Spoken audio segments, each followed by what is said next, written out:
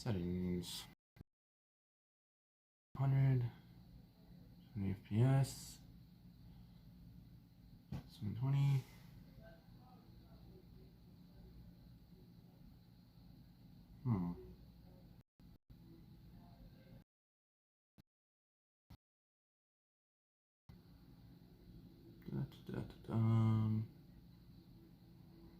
My 5G is not working.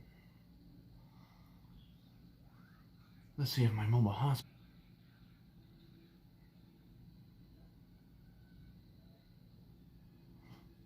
Alright, let's see how that is.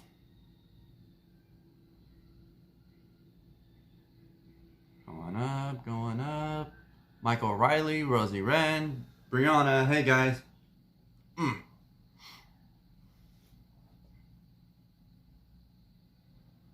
Alright, sweet.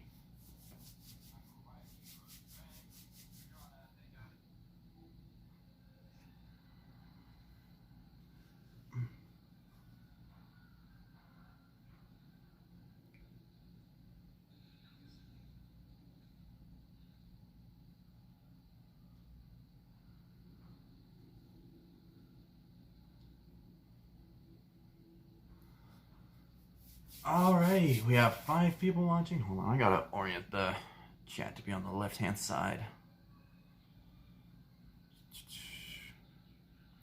Chat positioning. There we go.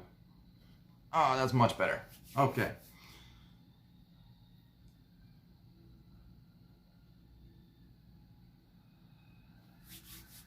Alright, we have 4 people watching.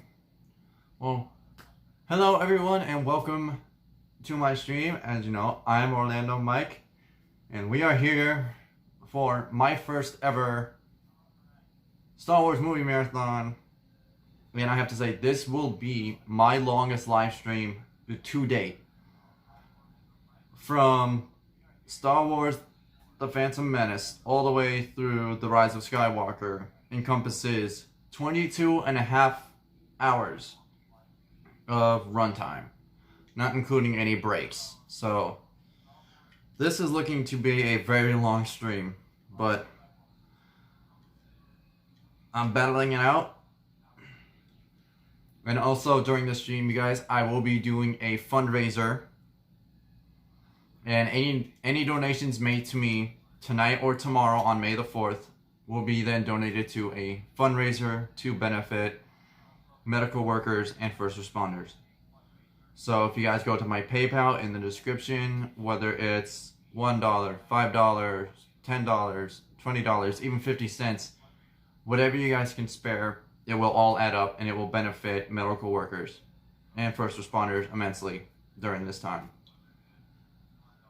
So now that all the formal stuff is out of the way,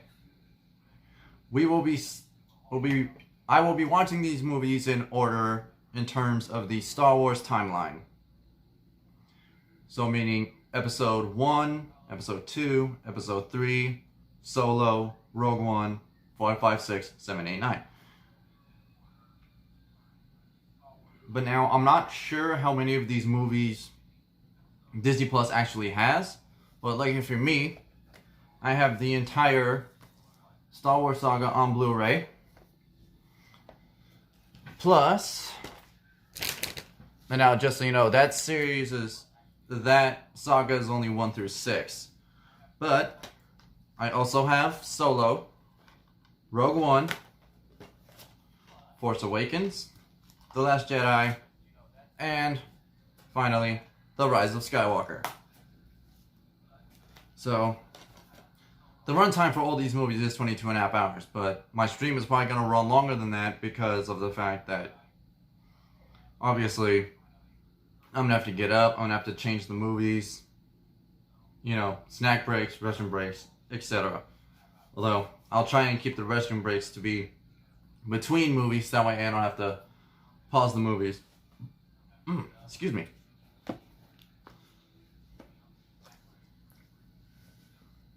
So anyway, and also I just want to ask you guys, can you guys actually hear my TV right now? Because I have the Phantom Menace on the main menu right now, waiting to be played. But I just want to make sure that you guys can't hear it, so that way I don't run the risk of getting hit with copyright or piracy, possibly. God forbid.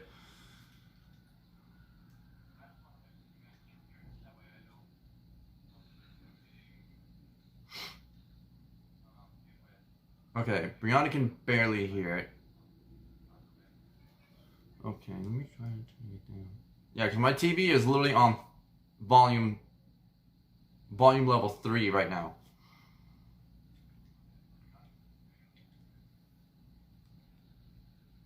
Alright, well. As long as it's not loud enough to be picked up and possibly claimed as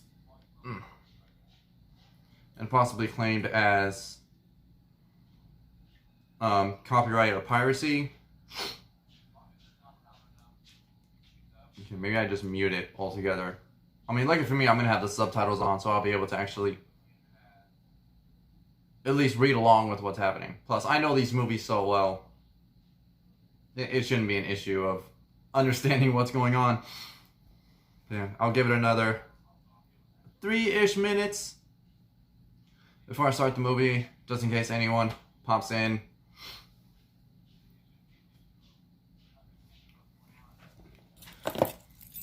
And I also have my energy drinks on standby. Not 1, not 2, but 3 of them.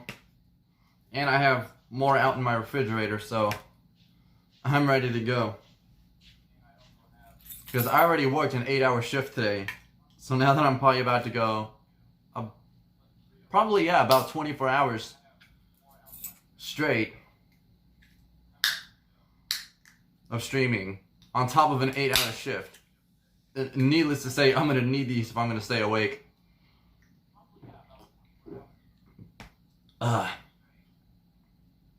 So yummy.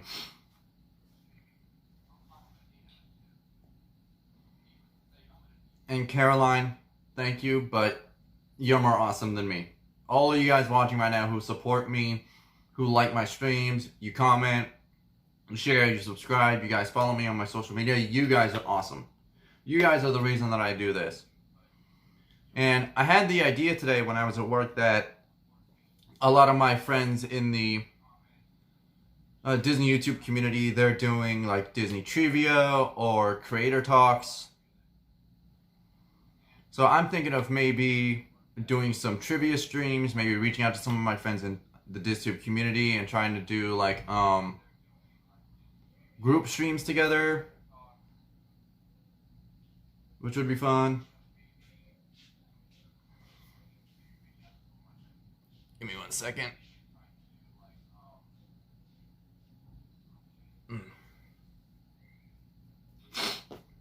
Alright.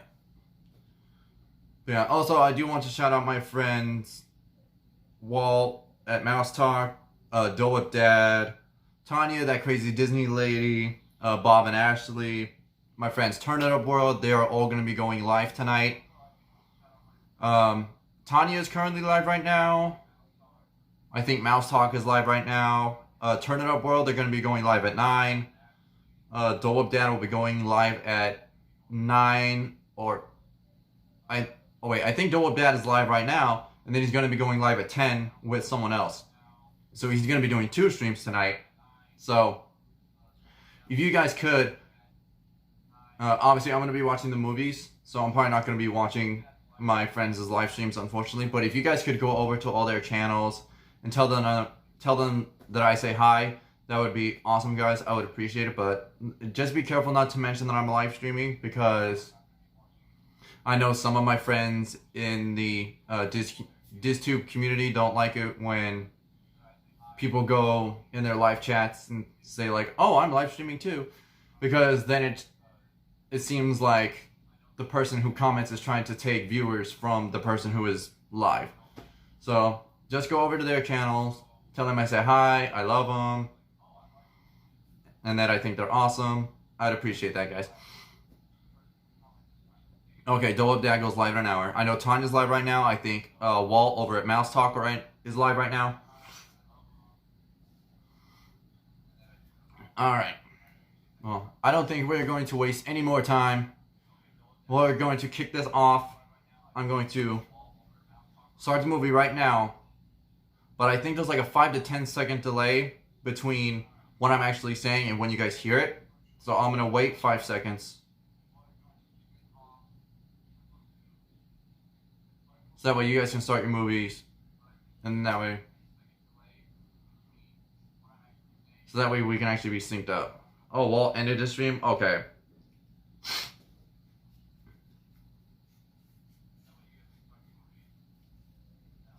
Alright. Everyone got episode 1, The Phantom Menace, ready to go? You all ready to watch?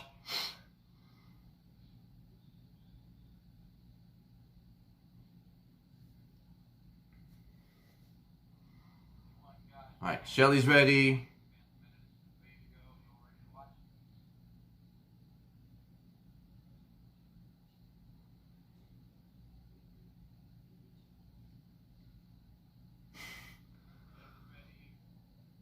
Leave it to Brianna to come in with the equity band pun.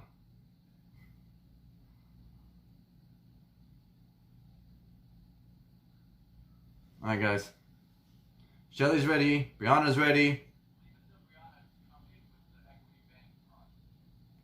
Let's do this.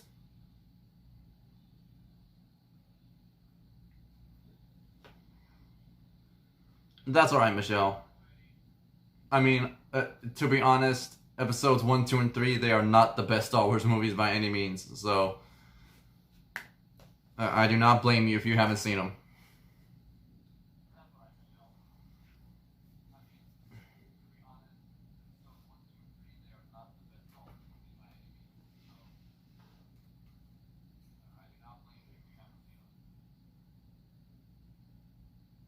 Alright, I have started the movie. It's just going through the opening sequences. It's just showing me 20th Century Fox. Lucasfilm Ltd.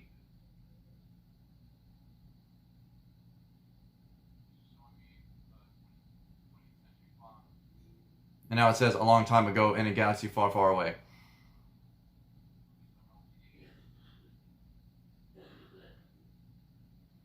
And now it's getting into the title crawl.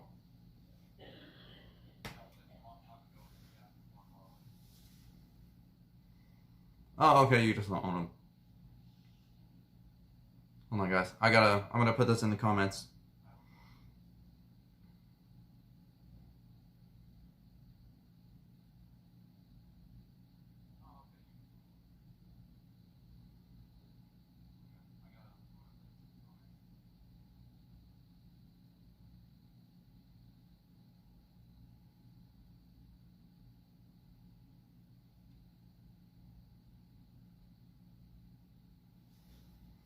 All right, there we go.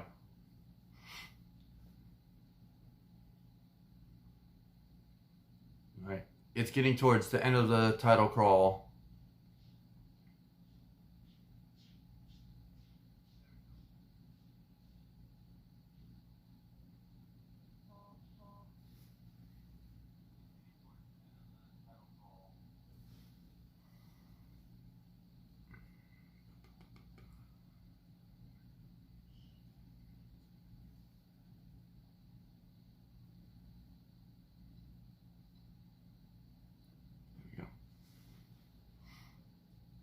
Yeah, Caroline, I got your message.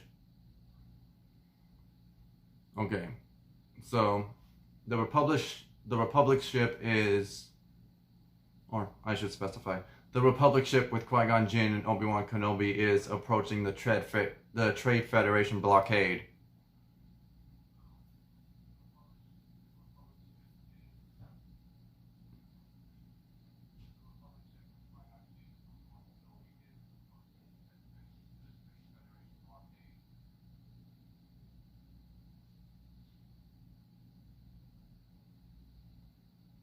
Alright. Qui-Gon and Obi-Wan just landed in the Trade Federation ship.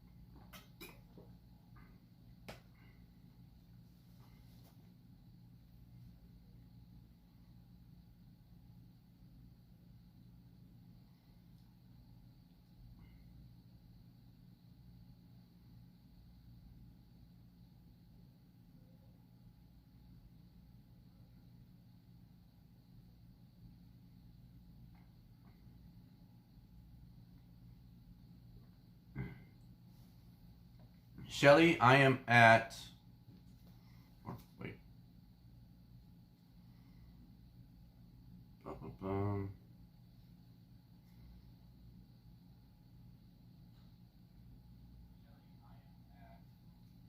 It's hard to tell because I'm actually watching the DVDs. I'm not watching on Disney Plus, so I can't get a timestamp.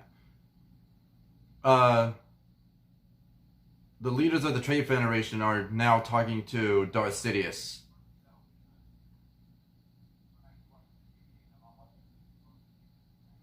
But now, remember guys, there is a 5 to 10 second delay from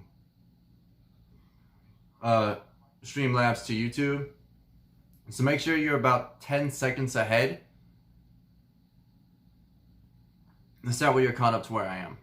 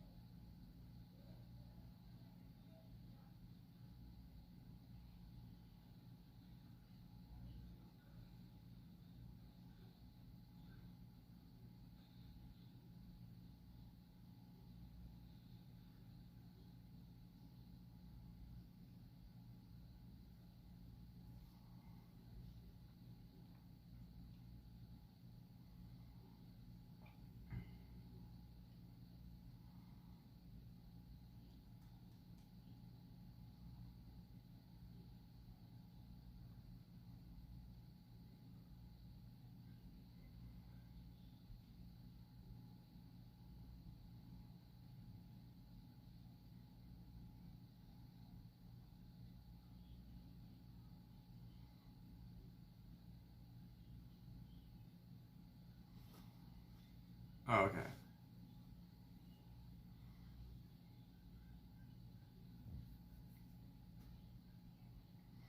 Alright.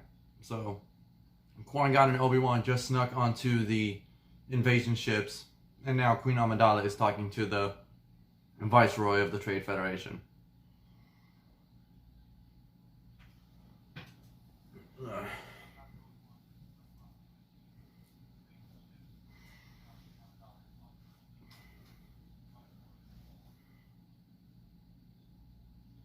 Yes, the negotiations were short, very much so.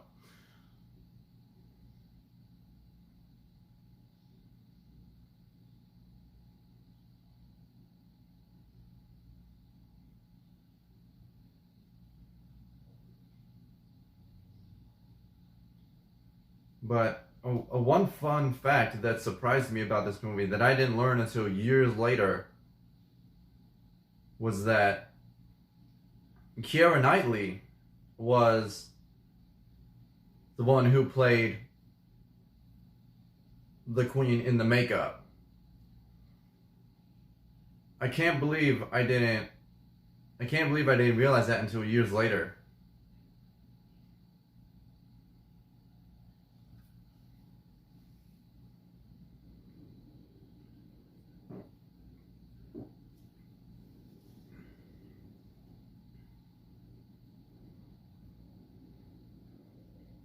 Yeah, Brianna, if you look it up, I don't know if she's credited with it or not.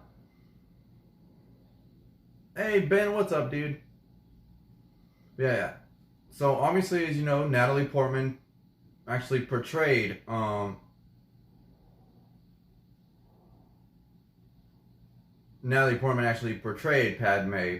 the actual Queen of Naboo.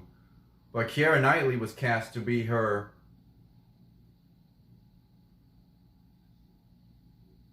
double, her bodyguard, the one in the makeup. Now, I don't know if Keira Knightley was actually credited with that role or not.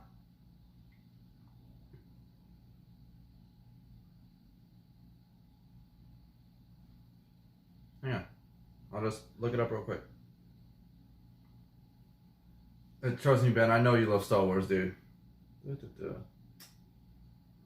Let's see. The Phantom Menace. Phantom Menace. Let's see. Hey, you're back.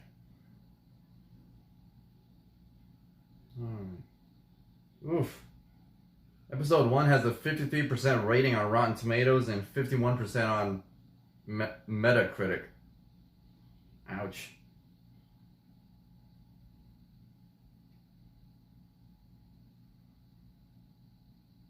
Alright, let's see.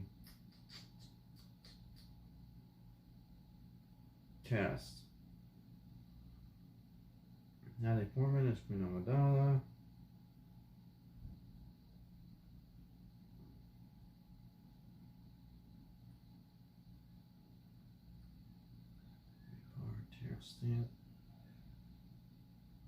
Oh yeah. Keira Knightley as Sabe, one of Queen Amidala's handmaidens, who serves as her decoy throughout the majority of the movie. Oh, gosh.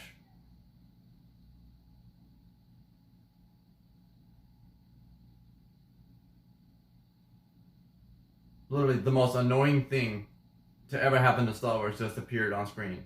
And no, I'm not talking about the porgs because I love the porgs, but Jar Jar Binks. Oh my god.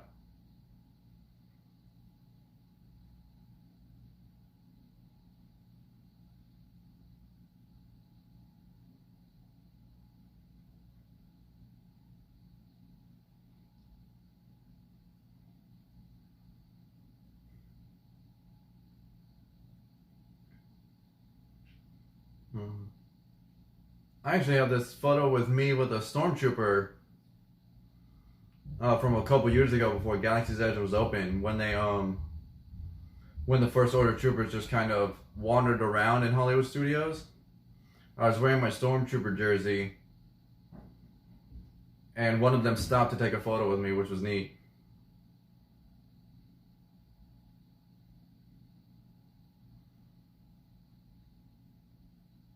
Brianna, he definitely has his comedic moments, but he's so annoying.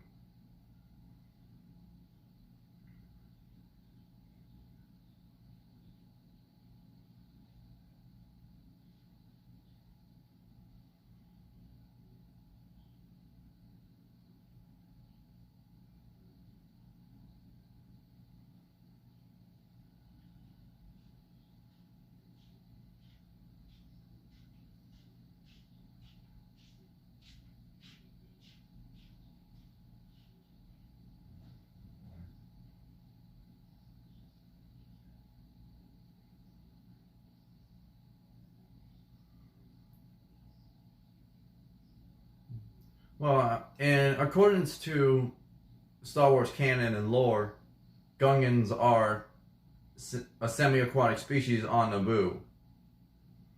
Obviously, they live underwater, but they can survive both on dry land and in the water. They're kind of like, um, I guess the closest thing I could compare it to is like frogs or crocodilians, creatures that spend most of their time in or underwater, but can also survive on land.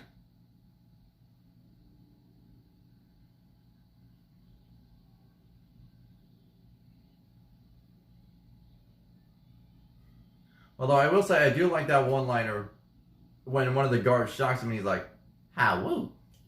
I will say that is actually a good one liner.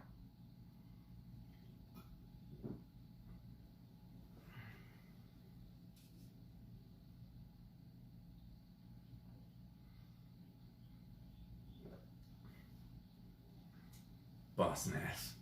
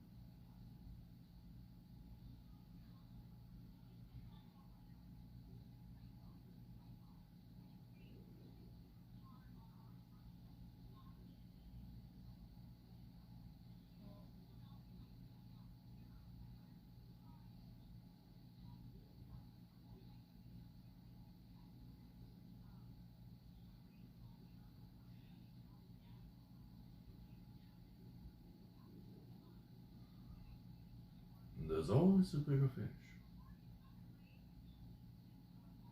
Sorry guys, that's not actually where I am. I just had to quote that line. It's one of my favorite Qui-Gon Jinn quotes. So now they're in the transport and they're asking Jar Jar about why he was banished.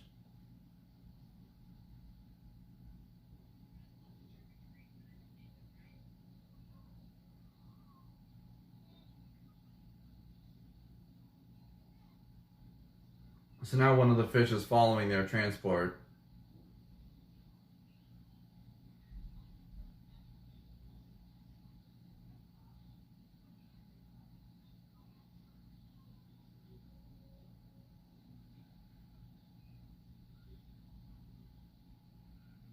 And it just grabbed their ship.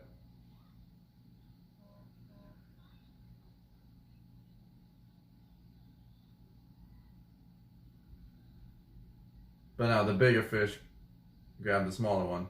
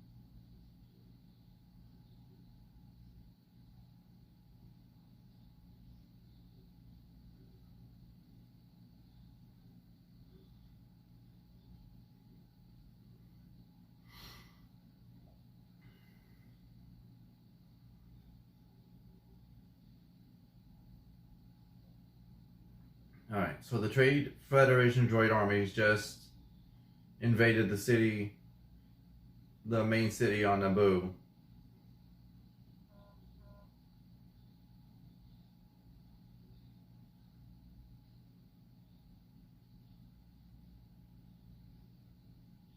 And now we're back to Qui-Gon, Obi-Wan, and Jar Jar. Okay. They just arrived in Naboo.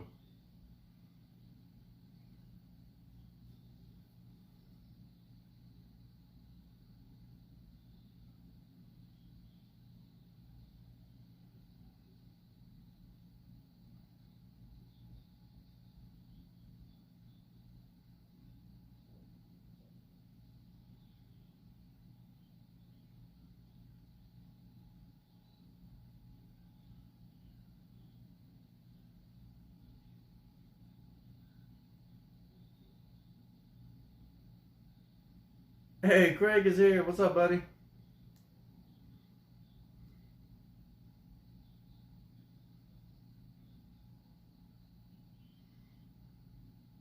And yes, I intentionally placed the camera facing this way so you guys could see my resistance flag in the background. And I'm wearing my resistance jacket.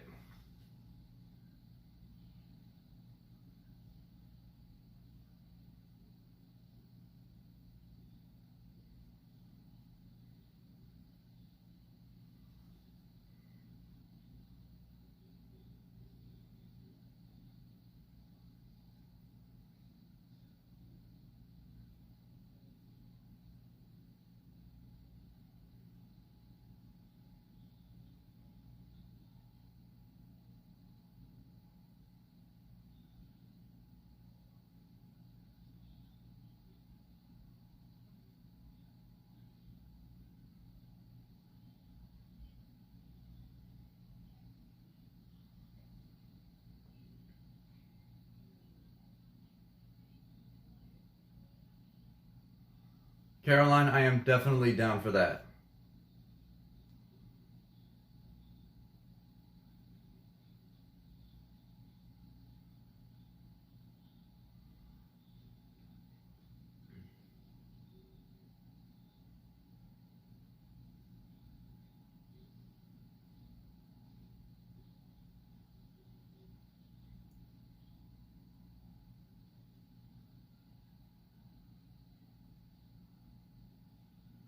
Hey, Matt, what's up, buddy?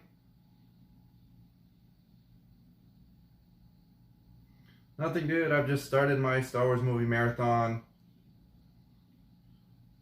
I'm probably about 25 minutes into the movie. Qui-Gon and Obi-Wan just rescued Queen Amidala, and they're about to take her to Coruscant.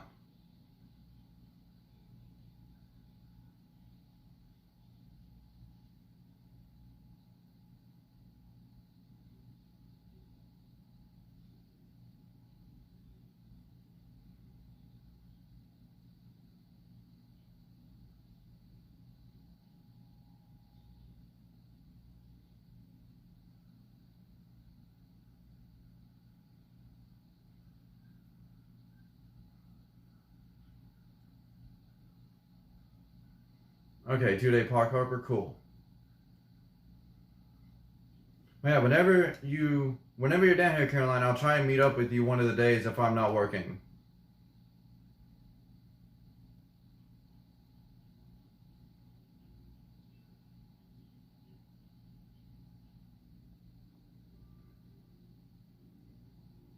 All right.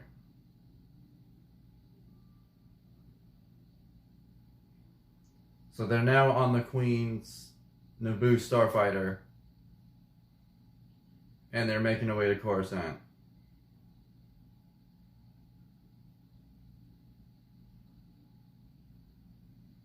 They just left the planet. Now they're heading towards the Trade Federation blockade.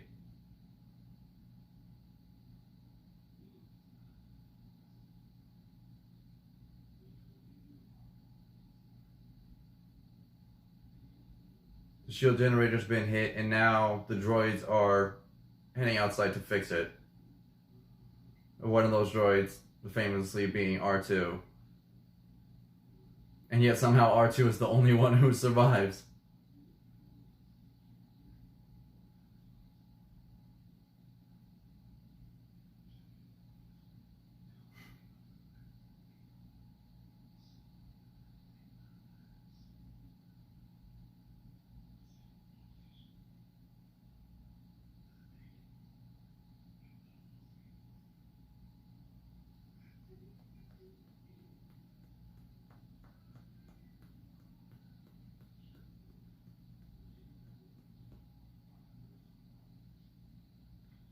Yeah, Caroline, if we hang out one day when you're here, I can show you how to set up Streamlabs. That way, if you want to try live streaming, I can help you set up the account, get the app going, and get all that set up.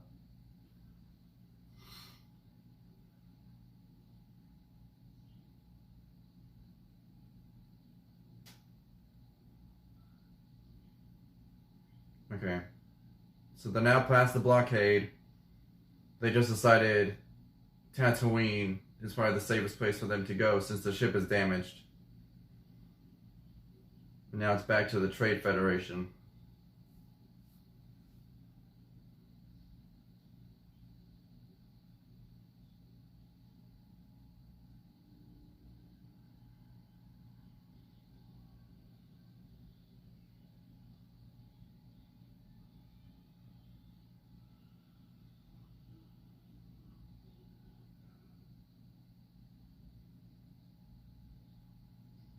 Darth Maul.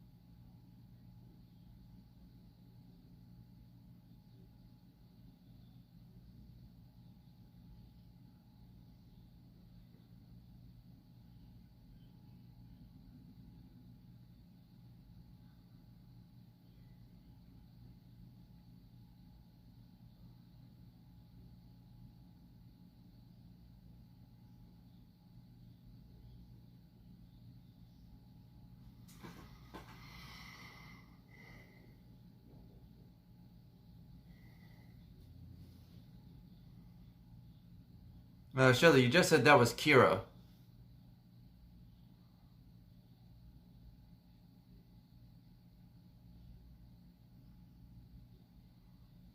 Shelly, when you say that was Kira, who are you talking about? Or were you talking about Padme's bodyguard who pretends to be the queen? Oh, wow. I saw Brianna's comment. I totally just got it. You mean Keira Knightley?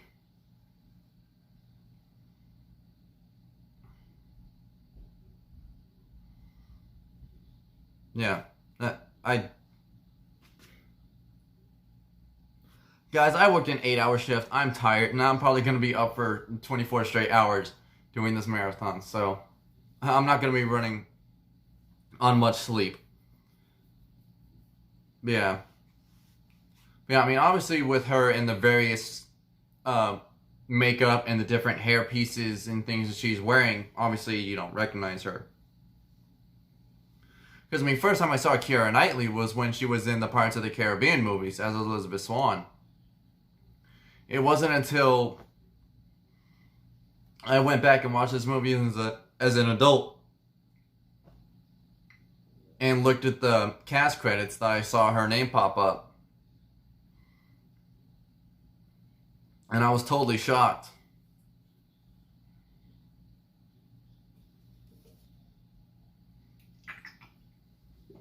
Got my soup here.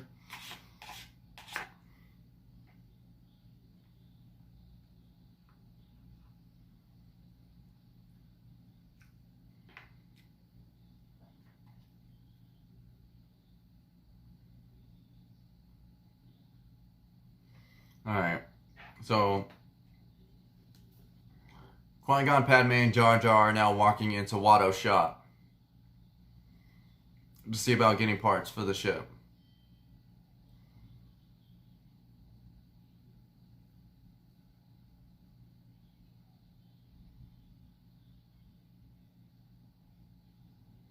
And in comes young Anakin Skywalker.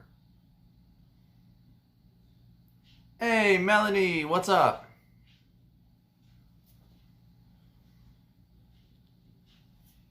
Oh, nothing. Just kicking off my movie marathon. Brianna, I'm surprised it took you that long to realize.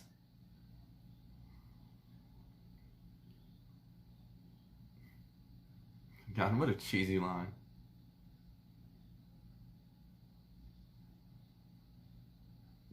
Yeah, Melanie, and on top of doing this movie marathon, which all these movies take up 22 and a half hours runtime,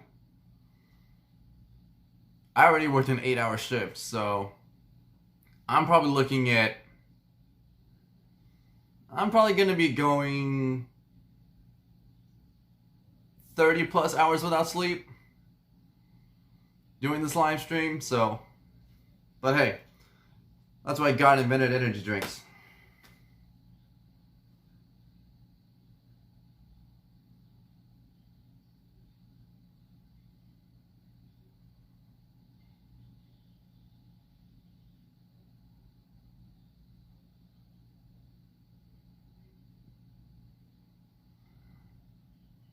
Oh wow, I totally just realized this. So in the shot when Jar Jar pushes the nose of the droid and it wakes up, if you actually look behind them, you can actually see another protocol droid like C-3PO in the background with gold coloring. I think that's where 3PO eventually got his parts. Because obviously in this one, 3PO doesn't have his covering yet. Oh yeah, and Melanie, this is actually a flag that you can buy in Galaxy's Edge. They have a Resistance flag or they have a First Order flag, but I'm Resistance. So it says Resistance, Black Spire Outpost, Courage, Valor, Loyalty, and Hope. Hey Blaine, what's up, buddy? Oh yeah, no problem, man. I know there are quite a few of us that are going to be streaming tonight. A couple people were streaming earlier. Obviously, Tanya's live right now.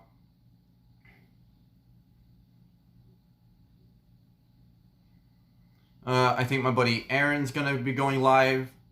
Aaron, my Disney World Fix, he's going live at 9. My friend Jeff from Dole Whip Dad is going to be going live at 9. And 11 p.m. He'll be going live at 9 and 11 p.m. with 2 different YouTubers. I think he's going live at 9 with Road Trip Dave, and then he's going live at 11 with the Lynn from the Lynn Project. Amazing YouTubers. I love their channels.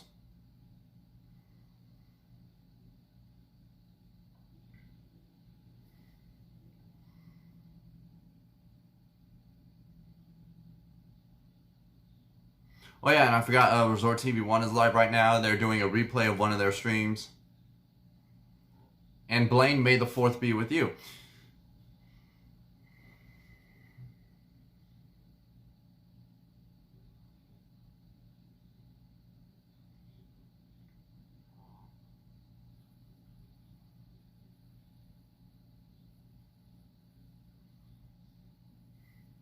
Alright.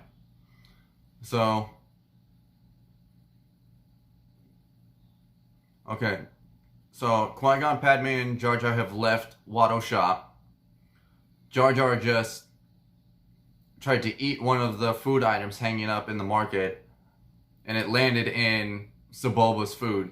And now Sebulba's confronting Jar Jar.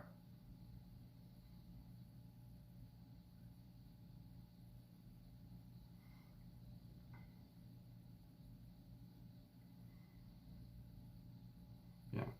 I appreciate everyone who's been watching so far. Make sure you hit the thumbs up button. If you're new, be sure to subscribe. Ring my notification bell. Be sure to follow me across all forms of social media. And definitely watch. And definitely I'd like it if you would stay on here and watch with me. But definitely go check out my friends, guys. Go check out Tanya. Go check out Aaron. Resort TV 1. Dole Dad. Go check them out. Go say hi. Tell them I say hi. But then come on back here and watch Star Wars with me.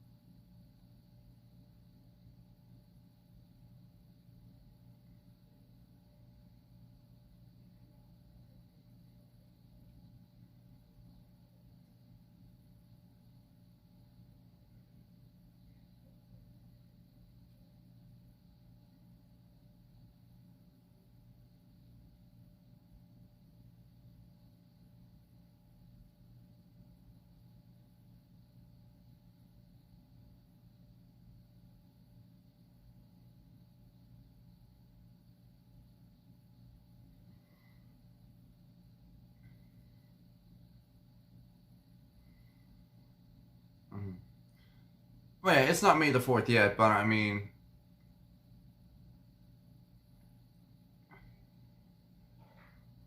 it is in spirit.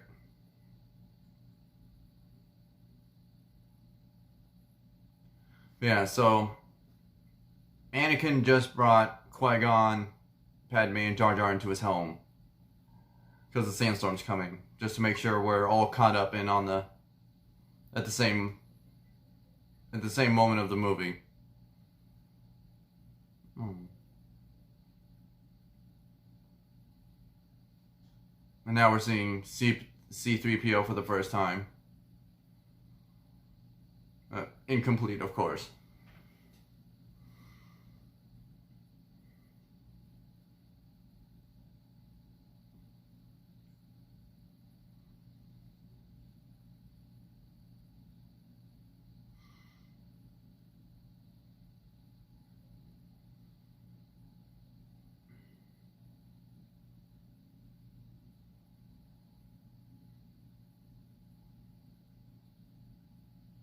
Alright, so yeah, C3PO is now meeting R2.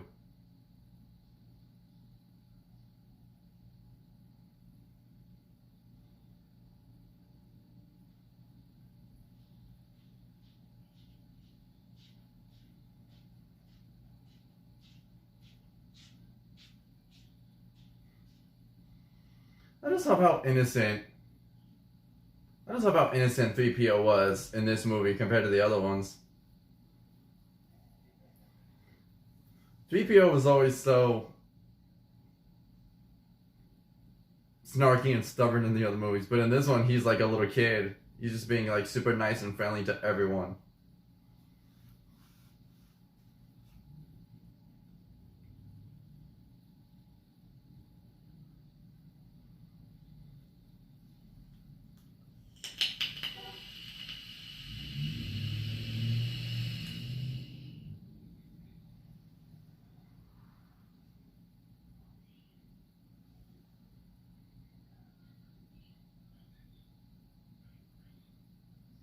Okay, so Sidious is now talking to Darth Maul.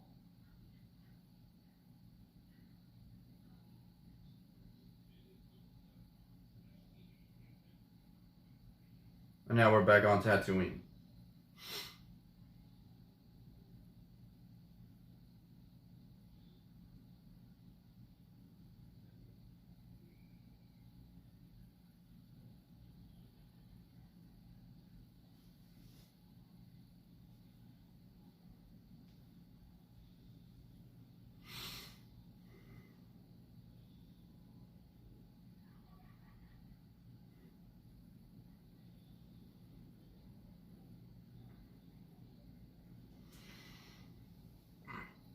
off these notifications.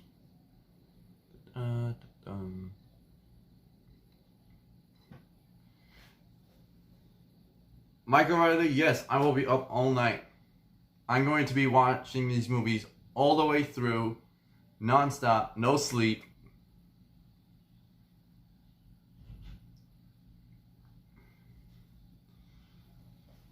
But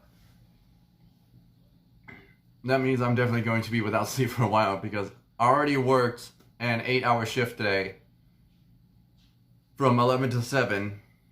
And then I came home, my stream was due to start at 8. So I'm probably going to be going 30 plus hours without sleep.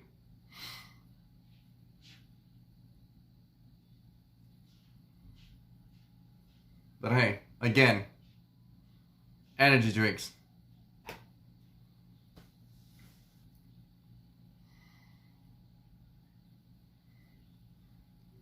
Man has 3 best friends.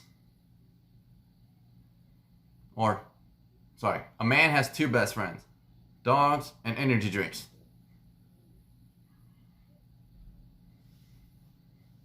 Energy drinks are the only thing that keep me going.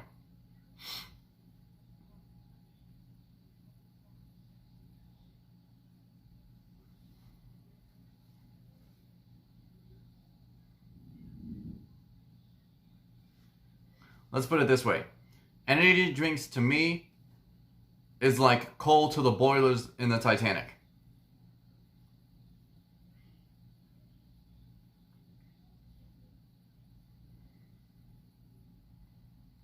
Without coal, the boilers don't heat up, which doesn't make steam, which doesn't power the ship.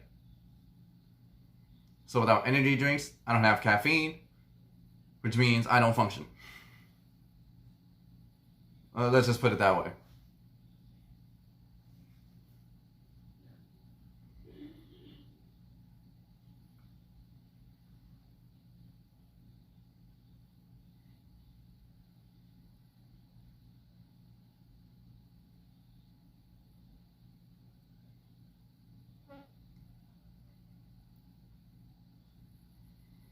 Okay, now the thing with the prequel movies, especially Phantom Menace, is that obviously the young actor, I think his name is Jake Lloyd, who's playing young Anakin Skywalker.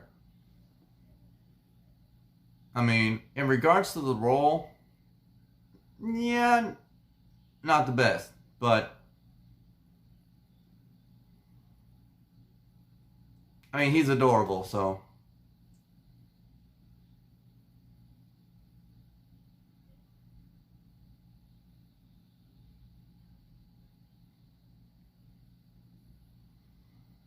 Alright.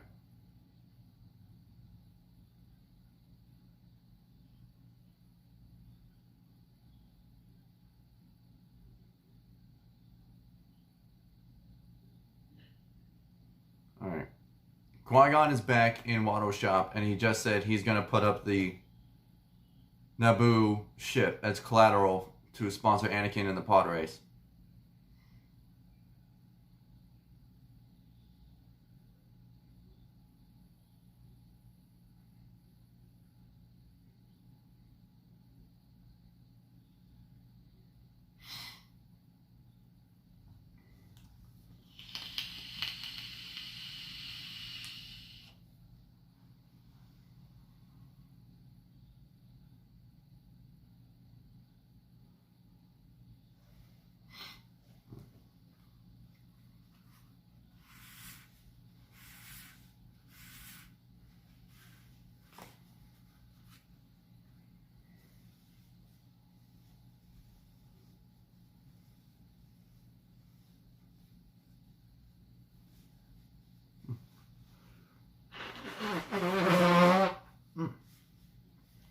Sorry, guys.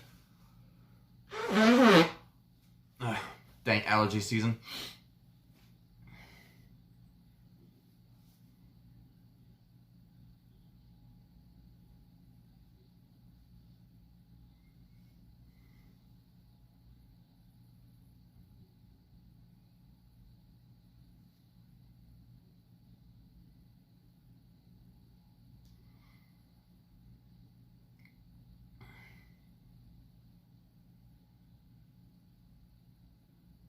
Oh, okay, no problem, Caroline.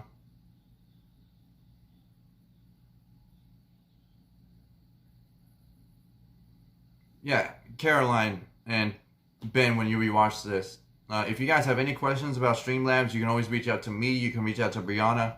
We use Streamlabs all the time when we're at the parks, so we're familiar with it. If you guys have any questions at all, reach out to us on Instagram, and hopefully we can answer your questions.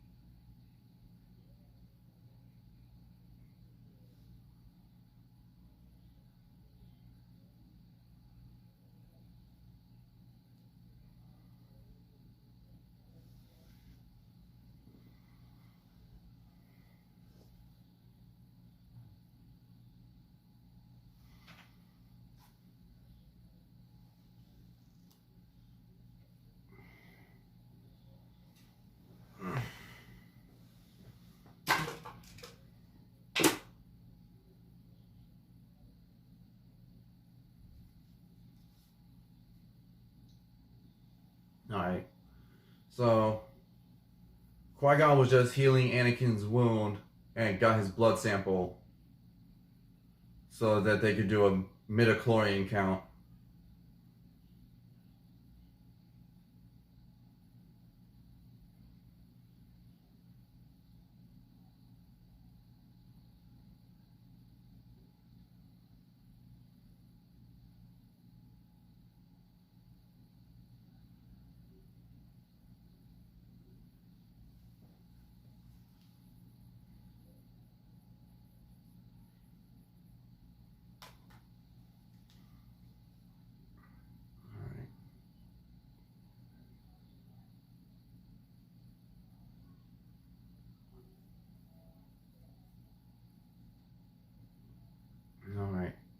Darth Maul just landed on Tatooine, and he's about to send out the probe droid.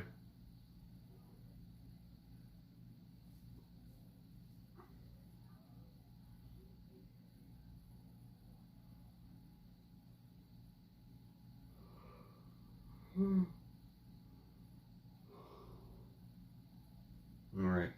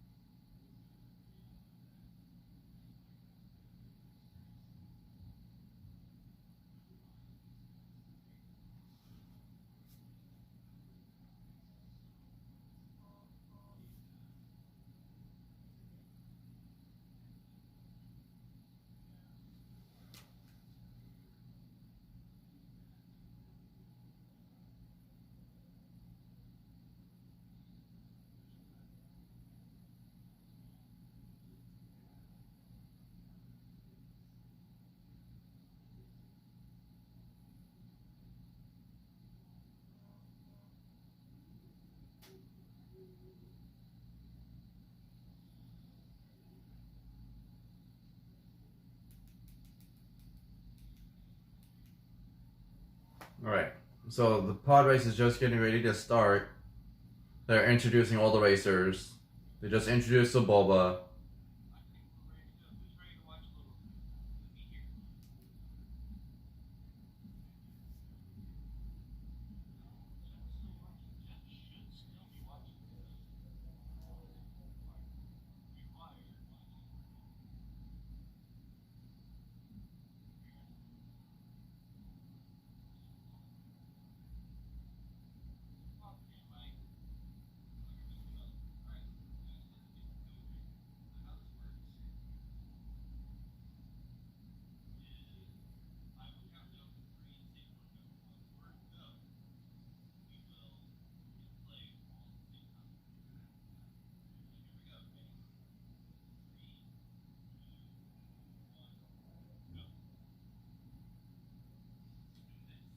All right. They just introduced Anakin, and now the racer flags are moving out onto the track.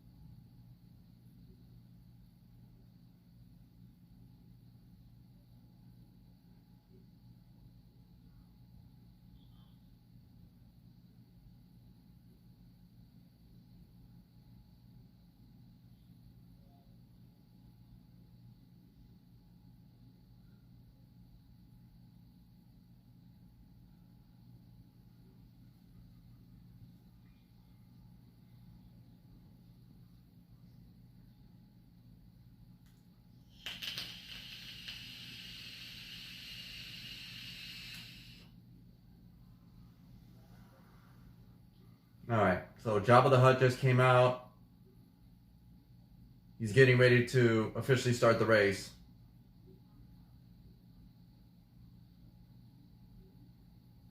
Alright. All the pod racers are starting up their engines.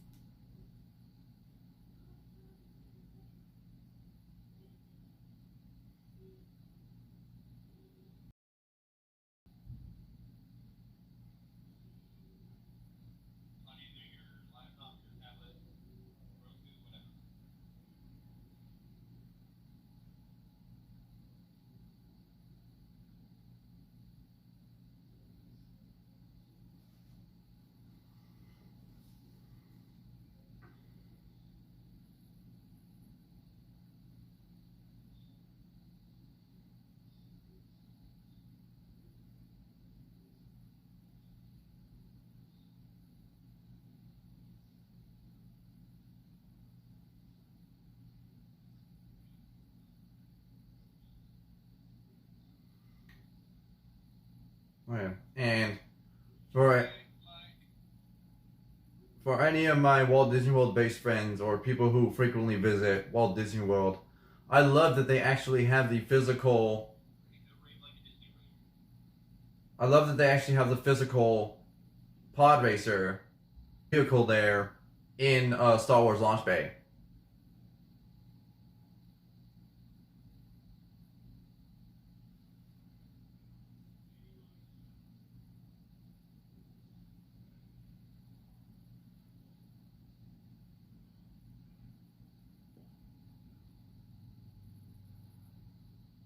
All right, Anakin just fixed his pod racer. He's now in the race, but he still has a while to catch up.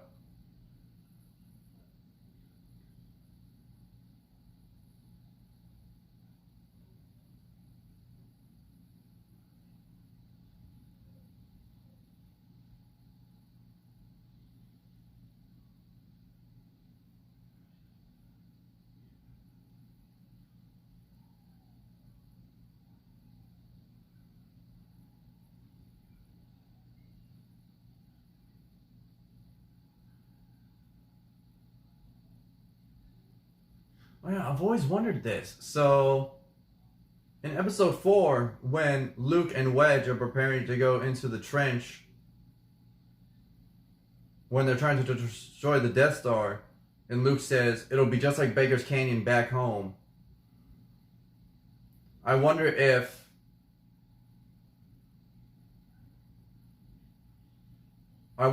that skinny canyon that they were racing through before they passed the Tusken Raiders was the canyon that Luke was talking about.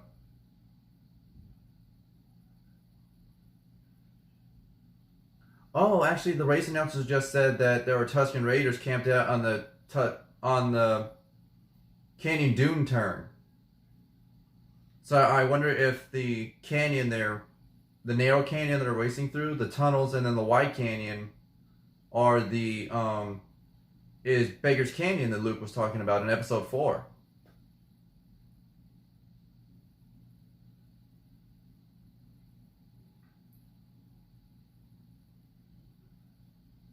All right. So the racers just passed the finish line.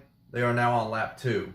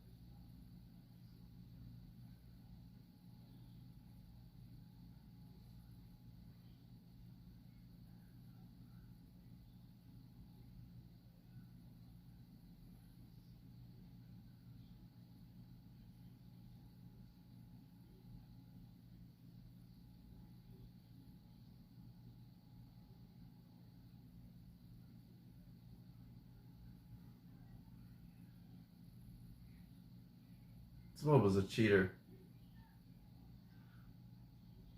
So I'm at the moment right now. Some reports just came loose, and now he's having to connect the power cable back before he completely loses power.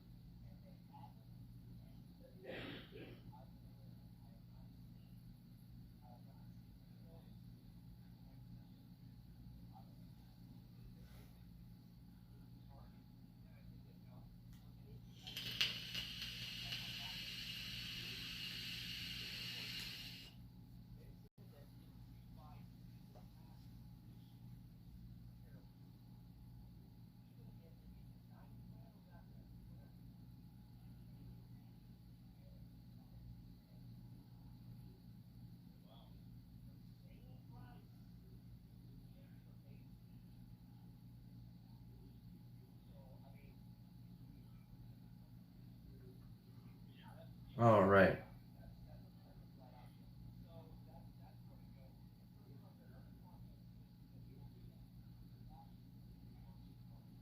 So Anakin hit the speed ramp, but now he's in front of Sebulba.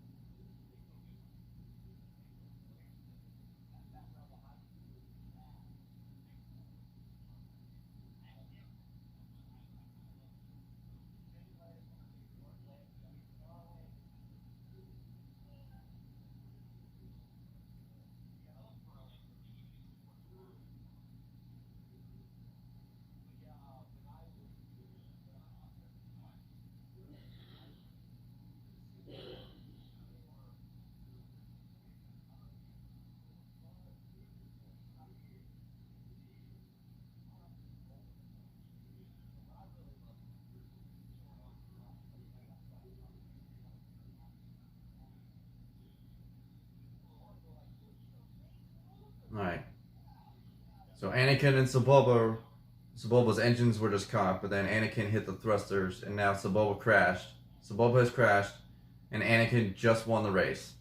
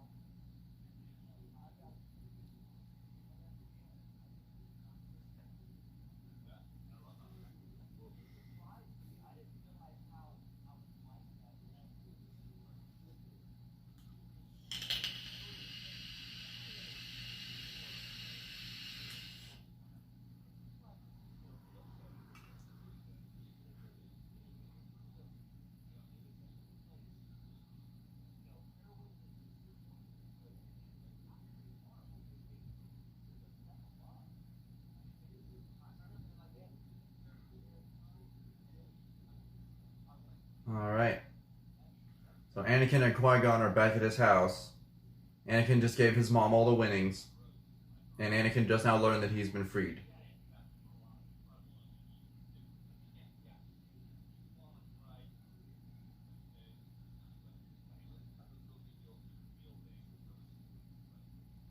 And Anakin now knows that he's going with Qui-Gon to be trained as a Jedi.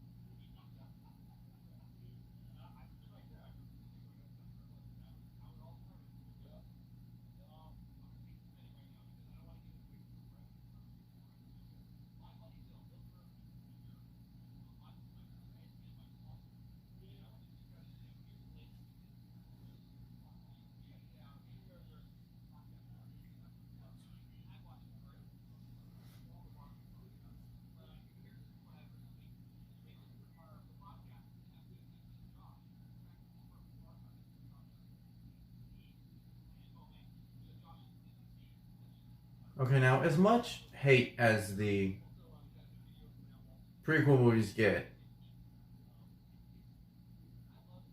the moment when Anakin is talking to his mother saying that he doesn't want to go and doesn't want to leave her, honestly made me sad because it did feel genuine.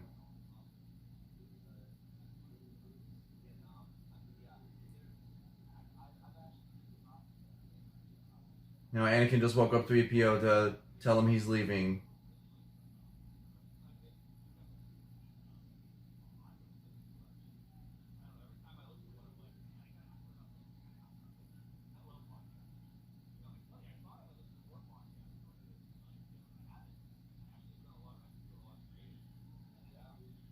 Don't make sure mom doesn't sell you or anything.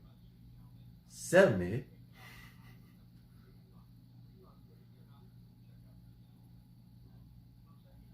Alright. So now Anakin and Qui-Gon just left his house. He stops, he turns around,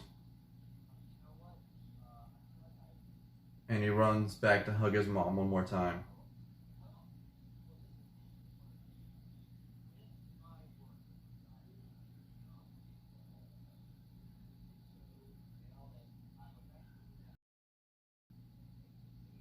As much hate, it was very sweet. It felt very genuine. And for anyone watching, if you do want to join in and watch the movie, I am at the point of the Phantom Menace when Anakin is now leaving with Obi-Wan back to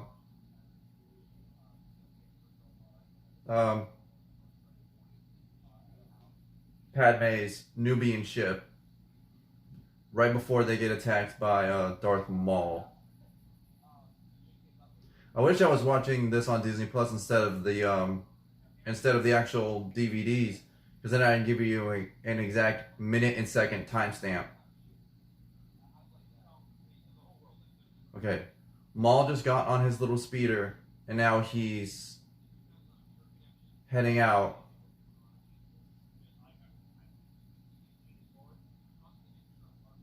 Cut to Qui-Gon and Anakin running at the ship. Anakin drops, Maul goes over him. Now Qui-Gon and Maul are fighting.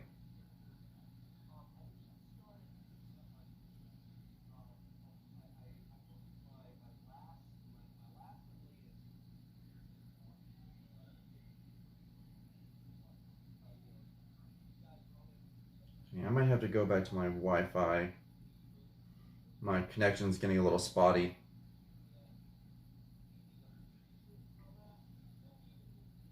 You guys are probably gonna lose connection for a couple seconds while my phone reconnects to my home Wi-Fi. Connecting.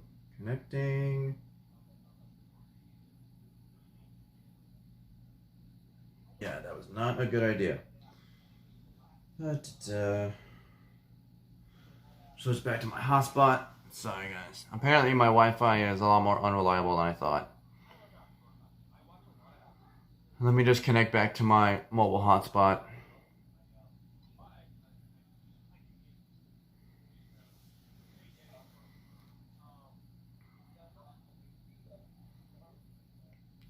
I might also have to pause my stream for a brief second, just that way the kilobytes per second works right.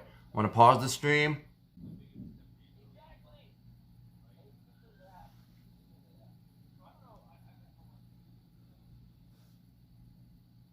Okay, that's the FPS and the kilobytes per second I wanted.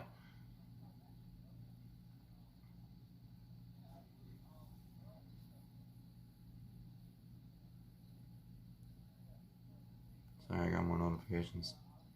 There we go.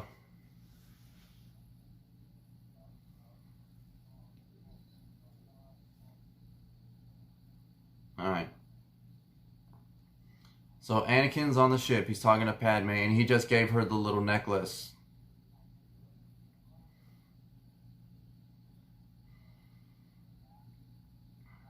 Okay, Brianna's back. So Brianna, just to make sure you're up where I am, give or take 5 to 10 seconds. Anakin and Padme are now on the ship. They're talking, and Anakin just gave her the necklace that he made her.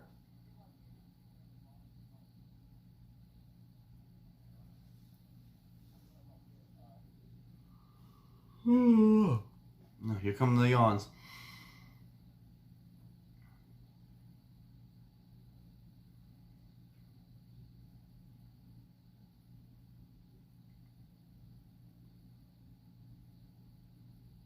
All right. So they just entered.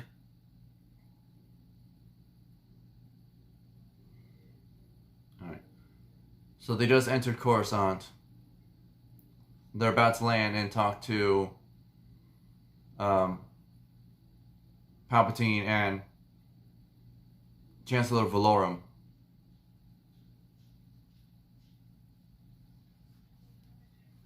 Because Palpatine to this point is still a senator. He hasn't been voted to chancellor yet.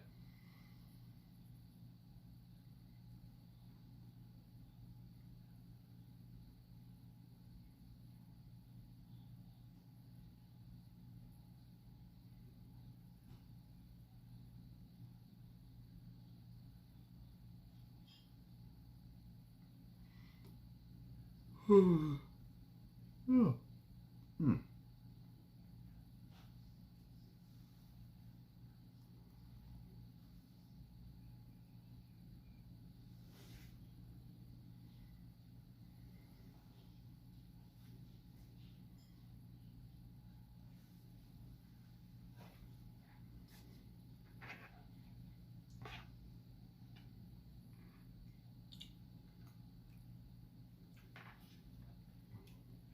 Yeah, Brianna, I know. You're from Coruscant. My home planet, ironically, is Tatooine.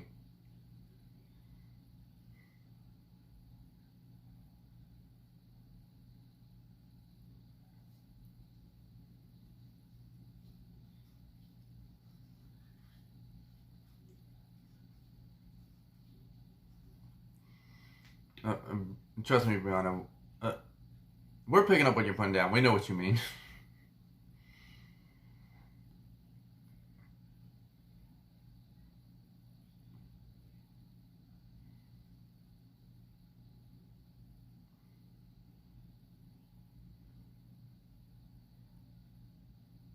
Okay, so the Queen, Padme's bodyguard, is talking to Palpatine right now in his office.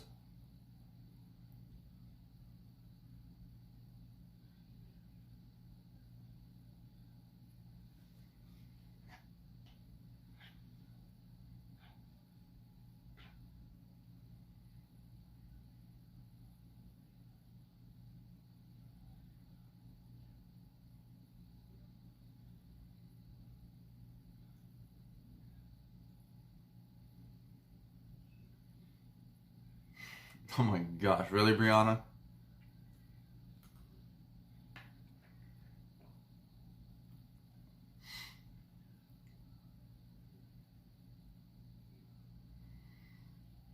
Palpatine is now laying out their options. They're saying they can vote in a new Supreme Chancellor, one who's not controlled by the bureaucrats. They can enter a plea to the courts.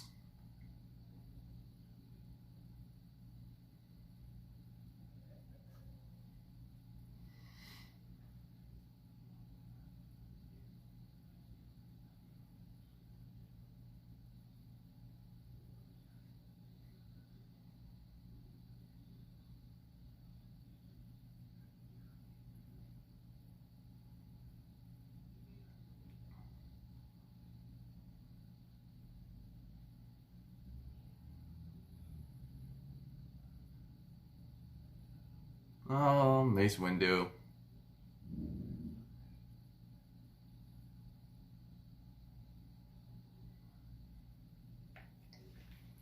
Now, a funny thing about this is that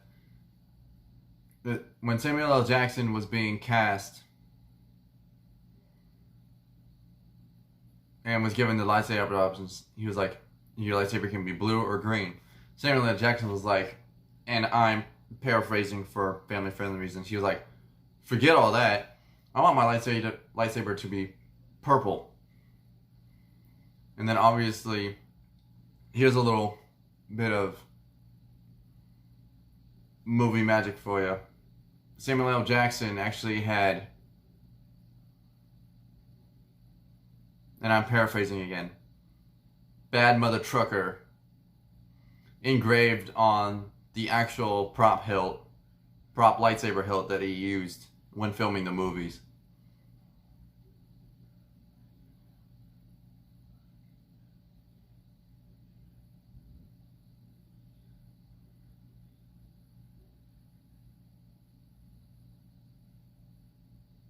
So now Qui-Gon just told the council about Anakin, and Mace Windu just said, bring him before us.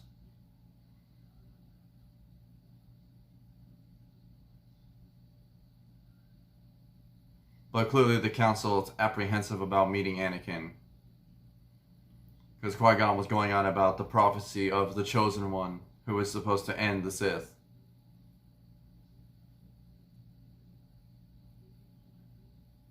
Now Anakin is in the Queen's quarters trying to see Padme. But Padme's on an errand.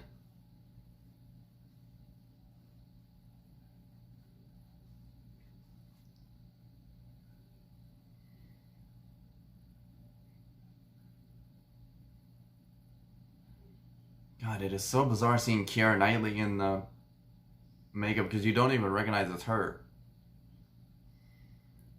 Although I have to say the makeup and the wigs that she wears is probably helps.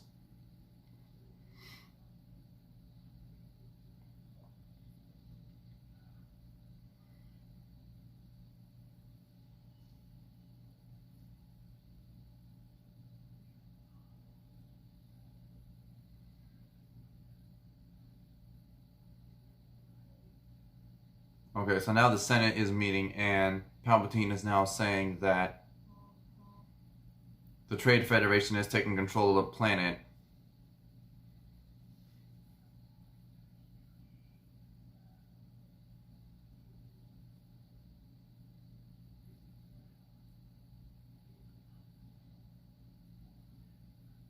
And now Padme is addressing the Senate.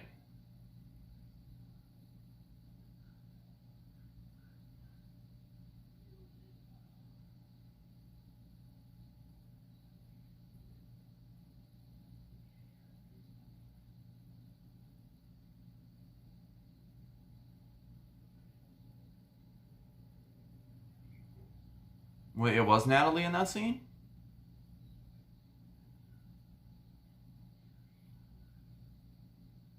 Oh yeah, I think in this scene where Padme is talking to the Senate, I think that is Natalie Portman.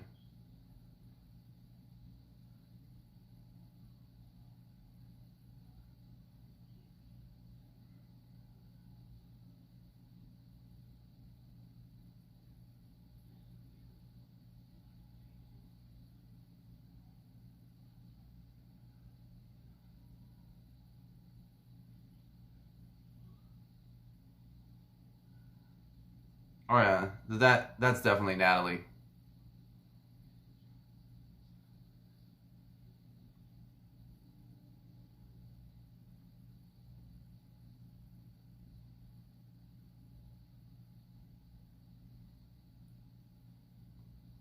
Oh yeah, I just thought of this. Maybe the reason Natalie is in the makeup, in the Queen of Naboo makeup in these scenes was because they hadn't cast Keira Knightley yet to be the Queen's double. So they used Natalie in the scenes, but then they dubbed them later with Keira Knightley's voice after they cast her to be, what was her name? I think it was like Siba or something. Hold on, I gotta go back to Wikipedia. Anthony Daniels, Kenny Baker, Frank Oz, Sabe. Sorry, that was her name.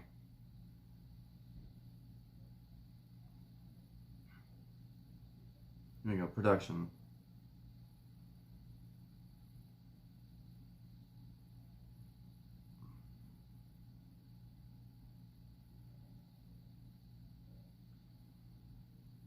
Okay, budget.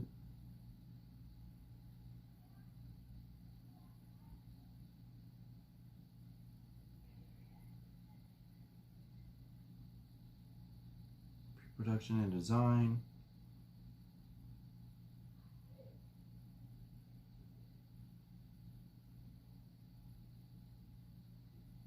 Casting.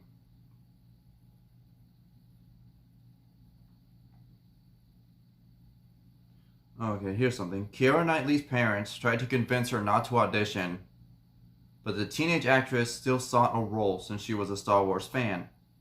The casting was influenced by Knightley's remarkable similarity to Natalie Portman, with the actress admitting their mothers cannot tell each other apart. Knightley was reported to have cried every single day due to finding the wardrobe uncomfortable, which I'm really not surprised by that. Like all the costumes and the hair pieces.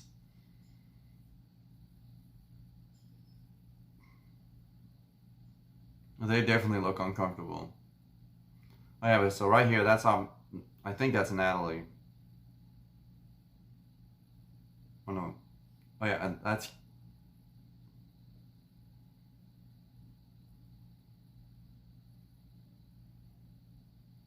Okay, I think that's Natalie. In this scene in particular. When they just came in to announce that Palpatine has been nominated to succeed Valorum as the Supreme Chancellor.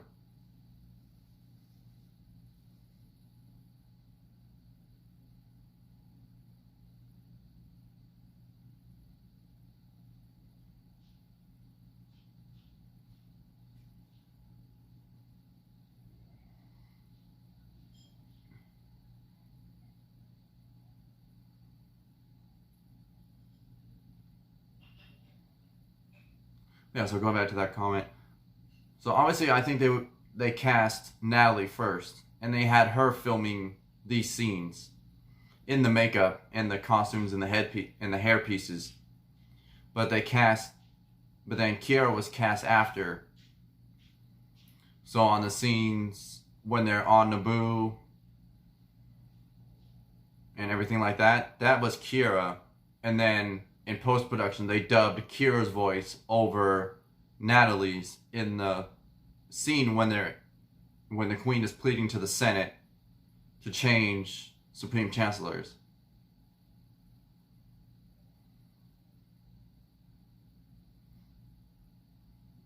But yeah, just to make sure we're all caught up, if you guys are watching the movie with me, Qui-Gon, Obi-Wan, and Anakin are now in the Jedi Council, and they just said Anakin's too old to start training. Which makes sense because I think most younglings are 3 or 4 years old when the Jedi begin training. But I think Anakin is like 6 or 7. Maybe even 8 years old at this point.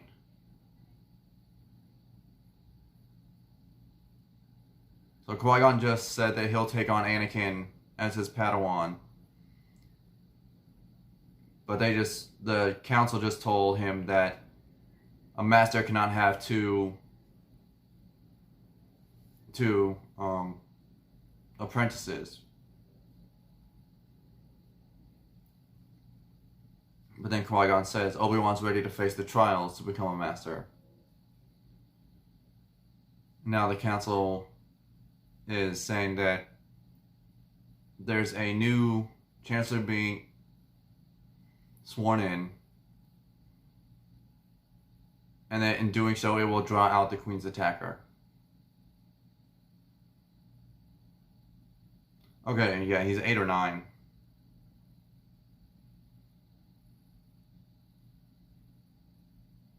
Hey Landon, what's up, buddy? Your dad's driving. Well, smart thing having you watch and chat instead of him. And Landon, this is a lesson you will have to learn at some point. Do not text and drive.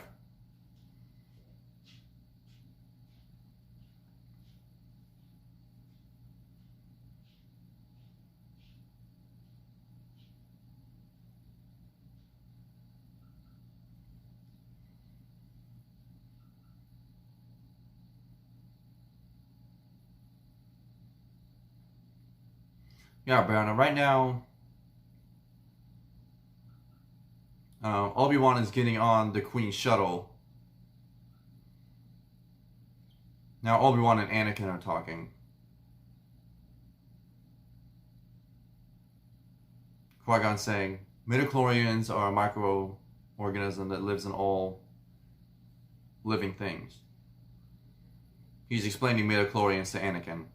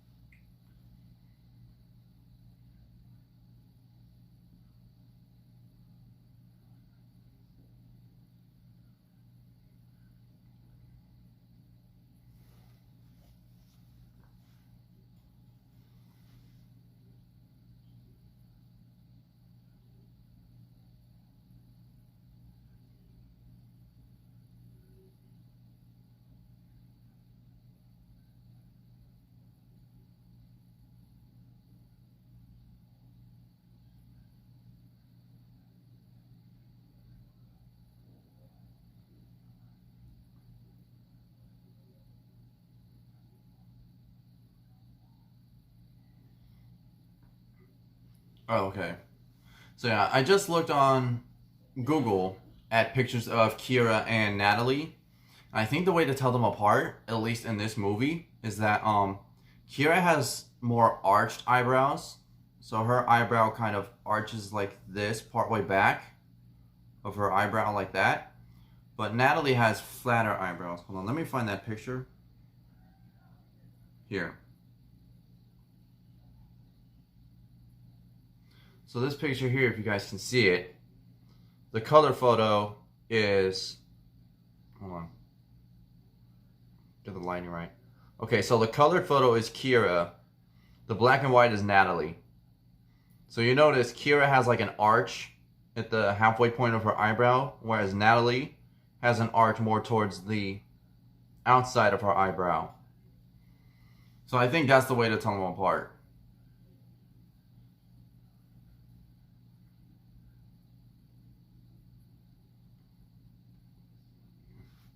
Oh, okay.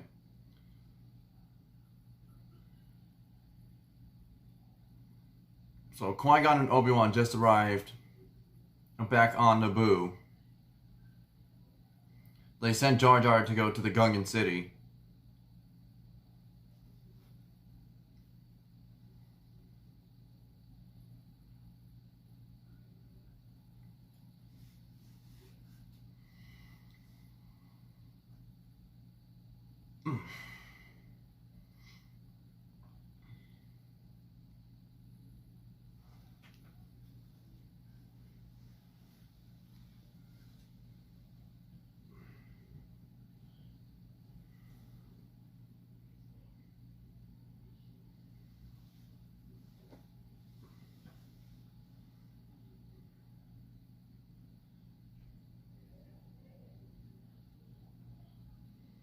Okay. So Jar Jar just came back from the Gungan city and just said that it's deserted.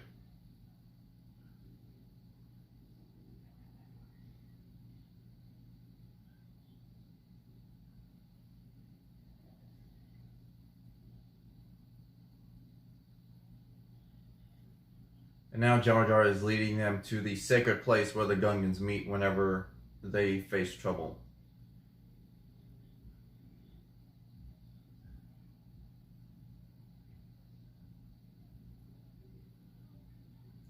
Yeah, so now this scene is one of the scenes that has both Kira and Natalie on set together. So Kira's obviously in the makeup and the hair piece. Natalie is not. But because this is the moment where Padme needs to reveal herself as the true Queen of Naboo to gain the support of the Gungans.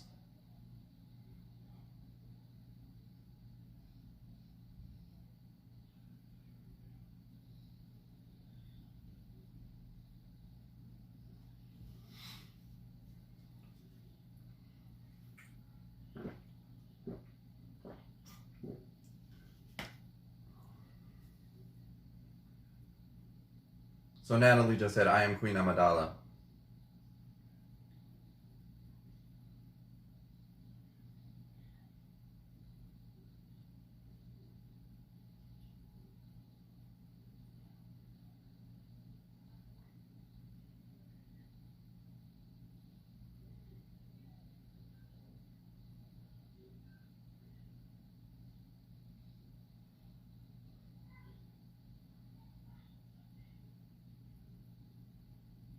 So Padme just kneeled in front of the Gungan ruler, asking for his help.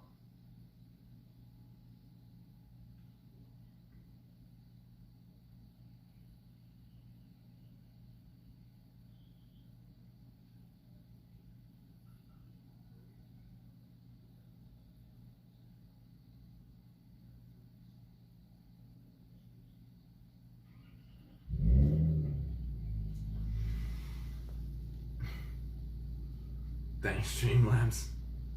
Landon, you just commented all these emojis, but it showed up. Hold on, I'll send you you guys a picture on Instagram of how it showed up on Streamlabs.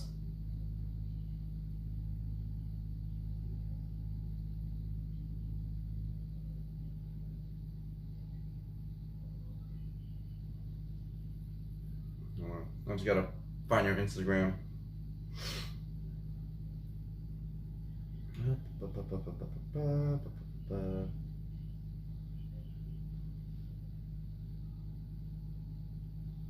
There it is. Hold on. You're gonna laugh when you see how this popped up on the...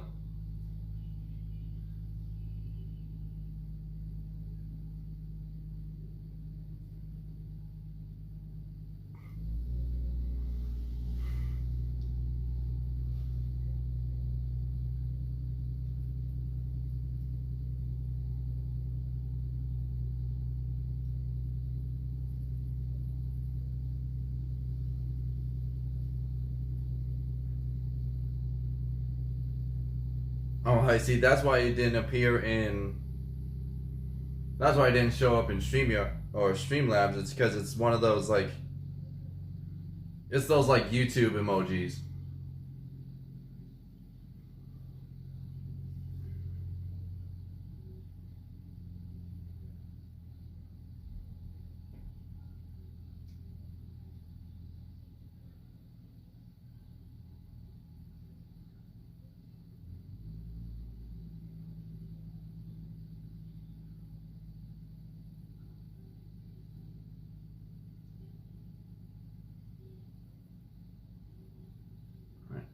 They're now going over the battle plan. Padme just said they can get into the city through the hidden tunnels while the Gungan army draws out the droid army away from the city.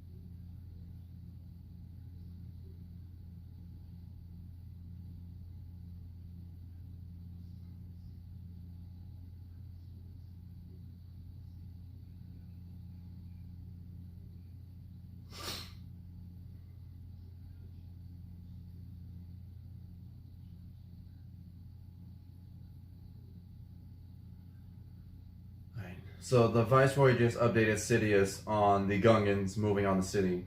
And now the Gungans are emerging from the fog to battle with the droid army.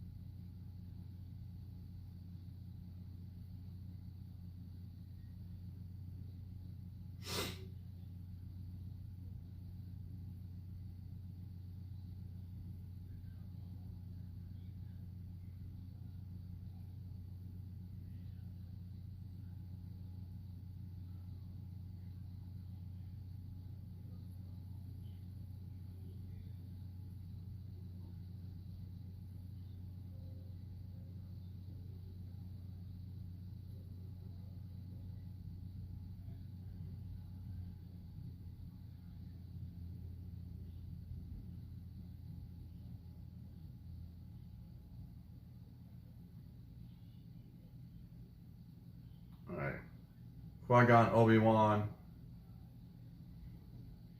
Anakin, Padme, and the soldiers have now gone into the city.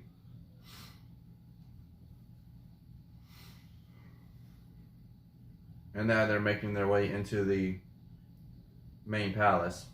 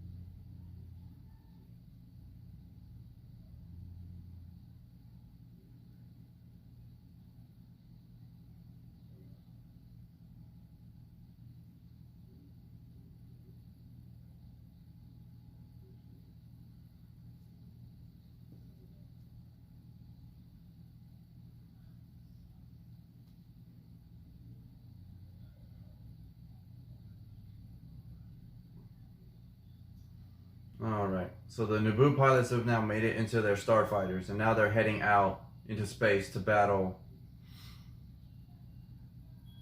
with the Trade Federation control, with the Droid Federation blockade ships.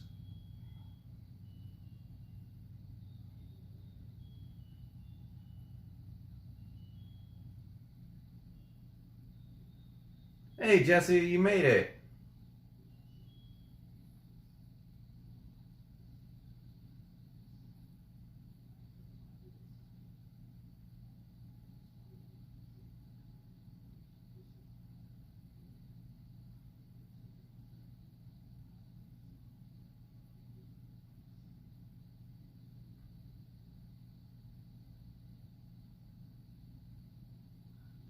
Alright, so now we're back at the point where the Gungans are preparing to fight the droid army. And now the droids are being deployed into their battle formations to engage with the Gungans. Oh, Francine is here too! Yay!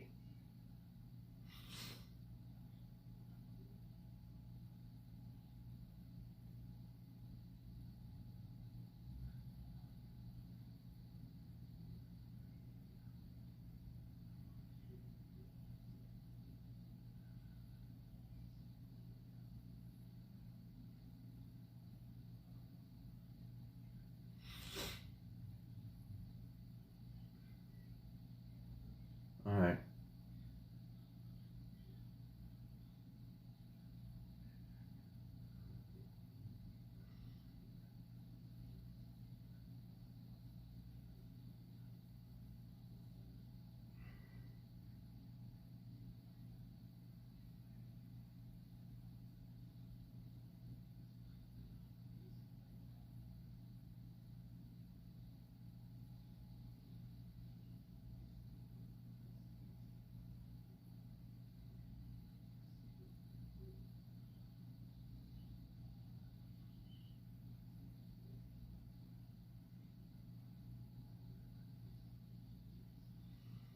Alright.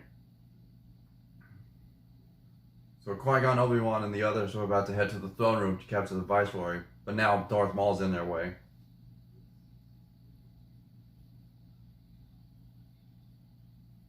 So Padme takes the soldiers to find another way.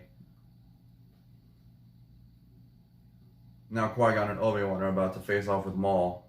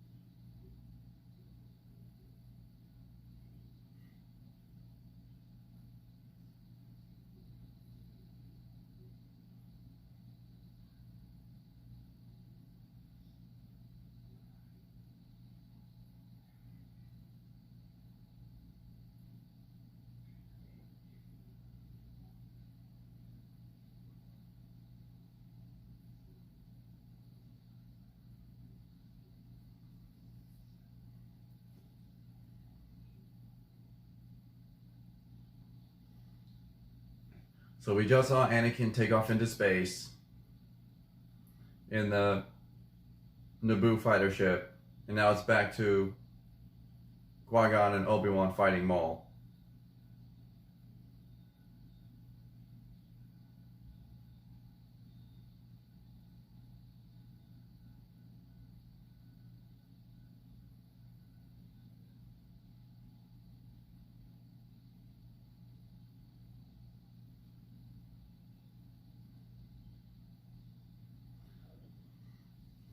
And Jesse, I would like to live stream with a guest. Problem is, with StreamYard, the way I have StreamYard right now is that I only get 20 hours per week that I can live stream. I would have to pay to upgrade to like premium or something to get unlimited stream hours.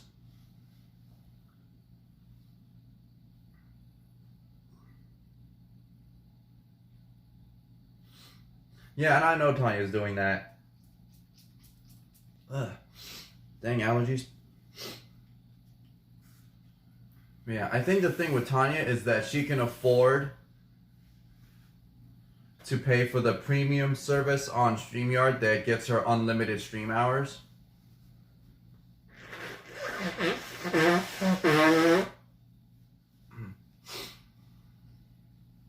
The problem is that I'm really not that big of a YouTuber. So I'm not quite as well known. So I can't really have all these, big, I guess, fancier, bigger time special guests with me.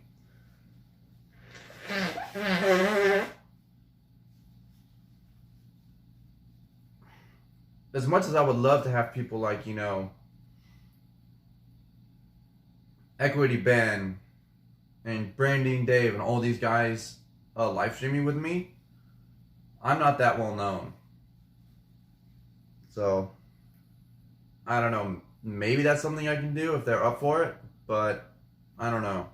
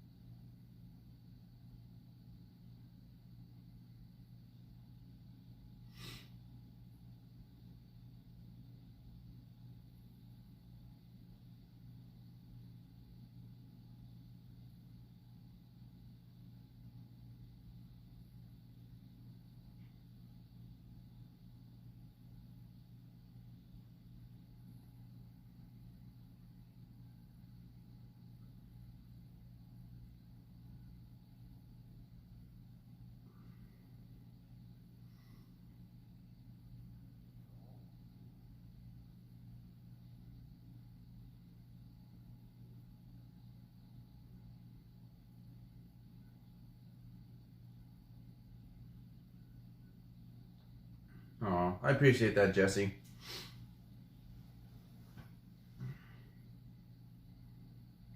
Okay. So right now we're at the point of the Qui-Gon, Obi-Wan, Darth Maul battle, where Qui-Gon and Obi-Wan are in that hallway where the force fields keep activating every so often.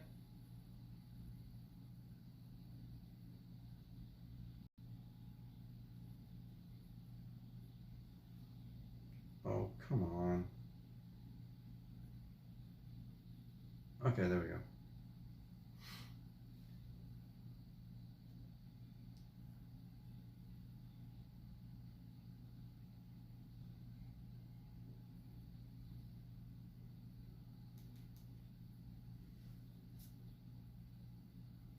No, I'm on a little hotspot, right? Yeah. Okay, there we go. There's my connection back.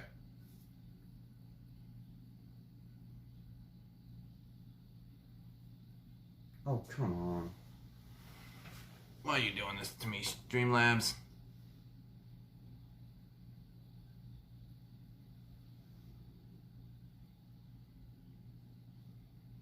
Oh, I guess that's just a glitch on Streamlabs' end.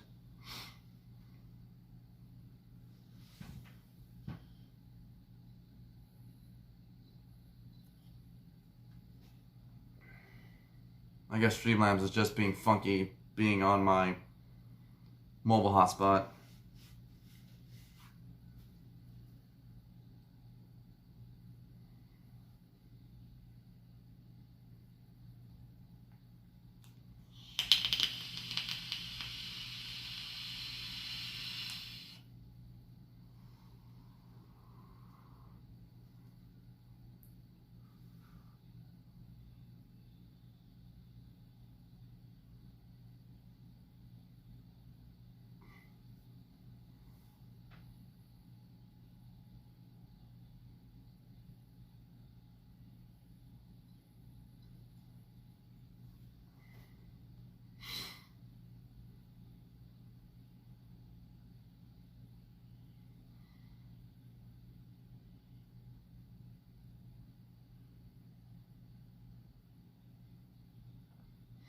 Alright, so now we're back into the space battle between the Naboo pilots and the Trade Federation control ships.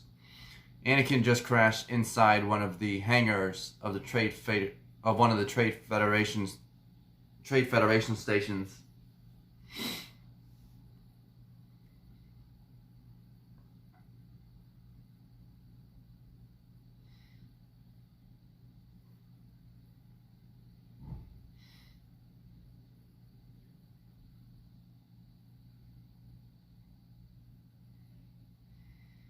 Alright, so now we're back to Qui-Gon, Obi-Wan, Maul. The force field's just lifted.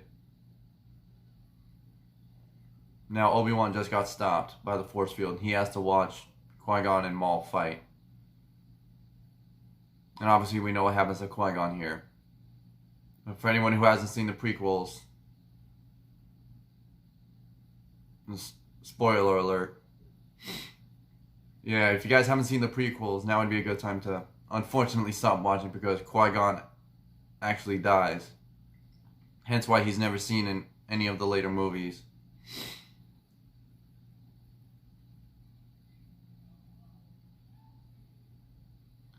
So now Obi-Wan is waiting for the force fields to open up so we can engage with Maul.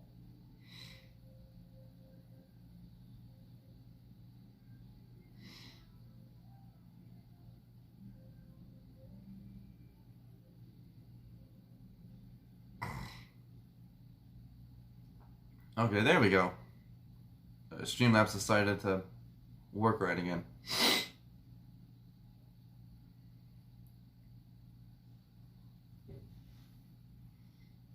Oh, okay.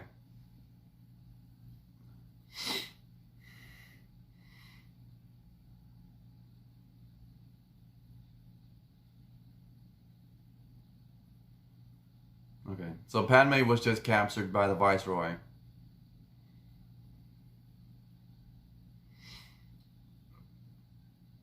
But then Sabe, played by Keira Knightley, showed up and distracted them.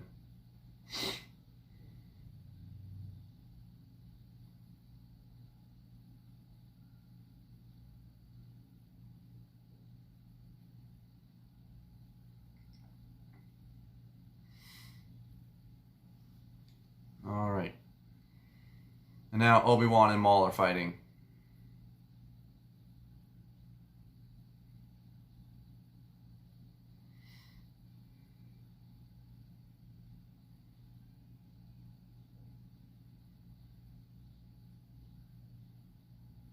Oh, come on, Streamlabs. Don't be weird. There we go.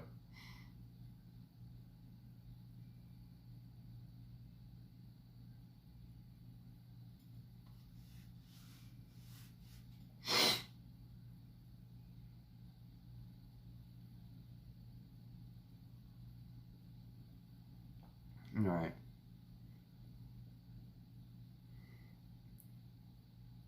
So now Obi-Wan is holding on to the light fixture as he's basically hanging in the pipeline. Maul kicked his lightsaber down the chasm.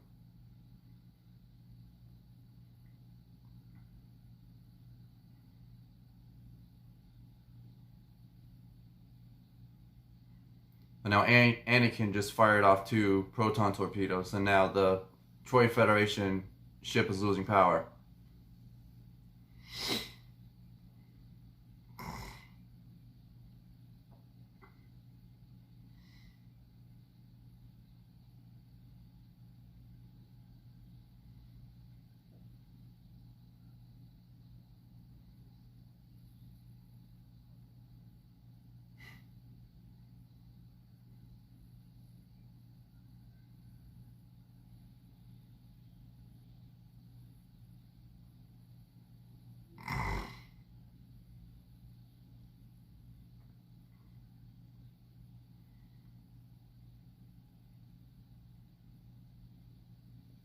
Alright, so the Trade Federation ship just blew up. All the droids powered down.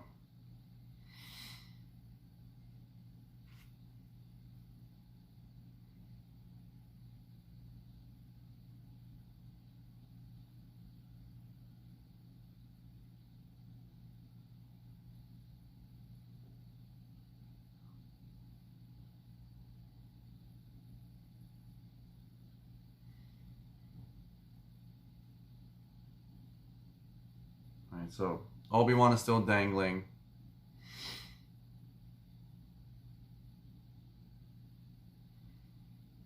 Jumps over Maul. Cuts him in 2. Spoiler alert for anyone who hasn't seen the prequels. Now Maul is falling down the hole.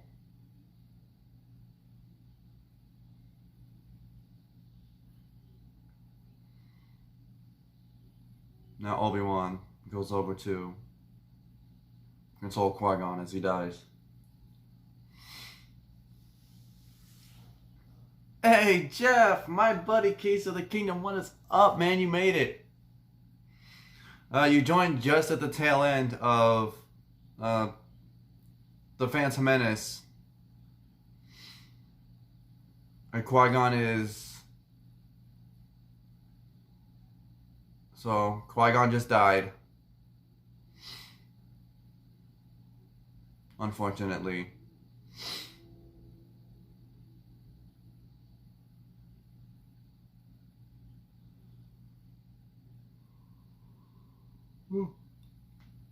That's okay, Brianna.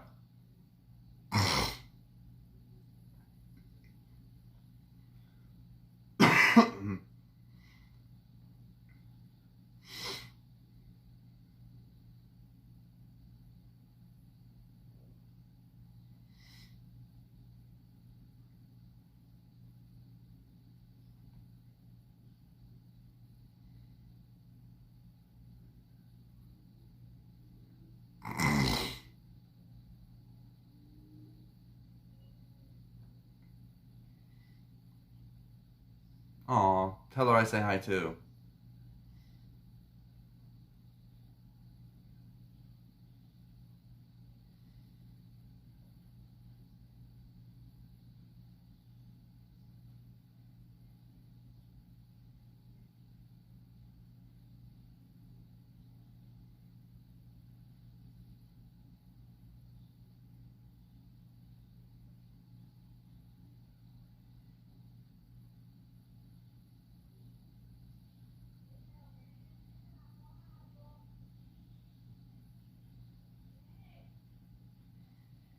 Alright. So, the Viceroy of the Trade Federation was just taken away. Palpatine just announced he was elected as the Chancellor of the Senate. And now Yoda is telling Obi-Wan that, yes, he's a master, but no, he cannot train Anakin.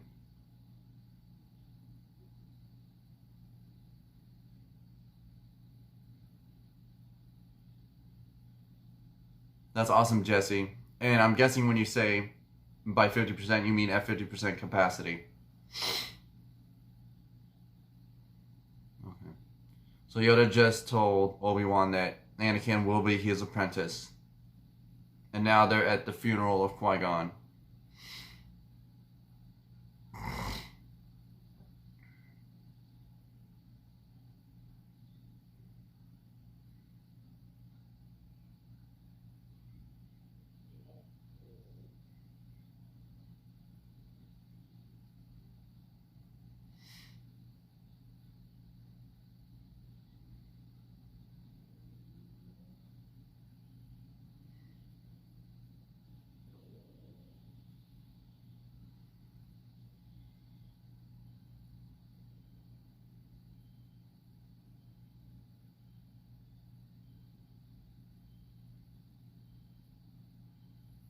always two there are. No more, no less. A master and an apprentice.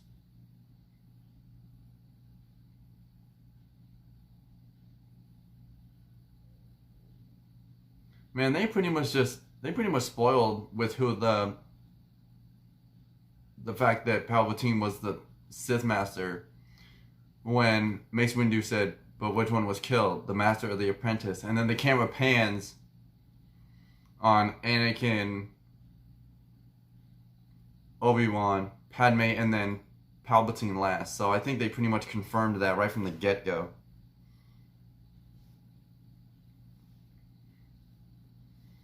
They pretty much spoiled it within the first prequel movie.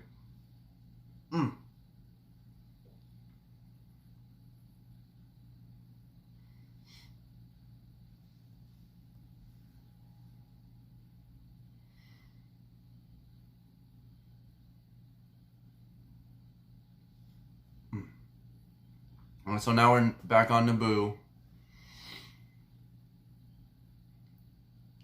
And Padme is offering that glowing orb, kind of like those electrical glass balls, and when you touch them, the electrical currents connect to your fingertips type things, to the leader of the Gungans. And now we see Anakin as a Padawan with the start of his Padawan braid. And obviously Obi-Wan no longer has it because he's a master. And now we're on the credits. Alright, one down, and I'm trying to think.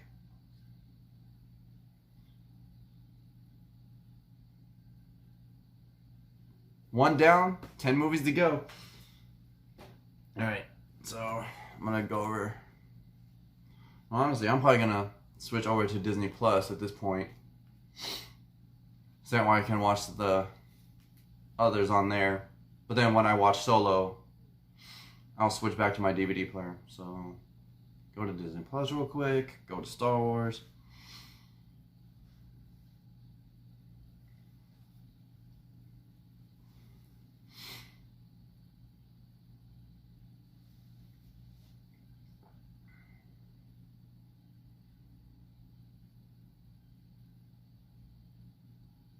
Oh wait, but I forgot, Brianna, you're actually watching on Disney Plus, so maybe I should go back to my DVD player. Didn't think about that one.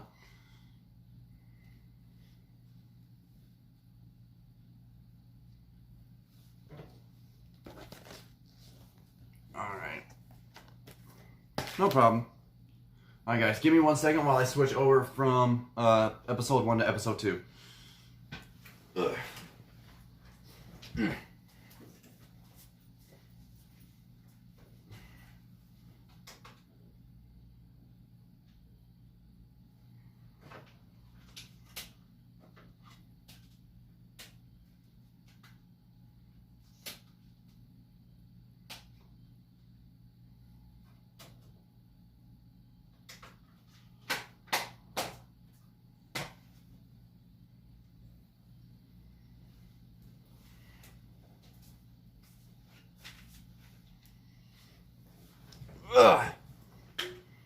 Haha, Brianna, you're real funny. Alright. So, I just put in episode 2. I'm going to wait for it to get to the menu. So that way we can start the movie all at the same time. So, I'll count you down from 3. And so I'll go 3, 2, 1, go. And when I say go, we'll hit play. So that way we're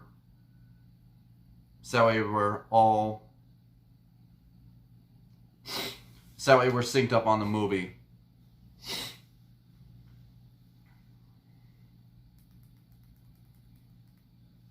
Okay, so I'm just now getting to the credits.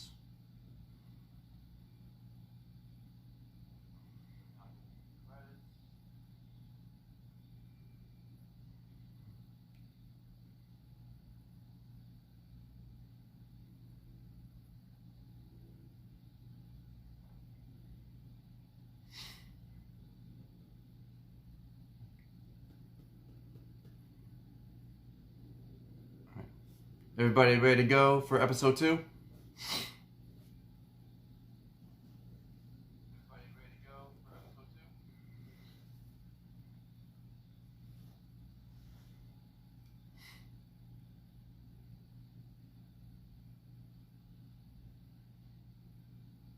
Okay, Brianna's ready.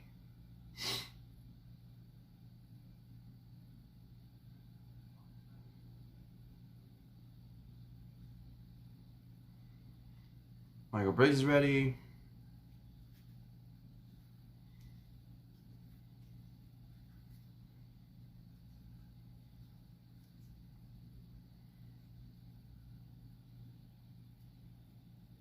All right.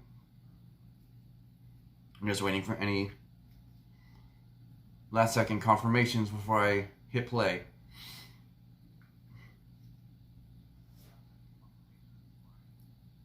This is how, Jeff. Energy drinks. Lots and lots of energy drinks. And food, obviously. I can't just live off of energy drinks. Alright. So I think we're all ready. So counting it down, guys. Here we go. 3, 2, 1, go.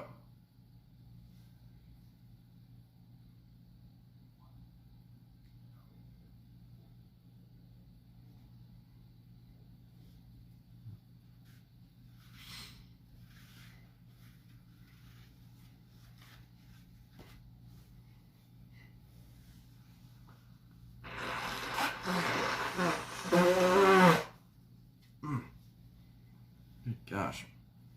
I think maybe my I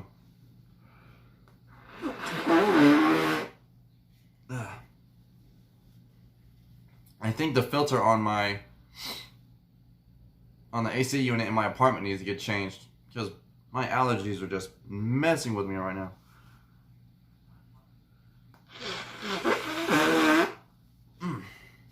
They're just messing with me royally right now. Oh, good Lord. Sorry about that, guys.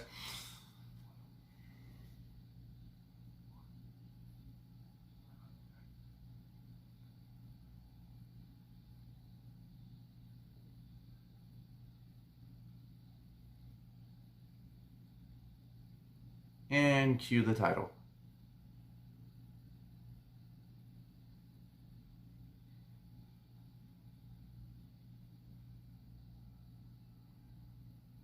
Alright, so you guys should now be seeing the episode 2 Attack of the Clones title crawl start to happen.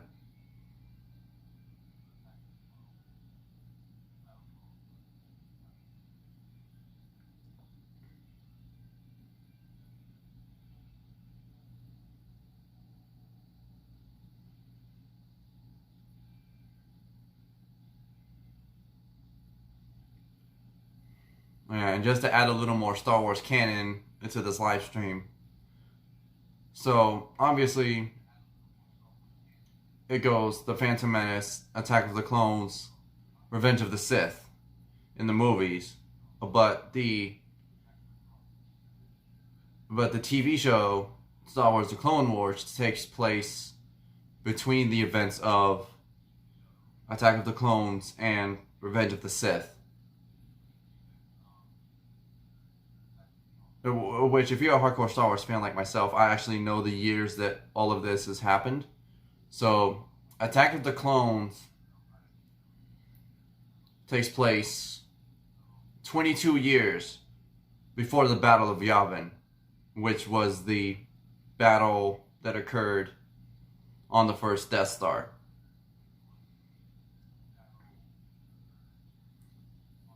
So Attack of the Clones takes place 22 years before the battle on the first Death Star, and Star Wars: The Clone Wars takes place from 22 to 19 years before the Battle of Yavin.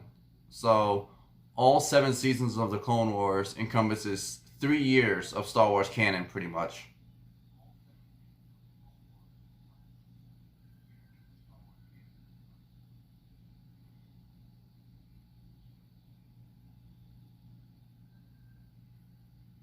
Hey, Daniel, Land, and Adric. You guys are back.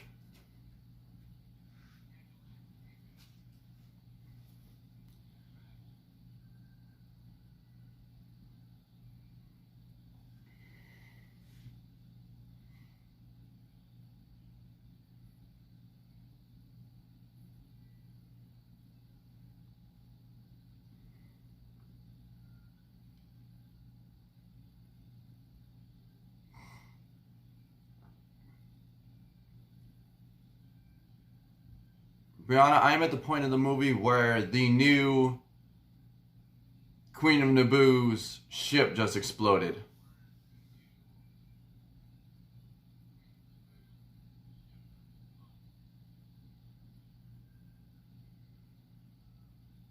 Padme is attending to the current Queen of Naboo as she dies.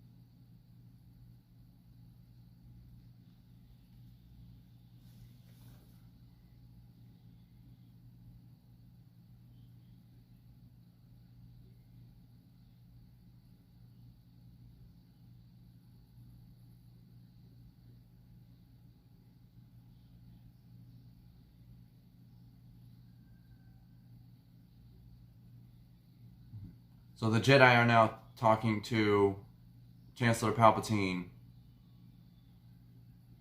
about how more and more systems are joining the Separatists.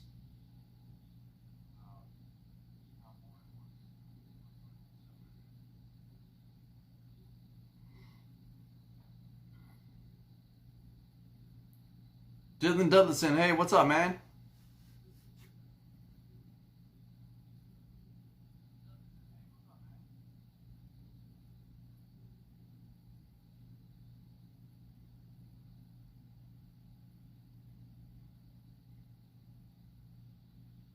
Michael Riley, yes, I am. I am watching episodes 1, 2, 3, Solo, Rogue One, episodes 4, 5, 6, 7, 8, and 9, straight in a row. No stopping, no sleep.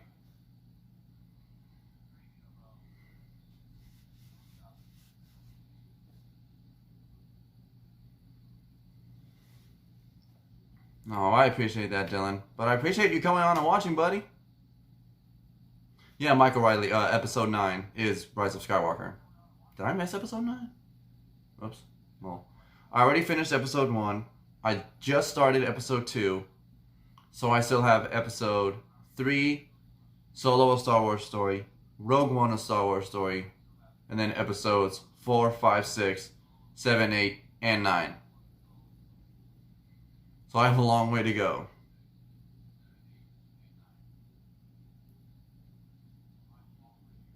Michael, I haven't visited Brianna in a while, obviously with this whole social distancing thing going on, but we talk every day. She's doing good. She's a little upset that she's not working right now and that she can't hang out with her friends on a daily basis, but that's all of us. Like, I'm bummed that I can't go to the parks and be with my friends. Yeah, it sucks. But Dylan, I will definitely try and stream at SeaWorld sometime. Problem is, it's really hard because SeaWorld has a lot of roller coasters and attractions that are inside that I can't really live stream on.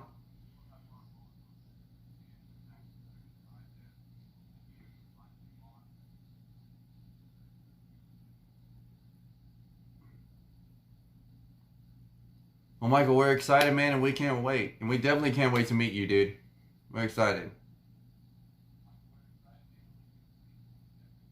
Yeah, guys, if you guys would like to actually watch the movie along with me, if you guys own the movies or you have Disney Plus, you guys can pop in the movie or log on to Disney Plus. Currently, I'm at the moment where Obi-Wan and Anakin are reuniting with Padme for the first time. And I think in terms of Star Wars timeline, it's 10 years. So obviously Obi-Wan has the beard now. Anakin is older.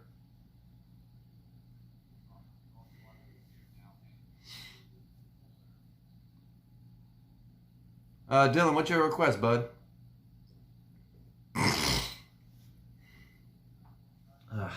Hayden Christensen.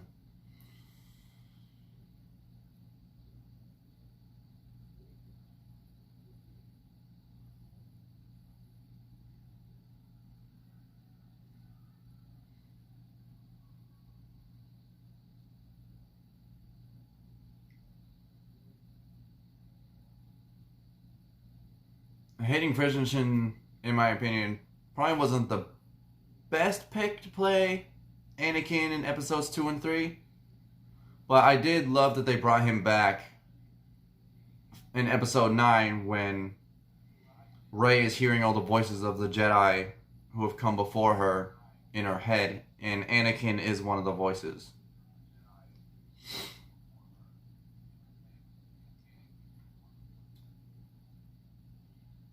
Can you stream the Sesame Street Parade at SeaWorld? Dylan Dudleyson, I can definitely do that. I love Sesame Street Land at SeaWorld. I love meeting Elmo and Cookie Monster and Big Bird. And I love the parade. Because, I mean, obviously, I, like myself, Brianna, Dylan, I'm guessing you as well, we were part of the generation who grew up on Sesame Street. So, to be able to actually visit Sesame Street and, you know, relive my childhood, it's fun.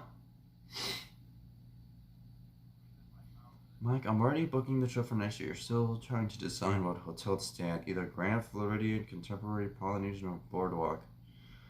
Mike O'Reilly, those are all very good resorts. I have never stayed at them personally, but I hear they're amazing.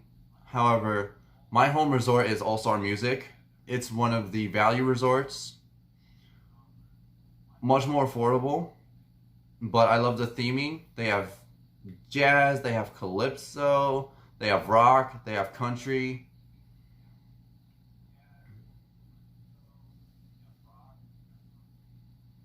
And then obviously they have two pools. One is in the shape of a grand piano, and the other is in the shape of a guitar. And it has the three caballeros in the center, and their guns shoot water, which is fun. And Dylan, you might come to Not So Scary this year. Dude, that is awesome. I went to my first Not So Scary Halloween party, I think it was last year, which I had a total blast doing that. I got to meet Jack and Sally. I got to see the parade. I got to see the nighttime shows. Oh my gosh, it was so much fun.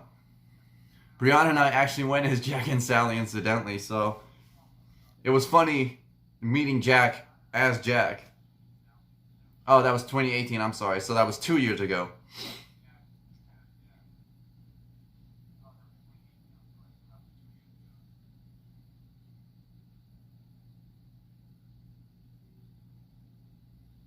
That's awesome, Michael. Yeah, I definitely recommend Mickey's Not So Scary Halloween Party. It's fun. I mean, Mickey's Not So Scary Halloween Party, Mickey's Very Merry Christmas Party, Disney Villains After Hours. I love all those special holiday events or after hours events. They're so fun. And plus, you get free snacks, free drinks. The wait times are a lot better. Not nearly as crowded.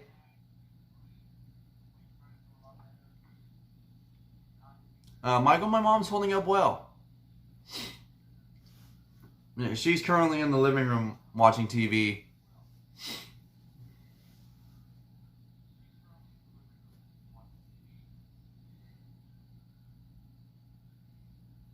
Well, that's awesome you have your costume picked out, Dylan. But don't tell us what it is. Don't spoil it.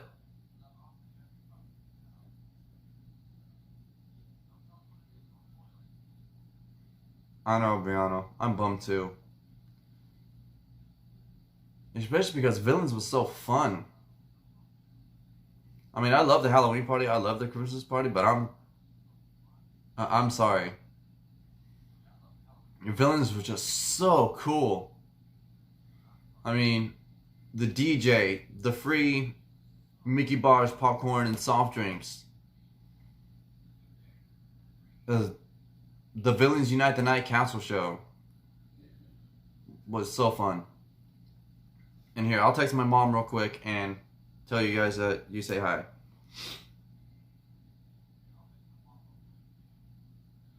Let's find her.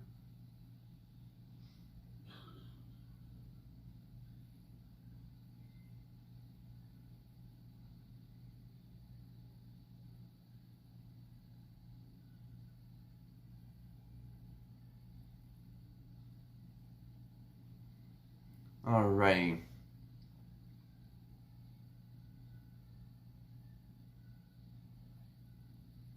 Dylan, just reach out to me on my social media, my Instagram or my Twitter, and let me know when you're going.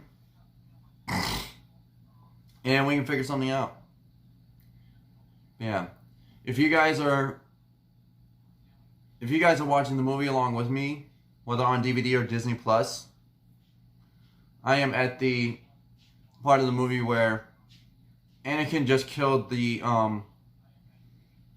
venomous caterpillars, whatever they were about to attack Padme. Now Obi-Wan is hanging from the little droid.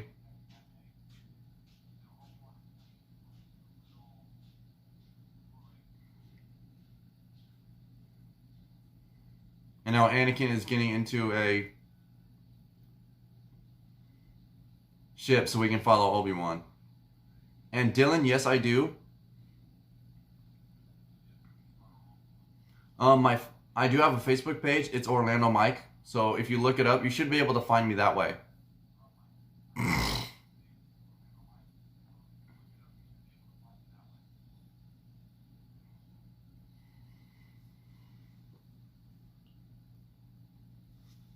Ooh, sorry, guys.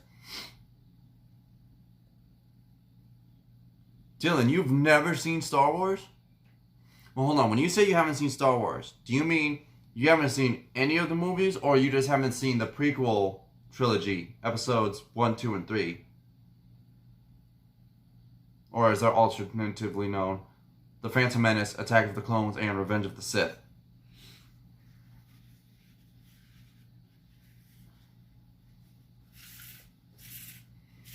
Okay. Wow, you haven't seen any of the movies, dude? Good lord, dude. When you visit Galaxy's Edge, dude, you're gonna feel so out of your element. It's gonna be funny.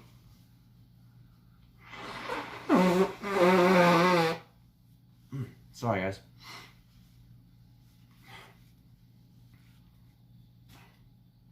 I am in a constant battle with my allergies, and right now my allergies are winning.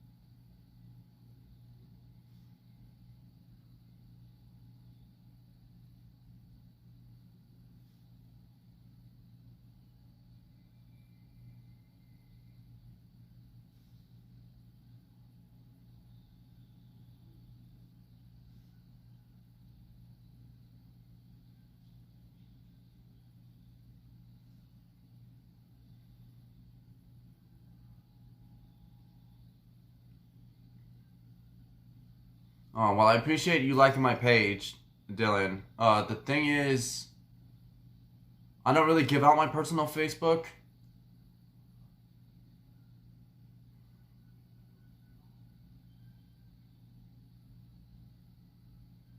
I mean, it's not the fact that, like, you know,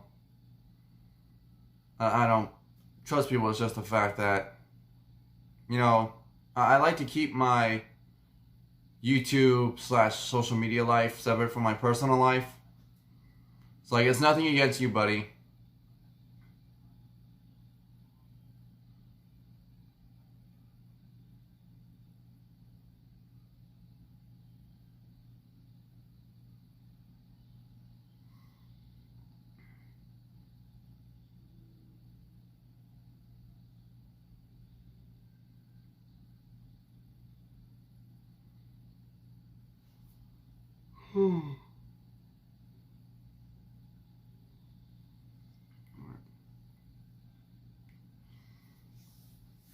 Well, I appreciate your understanding, Daniel. I really do. And I'm really glad to have you as a subscriber, as a fellow Disney fan. I really appreciate you watch my streams, that you support me, that you follow me on social media. I appreciate each and every one of you who watches my streams, likes them, shares them, follows me on social media. You know, you guys are awesome. You guys are the reason I do this. Dylan, I would have to say this. If you want to meet Jack and Sally, either do it right when the Halloween party starts, or at the very, very, very end of the night. Oh my gosh, I called you Daniel. Oh my god, I'm sorry, dude. I got you confused with my buddy Daniel at Griswold Family Vacay. I'm sorry. See, that's what happens when you work 8 hours and then plan to do like a 24+ hour stream. But yeah. I think really the big characters to meet during the Halloween party are obviously Jack and Sally from Nightmare Before Christmas, because they like never come out except for the Halloween parties. So if you want to meet them, either do it right at the very beginning of the party, or during shows, fireworks, things where other people are elsewhere. So either meet them at the beginning of the party, so that way you don't miss any of the shows. Meet them during the shows. Like if you plan on going to more than one Halloween party, you can meet Jack and Sally during one of the castle shows or the fireworks shows, and then see them another night. But if you only plan on going for one night, if you only plan on going to one of the Halloween parties, I would meet Jack or Sally at the very start of the party, or at the very end of the Halloween party, so that way you don't miss any of the shows or the fireworks.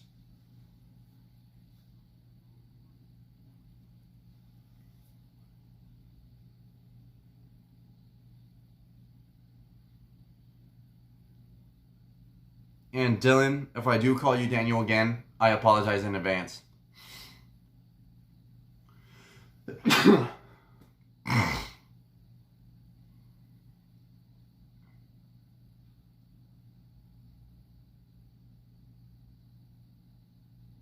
No, I didn't know that, Michael. That's cool. You mean Tom Does Disney, right?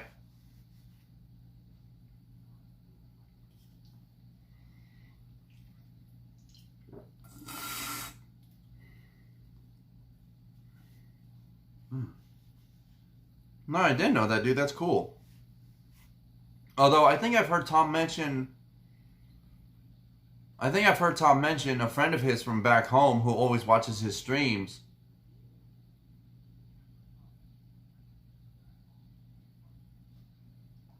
Yeah, Tom starts his tomorrow at I think he's starting at noon.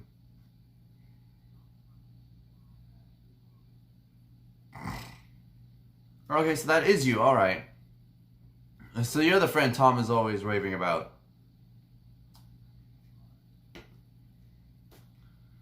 Any tips on meeting any other characters? What about the Seven Dwarves?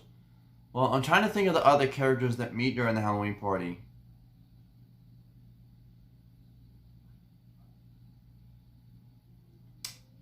I know Jafar meets. He meets over. I think at the Halloween party you can either meet I think it's Aladdin and Abu or Jasmine and Genie, but I think Jafar also comes out as one of the rare villain characters you can meet. I think the Queen of Hearts comes out during the Halloween party. She meets over near the Mad Hatter teacups. And Brianna can probably confirm this better than me, but I think the Tweedledee and Tweedledum also come out. Oh yeah, and I don't remember if it's the Halloween party or if it's one of the DVC events, but Tarzan, Jane, and Turk do come out.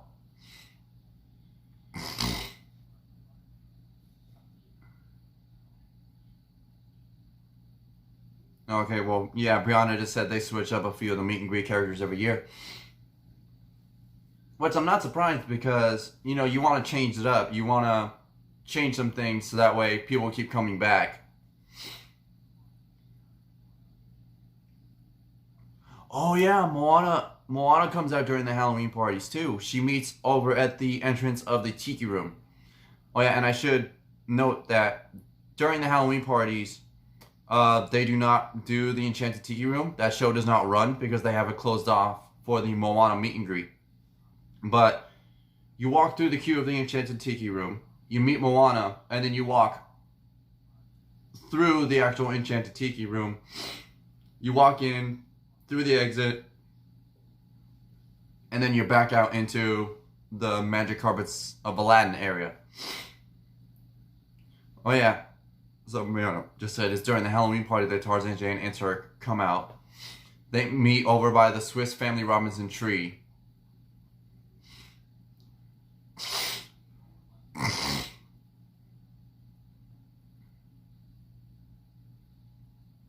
Right. But yeah, Brianna, so I know you're watching the movies with me. So Obi-Wan and Anakin were just chasing the bounty hunter who was just killed by Jango Fett, and now they're reporting to the Jedi Council.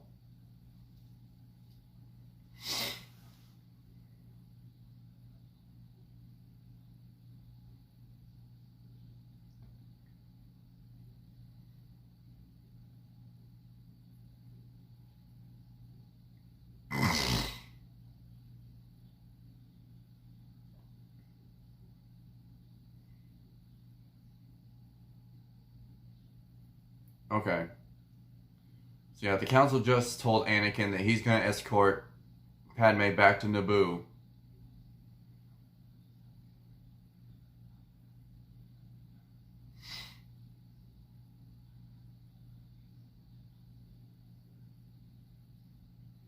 Now Anakin is talking to the Chancellor.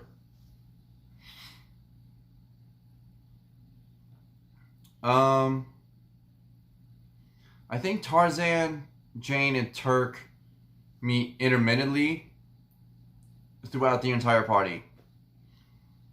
Now, whether it's from start to end, I'm not sure, but I'm pretty sure they meet for a good chunk of the Halloween party.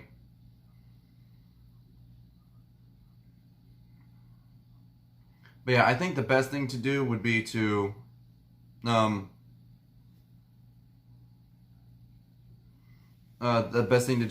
ask a cast member who has worked a Halloween party before, because they'll probably have better memory.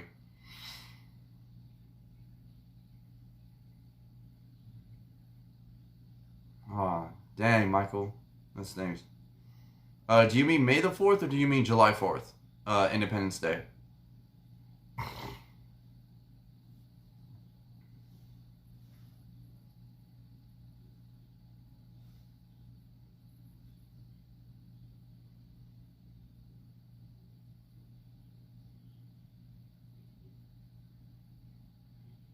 Well, yeah, and that's what I mean, Brianna. So Tarzan, Jane, and Turk all meet together.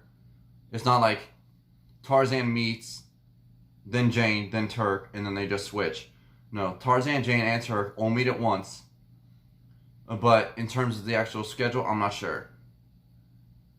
Well, yeah, I think Stitch does meet at the Halloween party too, and I think he's wearing his Elvis outfit.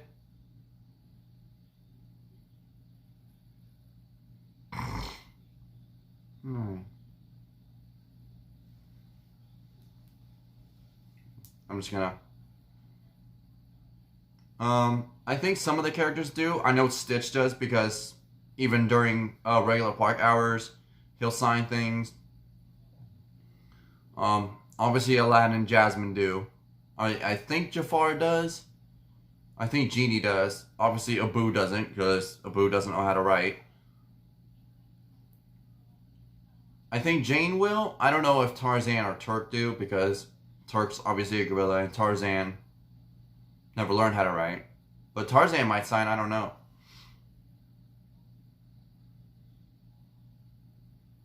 Hold on. I'm just popping in on my Buddy Doeb Dad stream just to say hi real quick.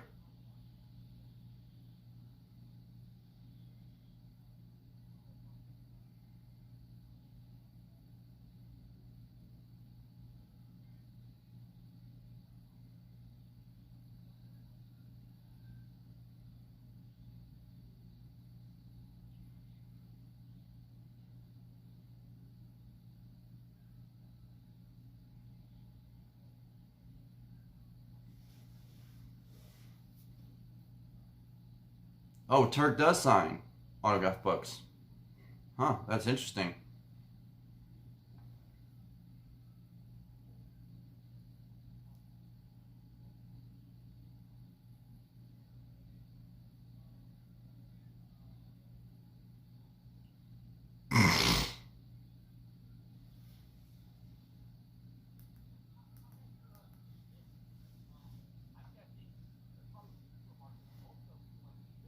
Oh, no, it's no problem, Dylan.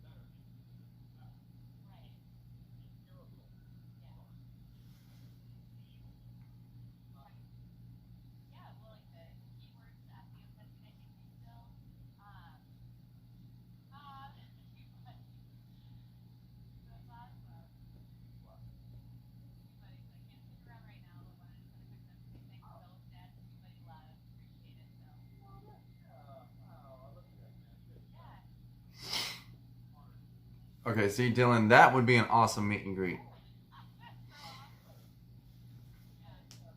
But like, I'd love to meet Cusco, Pancha. I definitely would want to meet Kronk.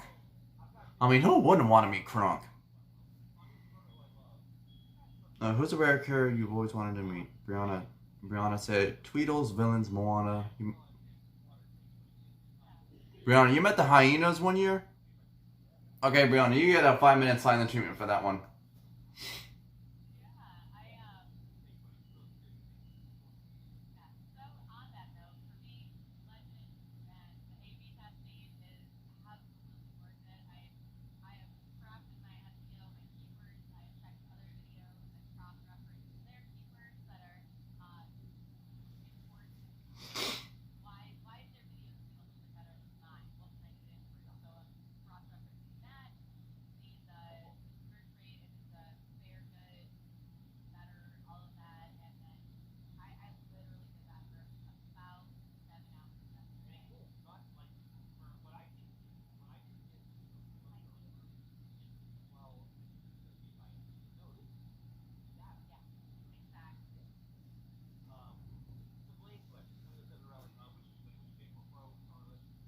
Well, even still, 5-minute silent treatment, Brianna. Uh, Dylan, don't hold this against me, dude. But I haven't seen Onward yet, so I cannot comment on that matter.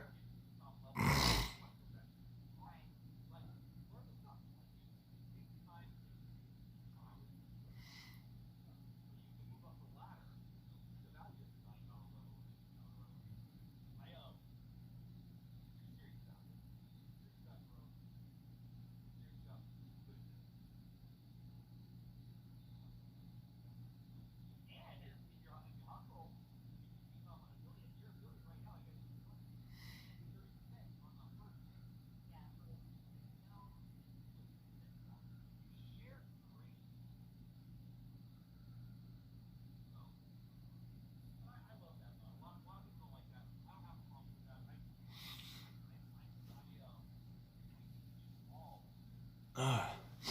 Damn gum allergies. Ugh. I need to sit back for a little bit. Ugh. Relax.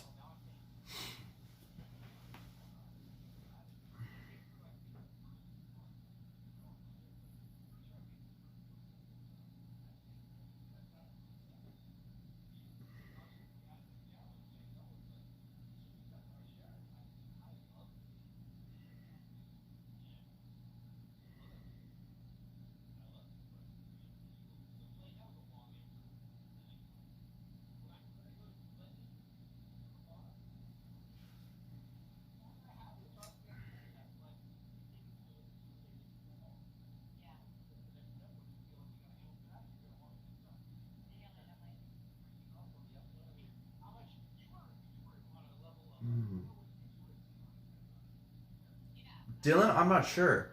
I know on Valentine's Day the princes will meet with the princesses.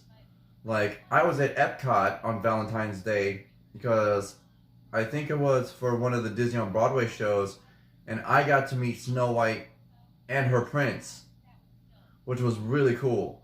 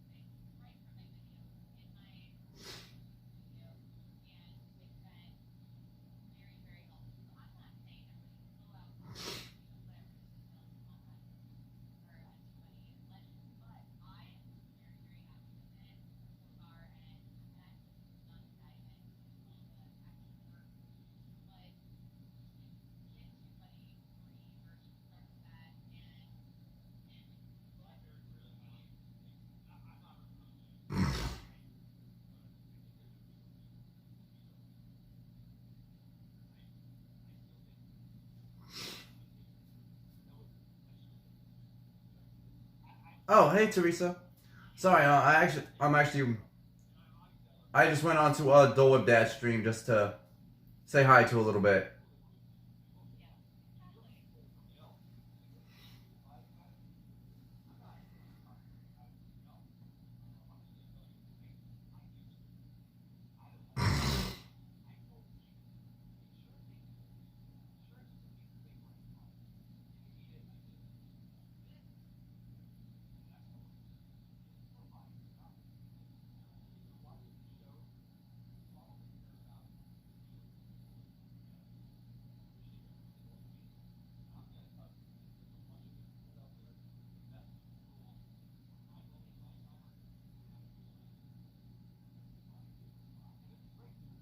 Oh yeah, Brianna, you actually bring up a good point. At 1900 Park Fair in the Grand Floridian, I think you can meet Cinderella, Prince Charming, Lady Tremaine, and the Stepsisters.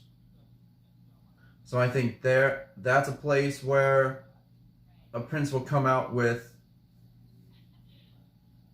the corresponding princess. I think during special events like DVC, certain after hours events, things of that nature.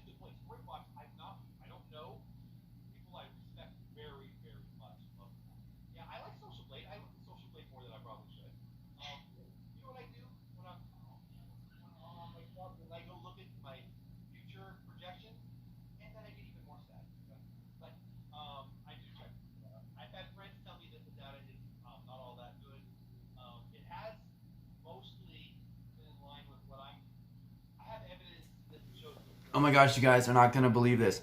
I just got an email. I got our first donation to the fundraiser, the Orlando. If you guys on YouTube know who this is, the Orlando guy on YouTube. He's an awesome, awesome YouTuber. Good friend of mine and Jeff's over at Dole Whip Dad.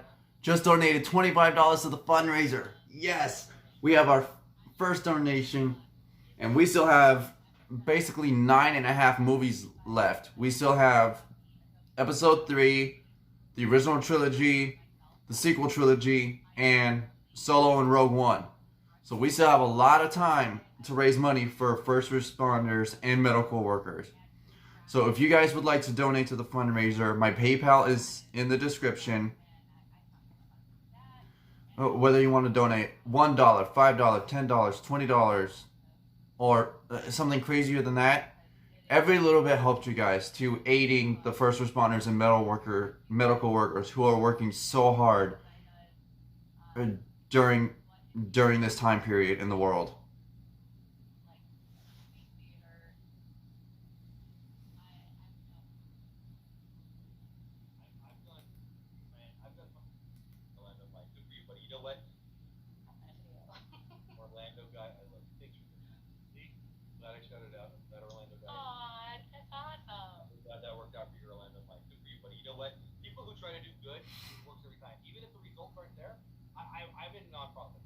Ooh, Dylan.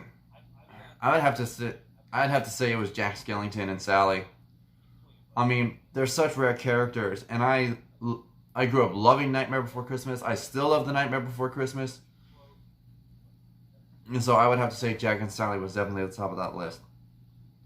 And I mean, uh, Teresa, that is perfectly understandable. I understand that not everyone is probably financially able to donate right now, but even that $25 that the Orlando guy tipped me is every little bit helps.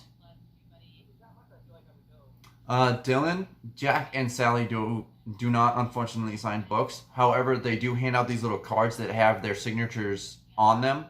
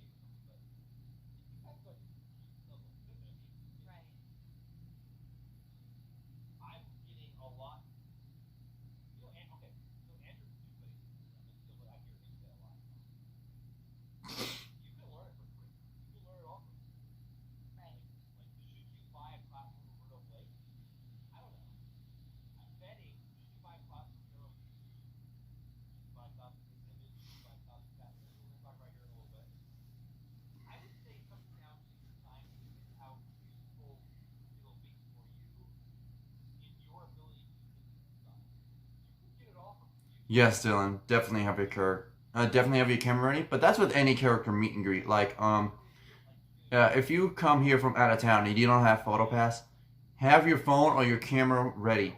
Don't wait until you're walking up to the character to then pull out your phone or pull out your camera, turn it on, and then hand it to the cast members.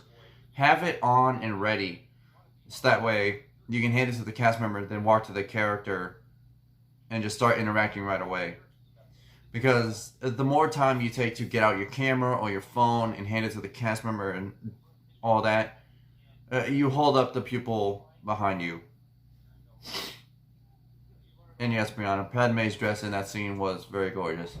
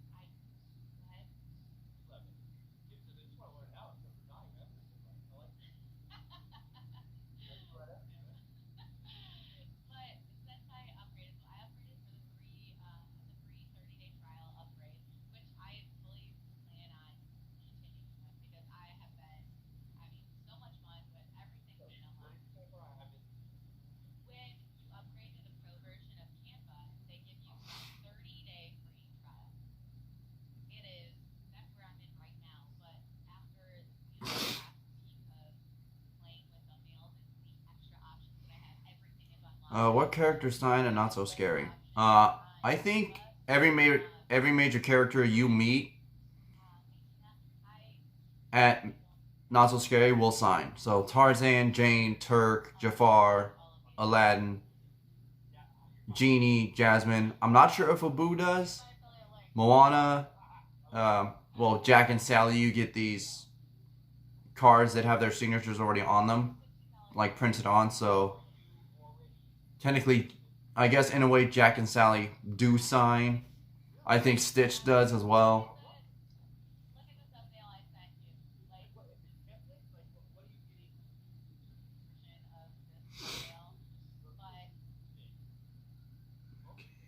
I need Twitter.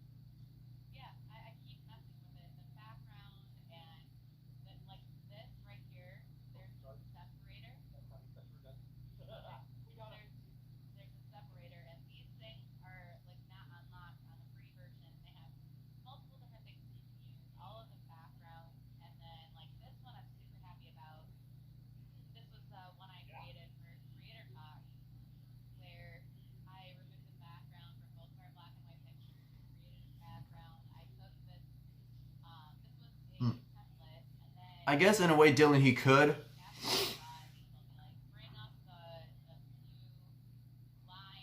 Um, I don't think Belle meets at Magic Kingdom. I know Gaston does during at Gaston's Tavern. Problem is, I don't remember if he meets her in the Halloween party or not. But I know Belle meets in Epcot in the France Pavilion World Showcase. She signs. She will sign a book. Um, but other special characters at the Halloween party, Ariel meets with Prince Eric across from the queue for the Little Mermaid ride, and she's in her human legs, and she meets with Prince Eric, and they will sign books.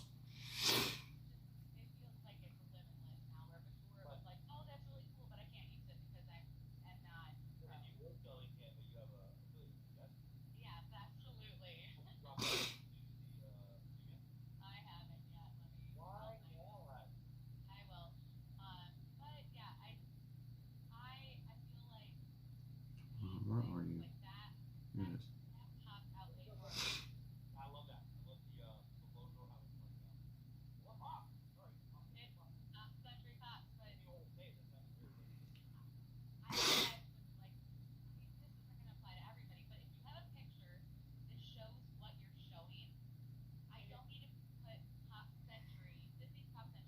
Oh, Belle and Gaston do meet together at the Halloween party. Huh. I didn't know that. But yeah, they would sign your book. I mean, Gaston signs, Belle signs, so I'm pretty sure they would sign at the Halloween party.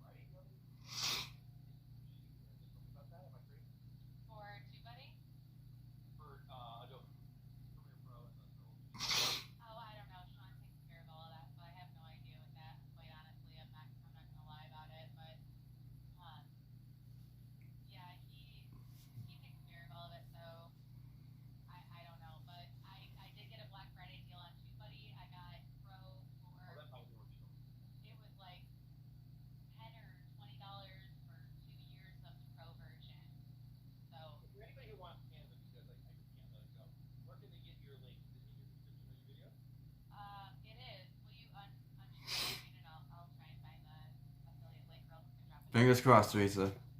46 days.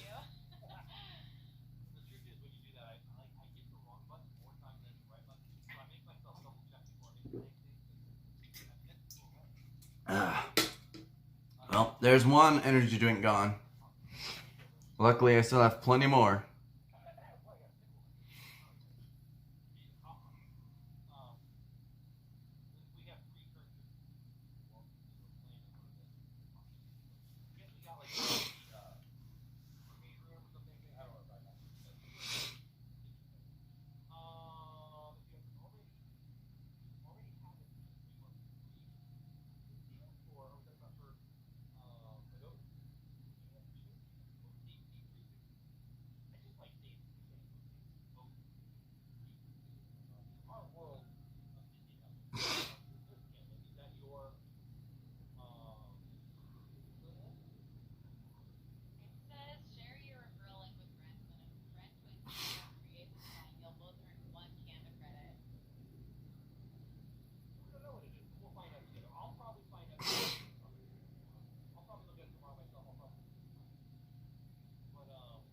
That's awesome, Dylan.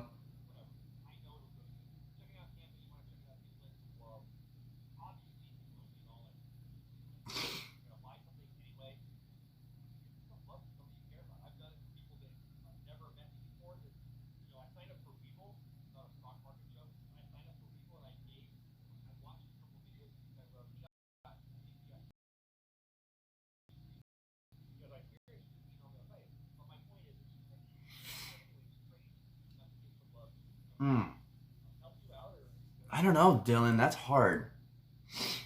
I mean, it's just there are so many characters I'd want to meet, man. It's such a hard question. Too many to name here.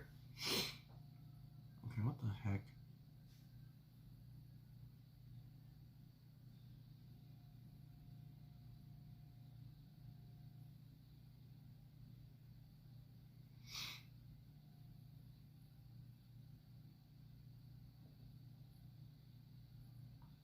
Come on.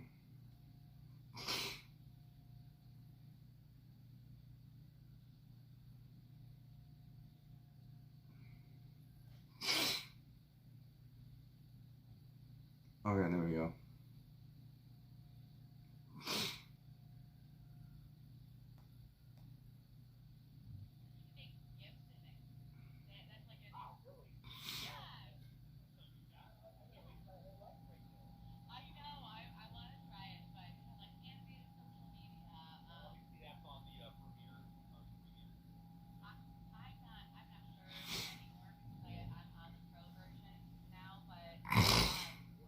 Oh, see, that would be an adorable meet and greet, Dylan.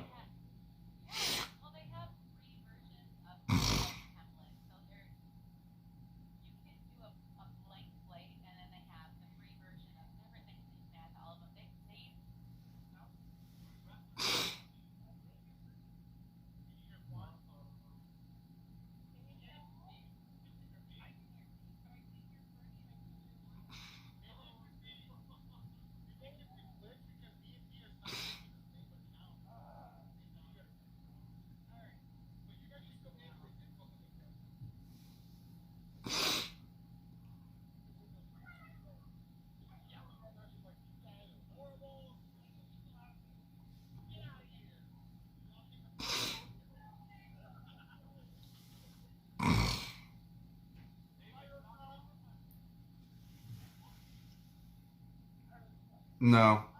Boo does not meet at any of the parties, Brianna.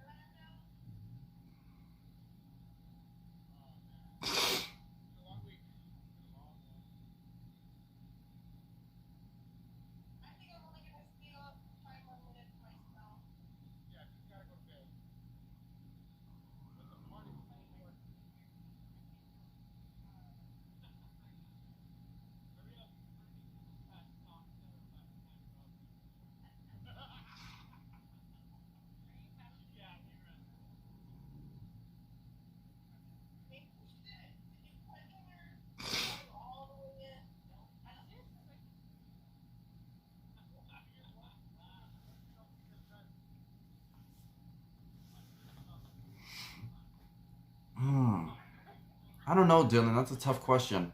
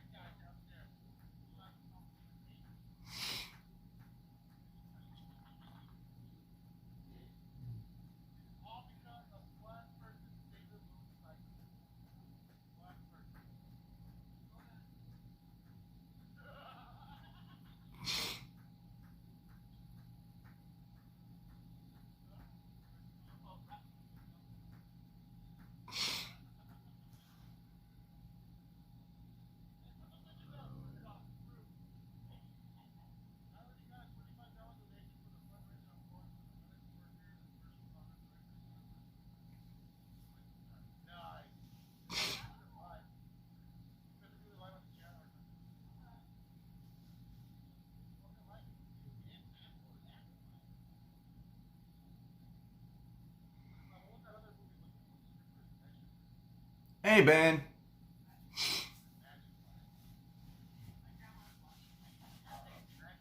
Ugh.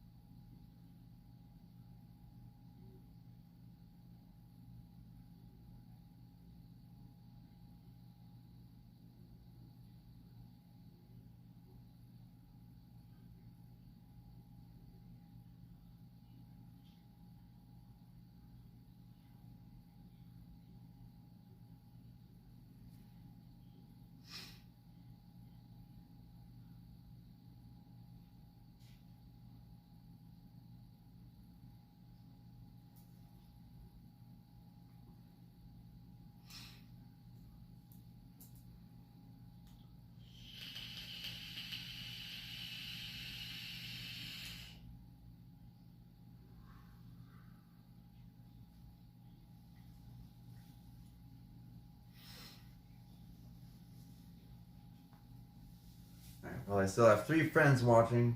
So, hey guys, if you guys are following along and watching the movies with me, whether through DVD or Disney Plus, I'm currently at the scene where Anakin and Padme are on Tatooine, and they're talking to Watto, and Watto is giving Anakin the info for where his mom is.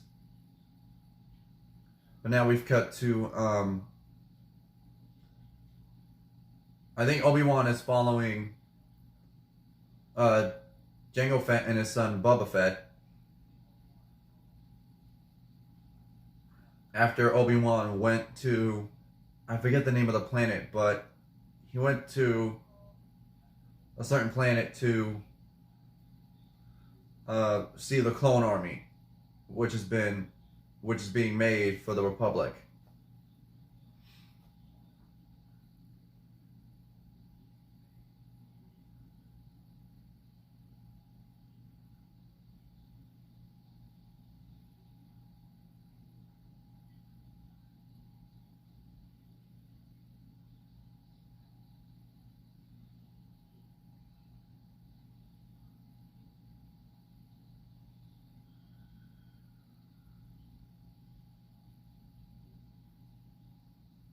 Oh, okay, Camino. Thank you, Brianna.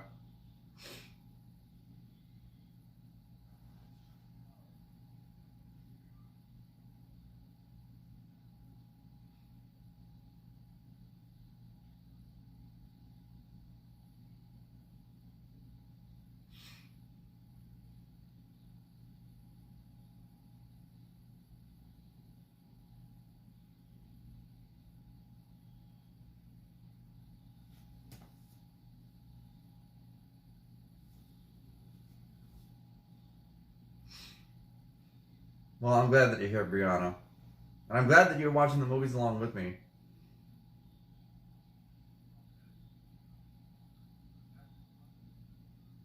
I feel better knowing that I'm not just sitting here by myself watching all these movies by my lonesome.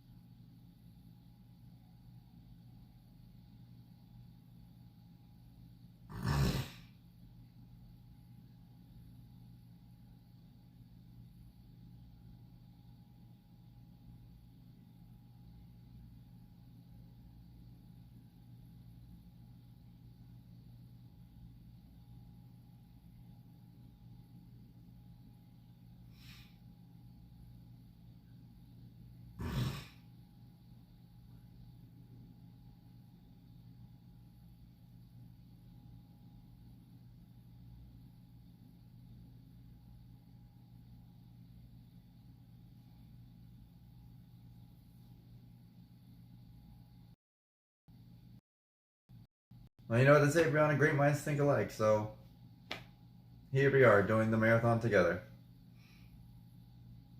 Oh, come on, Streamlabs. Don't play dumb.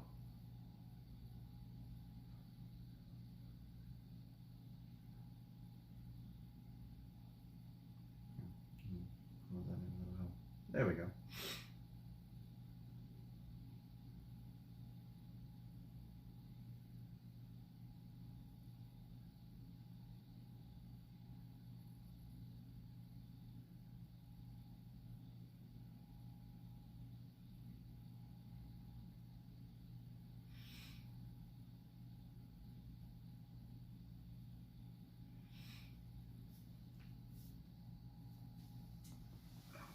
Just clear off this email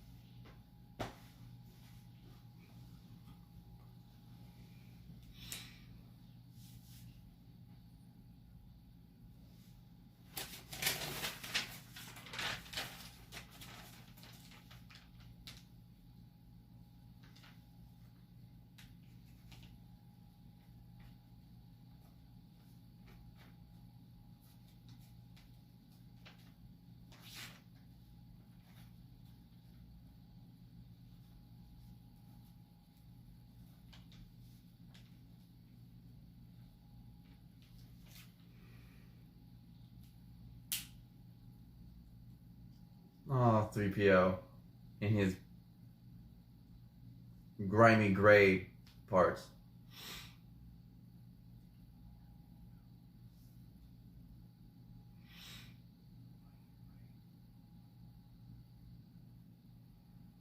Yeah. 3PO before he got his gold parts.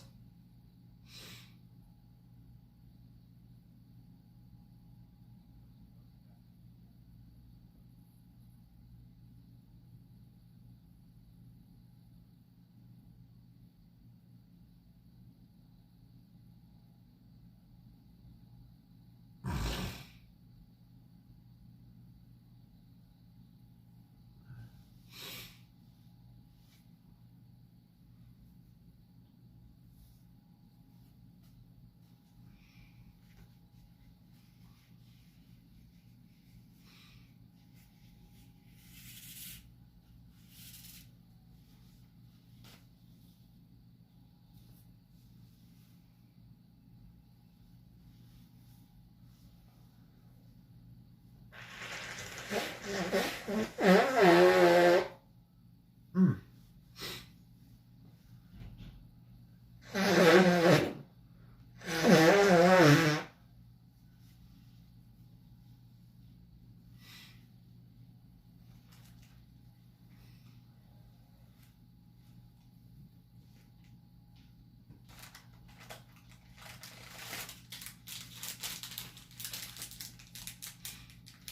Yeah, Brianna, just seasonal allergies. I think I need to have the maintenance guys in my apartment complex come out and change the filter on my AC unit. What? Who are you?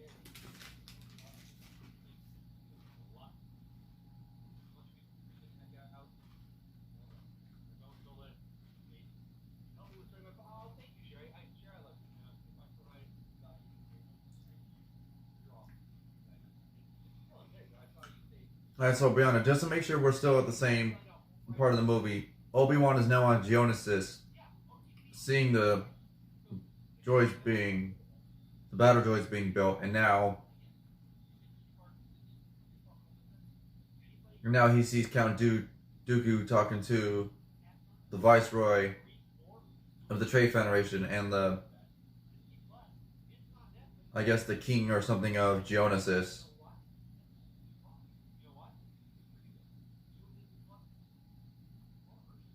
Now Obi-Wan is following them.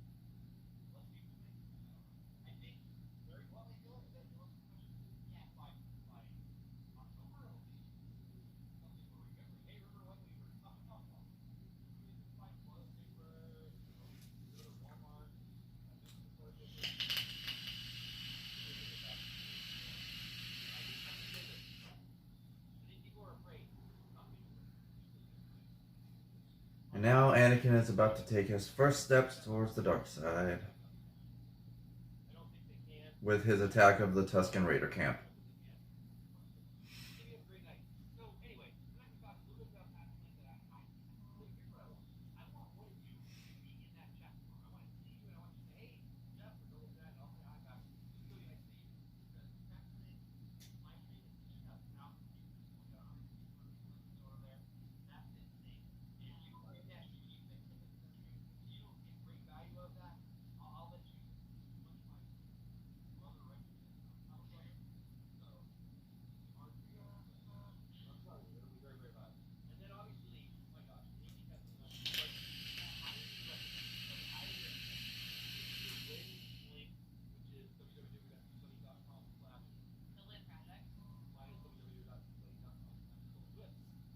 Hey guys, my mom. So when you guys were all saying hi to my mom earlier in the stream, I texted her to tell her you all say hi. She just texted me back and she says hi as well.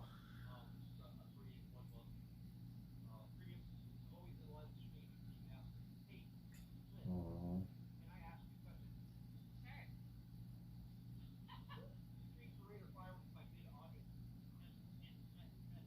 Honestly, this was one of the moments in the movies that I really felt for Anakin. Reuniting with his mother, just for her to die in his arms.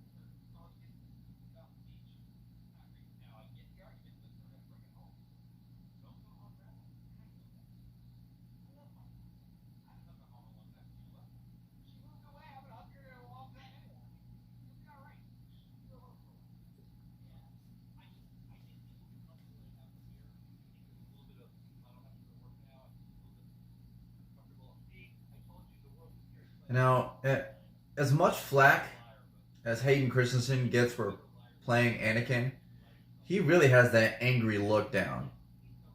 He's got a really good, like, angry glare.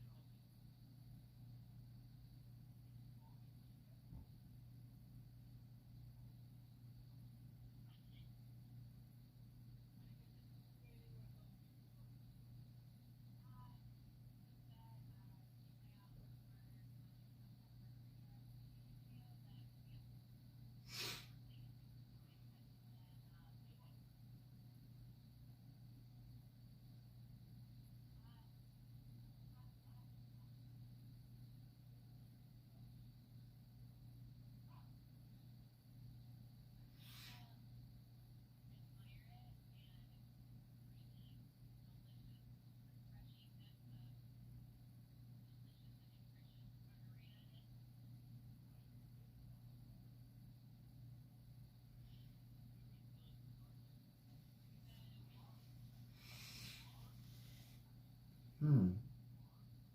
You know what? It makes me wonder. So obviously, if just to let you guys know, I'm at the part where they're holding the funeral for Anakin's mother, and there are 3 gravestones there.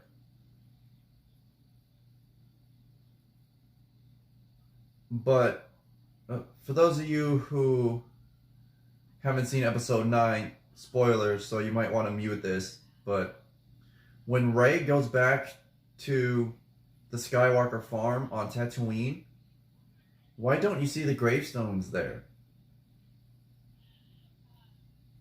Oh, Daniel, it's no problem, buddy. I'm glad you could tune in. But you went to a wildlife refuge today, dude. That's awesome. I love nature stuff like that. Going to wildlife refuges and zoos, aquariums. I love things like that.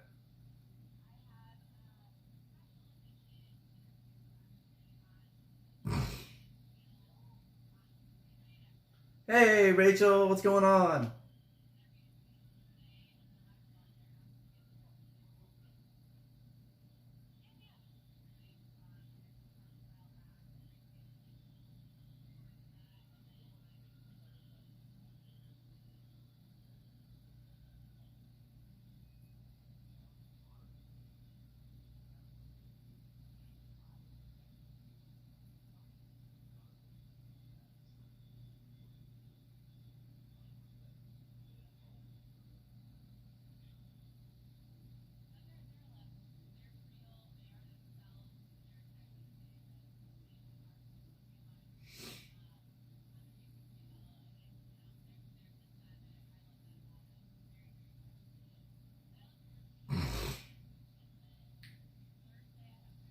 Yeah, Brianna. Animal Kingdom is your favorite part, despite the fact despite the fact you worked at Hollywood Studios. Yeah, Lane did pop in for a little bit earlier while you guys were driving home, which was good. I was glad to see him pop in and chat with us for a little bit.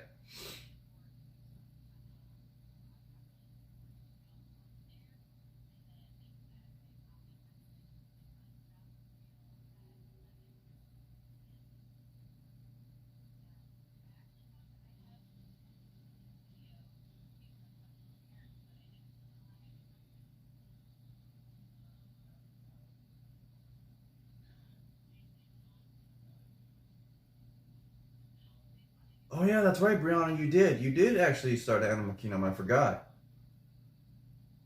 And Rachel, yes, I'm going to be live streaming as I watch all the Star Wars movies.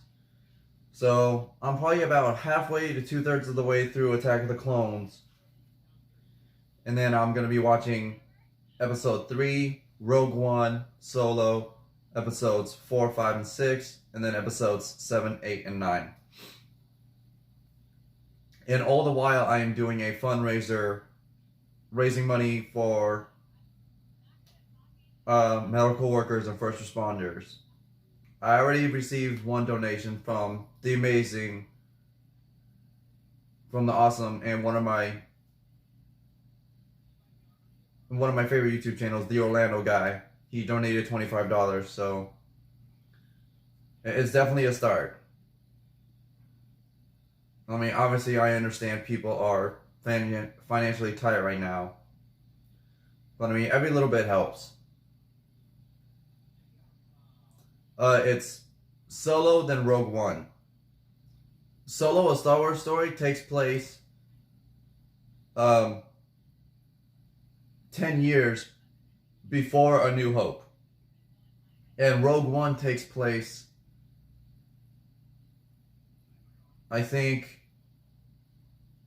a few months before the events of A New Hope, because it's all about how the Rebel Alliance got the plans for the first Death Star.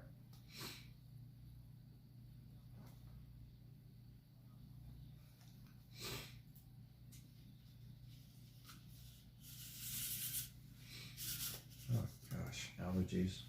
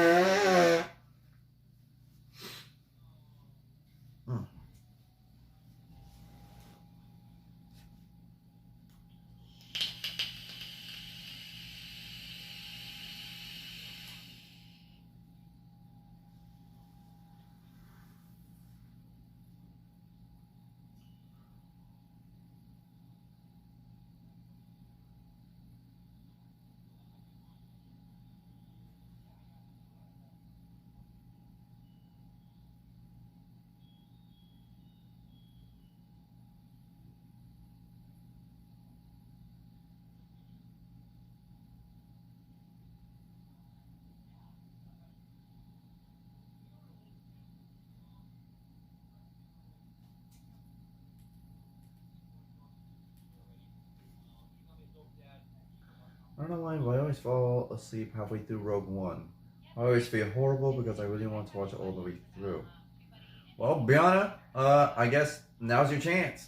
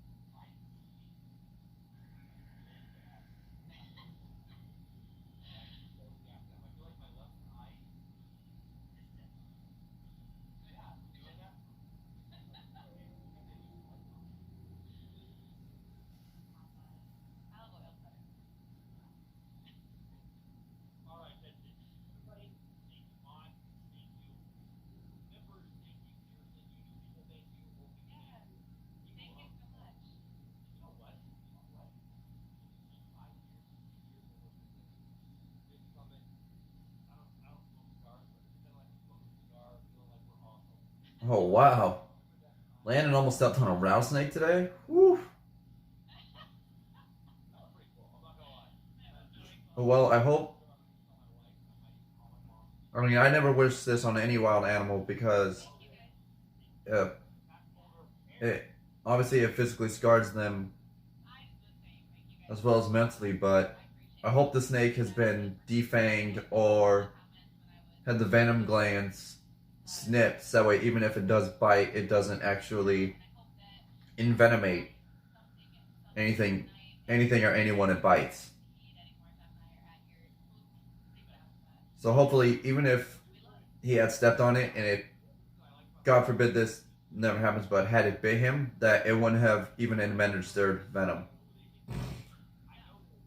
But I mean, usually animals, when they're wildlife refuges like that, if they are venom. Oh, it was at the refuge in the wild. Okay, so there's a chance that it was indeed venomous. So thank goodness he didn't step on it.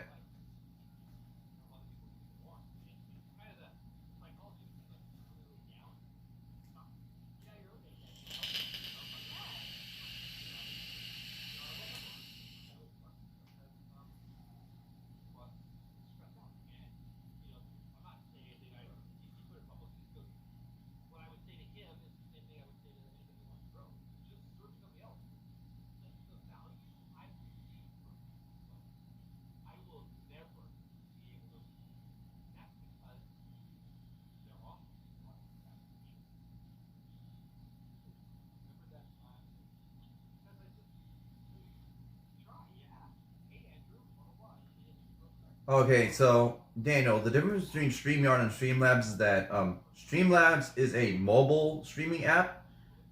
It's third party like StreamYard, but you can't invite guests to be on the stream with you like you can with StreamYard. It's mainly meant as a third party streaming app for YouTube. And now StreamYard, while it is a third party streaming service like Streamlabs, you can actually add people onto the stream with you. Streamlabs unfortunately cannot do that. I wish it could, because then I could have people on the stream with me as I'm in the parks.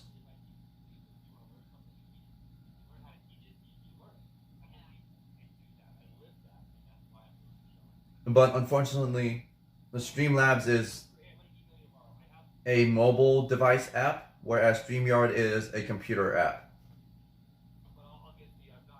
But now you can use StreamYard on your phone through a desktop, but I just find it doesn't really have the same. I find it doesn't have the same quality.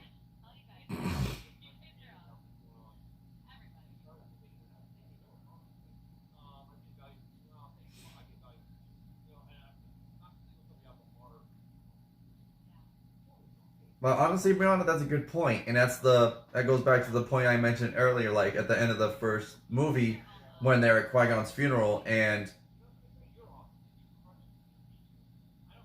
and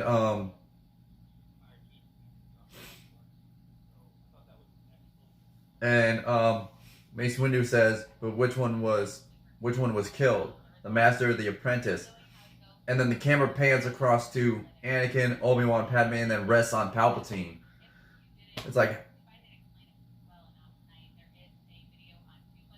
how did they not see it sooner?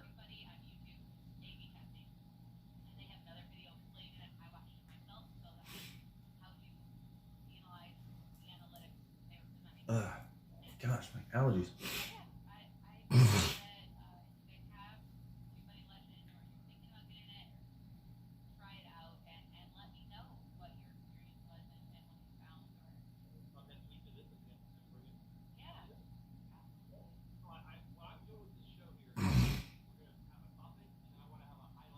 I just recently watched all the Star Wars except the newest. I had never seen most of them.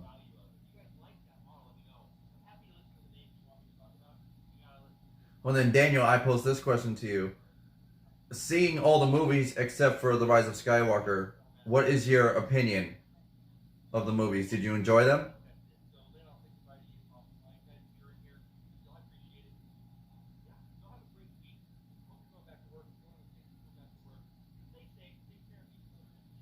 And I also ask you this, Daniel. out of all the trilogies you saw, the original trilogy, which is episodes 4, 5, and 6, the prequels 1, 2, and 3,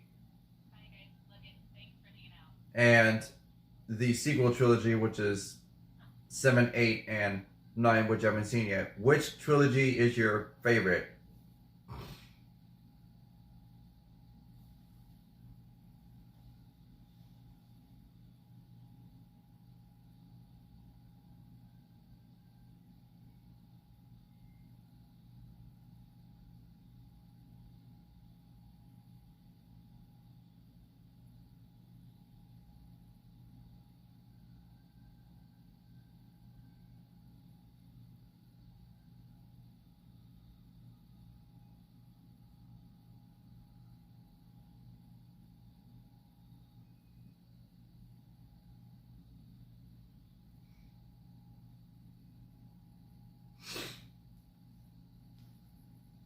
Hey, Mike Wheeler.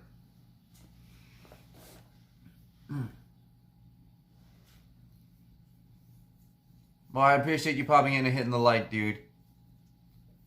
Have a good night, man. And yeah, I'm gonna be streaming as I watch all the movies. So when you wake up later in the day, feel free to come in and watch. It's always awesome having you in the live chat, man. I really like the newest ones. The originals were good too, but you viewed them as a chick flick. Okay.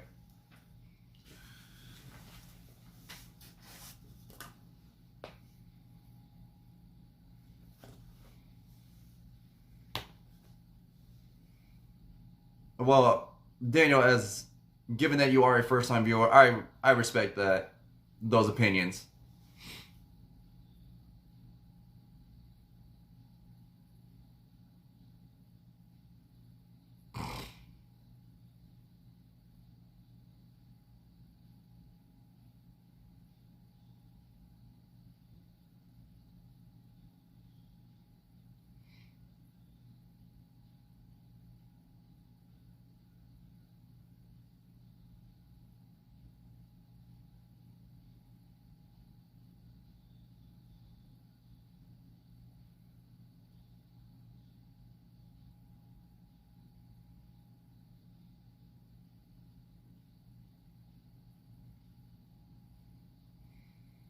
All right, Daniel.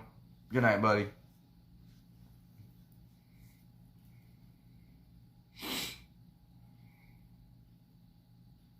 Yeah, I have a strong feeling that at a certain point, it's only going to be me watching the movies. Because everyone else is going to go to sleep.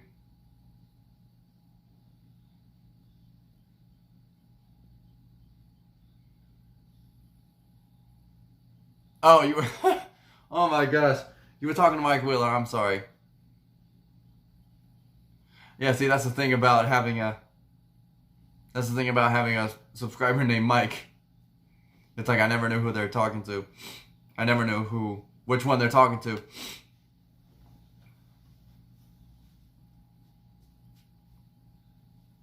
Ugh. Alright, well, I appreciate you staying until you fall asleep, Daniel. And Rachel, you're going to be here for about an hour. That's awesome. Mike, I'm still going to be watching with you and have the stream playing on my phone. If I don't respond, I probably fell asleep, but I'm going to set an alarm for every hour. Brianna, you don't have to do that. If you need to, yeah, if you want to get a full night's rest, I completely understand. I mean, after this whole marathon is over and the stream is over, I'm definitely planning on taking a good long rest.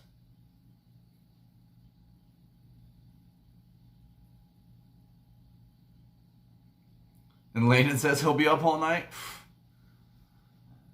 Lord, that kid better be drinking energy drinks or sodas like me to stay up. Excuse me.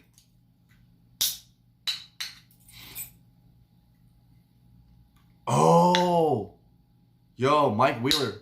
That's a good point, dude. Any stream longer than 12 hours, it will not upload to YouTube. So yeah, there's a chance. there's a chance I might have to oh wait, I don't remember if it's 10 hours or 12 hours. There's a chance I might have to cut this off at the 10 or 12 hour mark and continue it in another stream. Snap.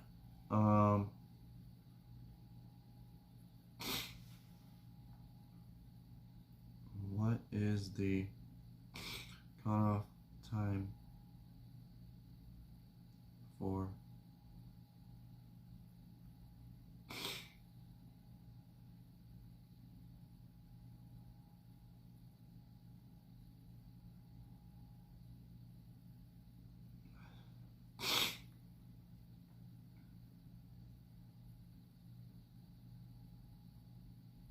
okay, YouTube will automatically archive your live stream if it's less than 12 hours, and it applies to all types of live streams.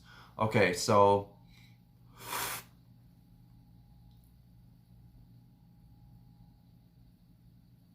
oh wow, he came in the room at 7 the other day and said, "Dad, I stayed up all night."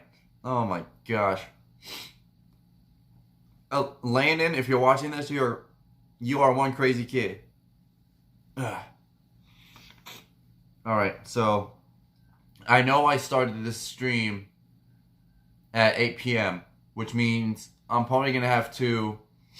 I'll probably stop this stream at 7 a.m.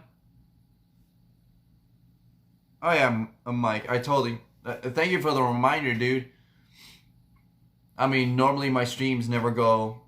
Normally my streams right now never go longer than like 2 or 3 hours. So I'm probably gonna stop. I'm probably gonna stop this stream at around 7 a.m. or after a movie, or if a movie finishes before 7 a.m. I'll probably stop this stream then, and then I'll probably resume it on a second stream.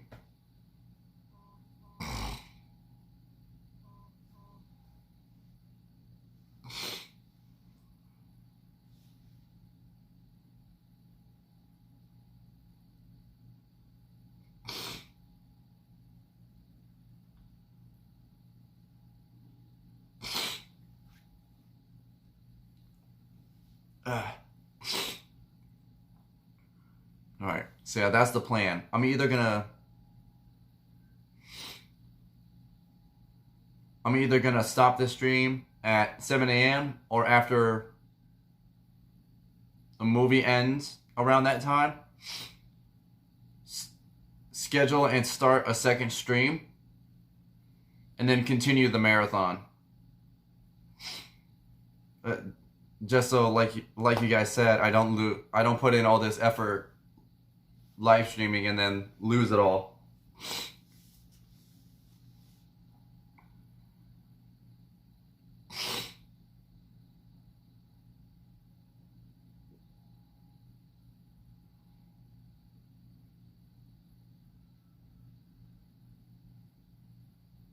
Trust me, Rachel, I can't wait to hug Brianna either.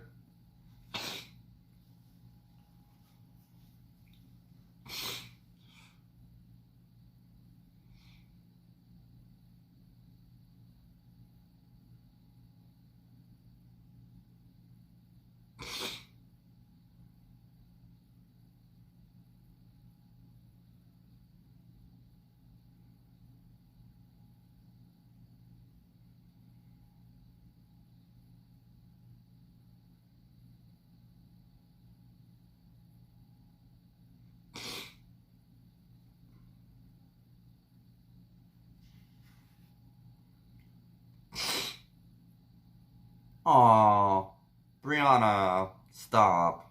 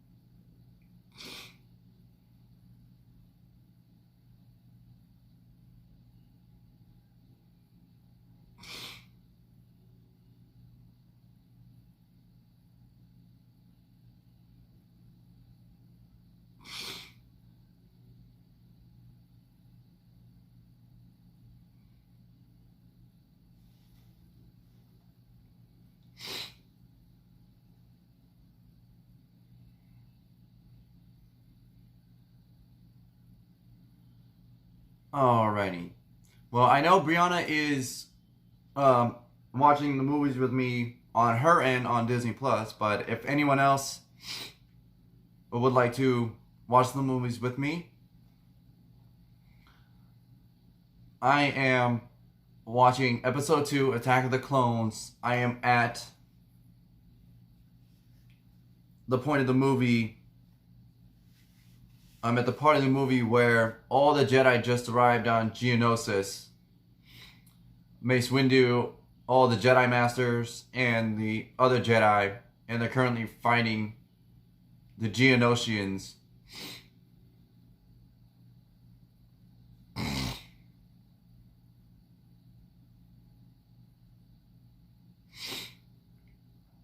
So if you guys would like to watch along with me, that's where I am, so you guys can get all caught up.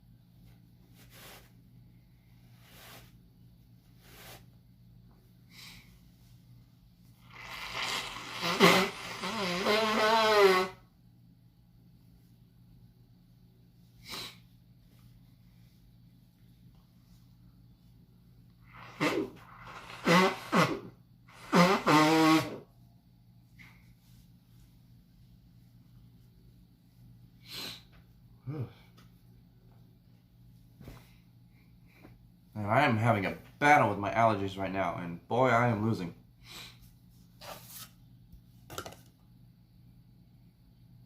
Alright, well. Jango Fett just got trampled by the alien rhino thing.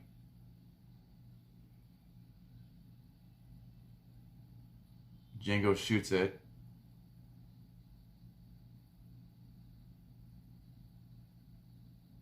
And Mace Windu chops off his head.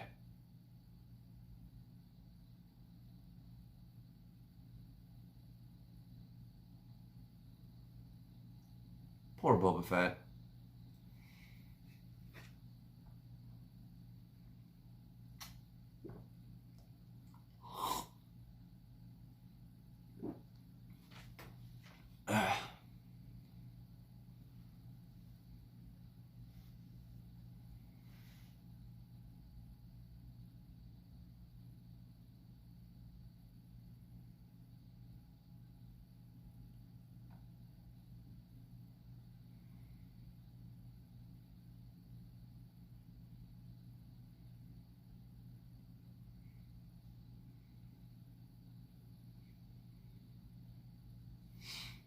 You call this a diplomatic solution?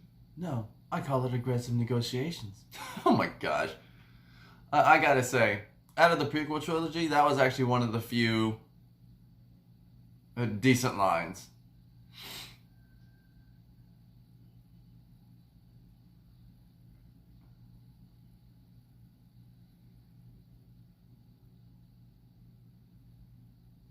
And Obi-Wan just straight up owned that giant praying mantis looking alien.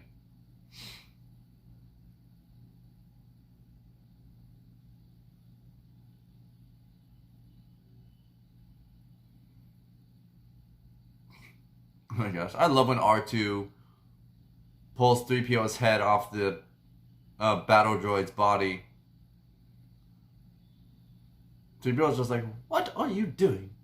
Oh, this is such a drag. Leave it to 3PO to use the awkward puns. And I love how R2 can literally just put C-3PO's head back on his body without being shot by any of those battle droids around them. I mean, granted, I know it's a movie and everything, but still.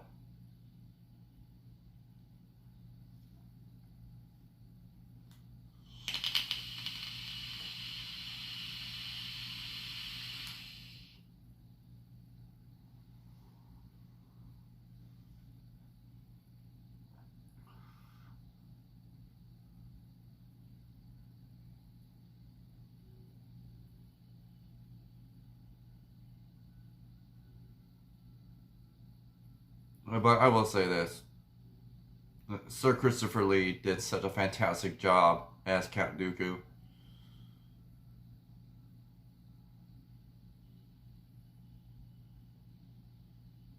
And here come the clones to save the day. And Yoda at the helm.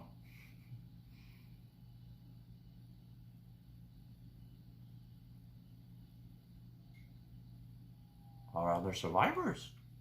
A perimeter create. I apologize to anyone if I just totally botched that Yoda impression.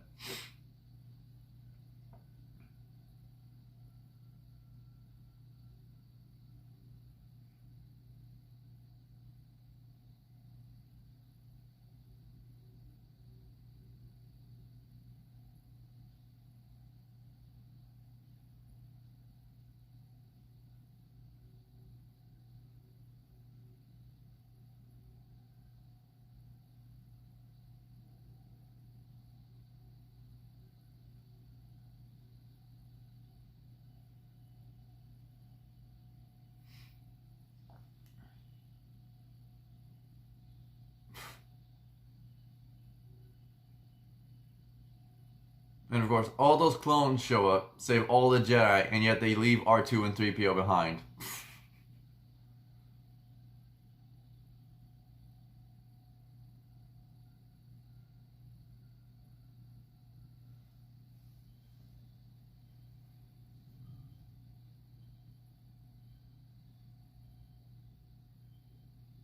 Exactly, Brianna, it's like, how do you leave R2 and 3PO?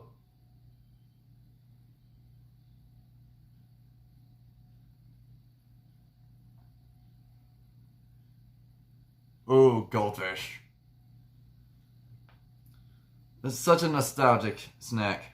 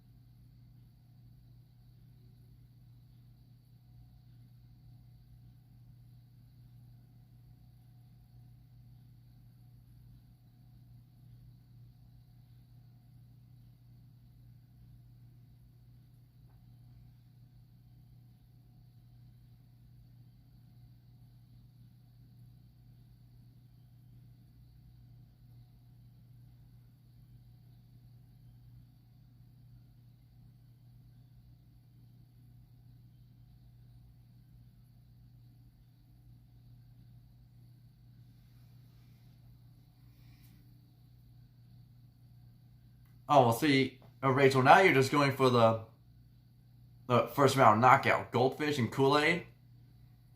If that doesn't describe my entire childhood snack diet, I don't know what does.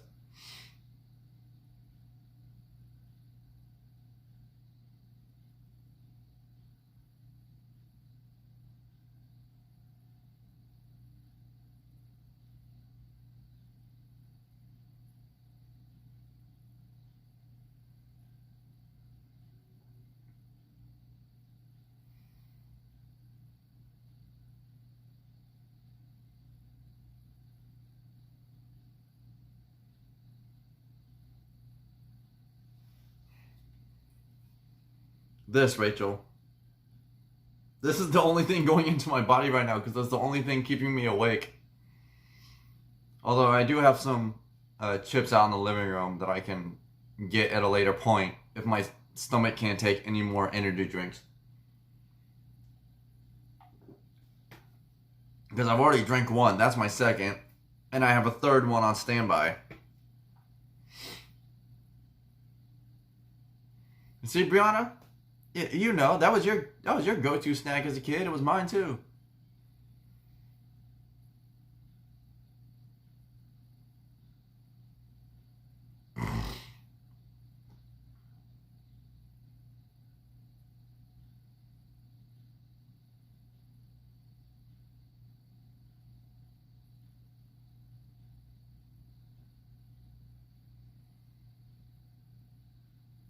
Hey, it's no problem, Daniel.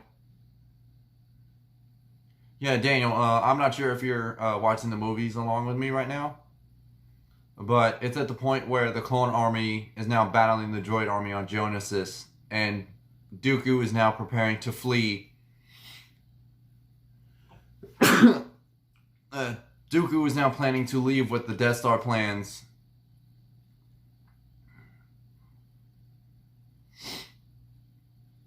He just got the plans from the, I guess, from the ruler of the Geonosians, and now he's going to a shuttle.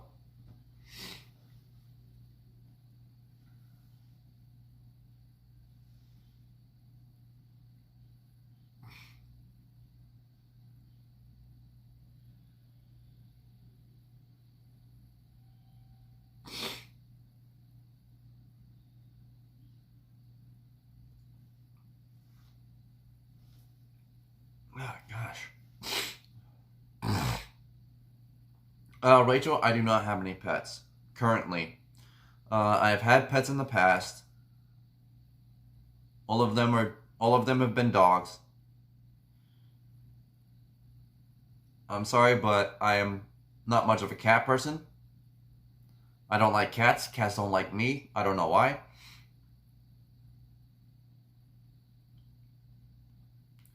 The newest Star Wars has not been released to Disney Plus, but Disney Plus will be adding The Rise of Skywalker to Disney Plus today on May the 4th. So, if you do watch on Disney Plus, you will be able to watch the movie along with me.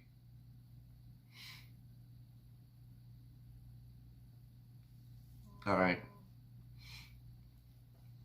So yeah, Daniel, if you're looking to get caught up with me, Anakin, Obi-Wan, and Padme are now chasing Dooku across the deserts of Geonosis.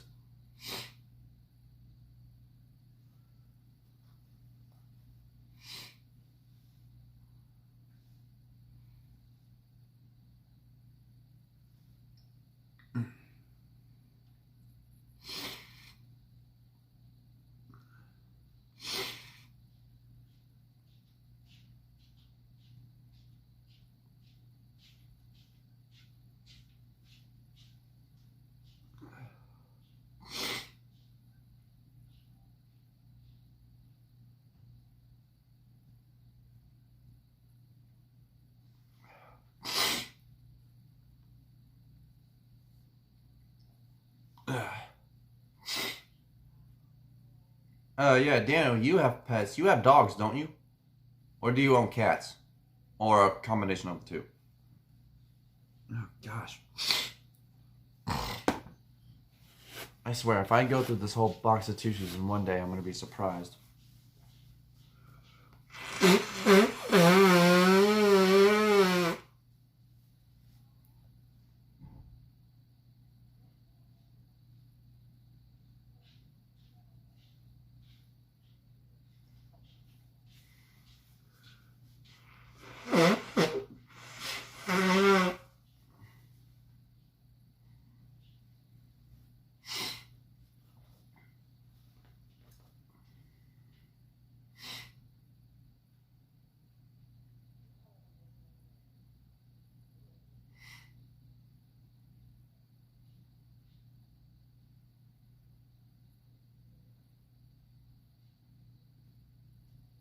Part Pomeranian, part Chihuahua. So, I'm guessing it's a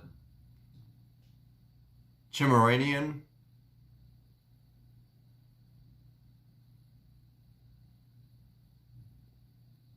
Oh, and his name is Bear. I think I've seen your dog on your streams before, so I think that's a very fitting name. Oh, Pomchi, okay.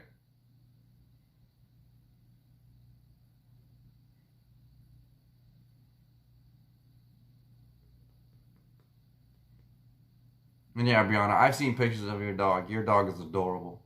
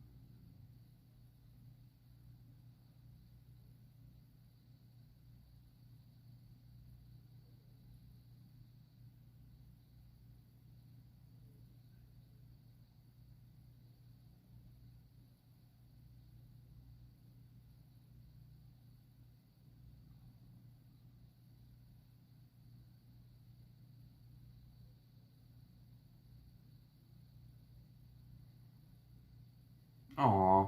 I hope your dog will. I hope your dog will like me too. Oh, it's on Disney Plus right now. Oh yeah, I forget. Disney Plus always uploads their new movies and things at midnight.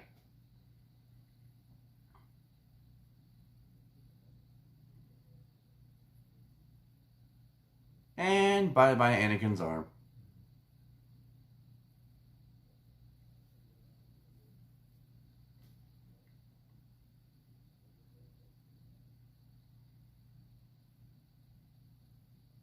Well, yeah, see,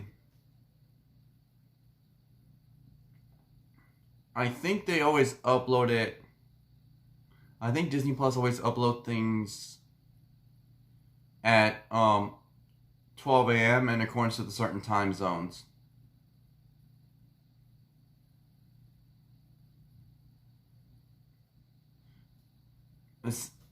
See, if I could, I would reach out to some of my Disney friends in the UK, like Disney Dan or Dougie from Waltergrams, and see if it's up on um, Disney Plus UK.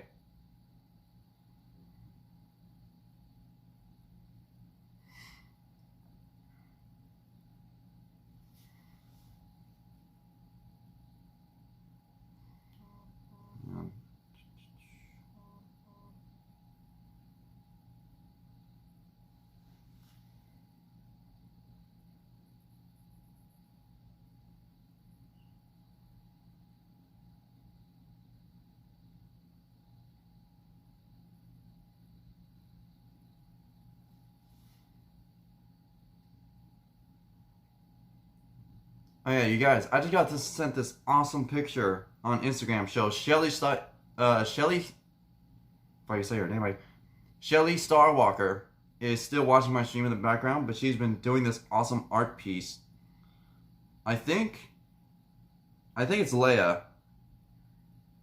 It's Leia or Padme. Check this out. If it would, hold on. Come on, camera, focus. Look at that. Shelly's been drawing that the whole time. Isn't that awesome?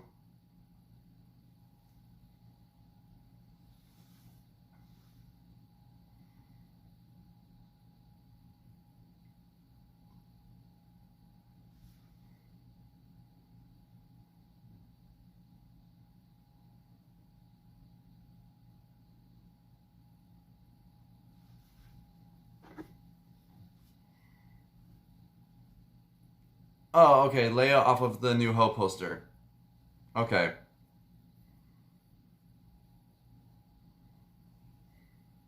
I know. Shelly is really a fantastic artist.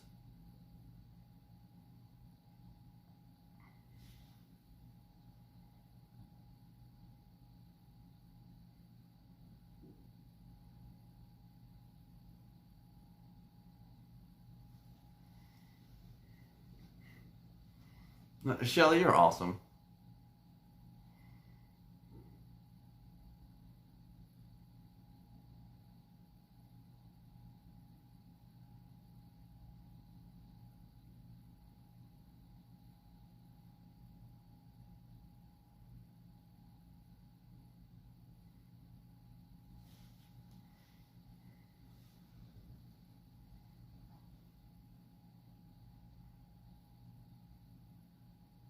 Oh, that's no problem, Daniel. Tell him I say hi. Tell him we all say hi.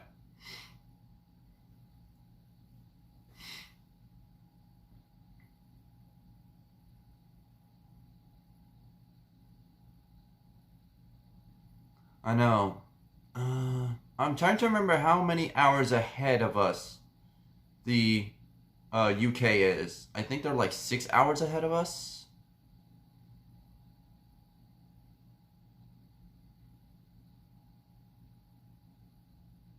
I think England are 6 hours. Okay, so it's currently 6:40 in the morning there. So he might be getting up soon. 5:37 in the UK for your time. Okay.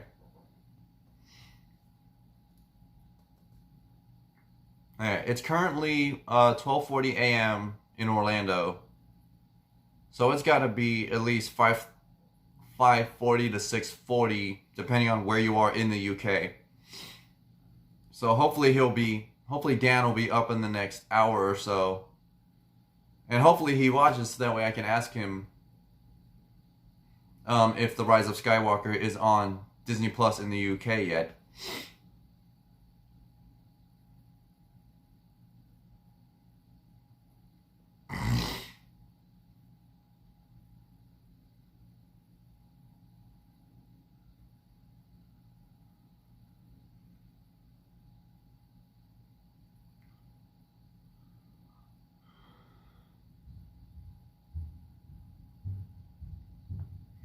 Yeah, my stomach is starting to rumble. It's gonna need some real food soon. It's not gonna keep running off just straight caffeine energy drinks.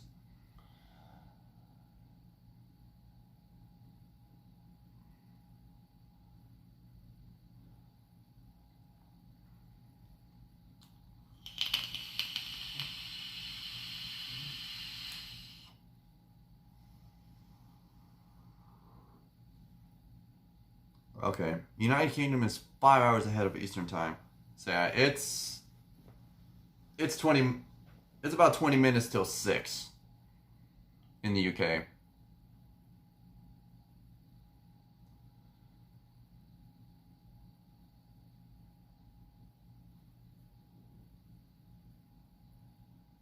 Brianna, I appreciate that, but my mom and I went grocery shopping recently, so we have plenty of groceries out in the kitchen.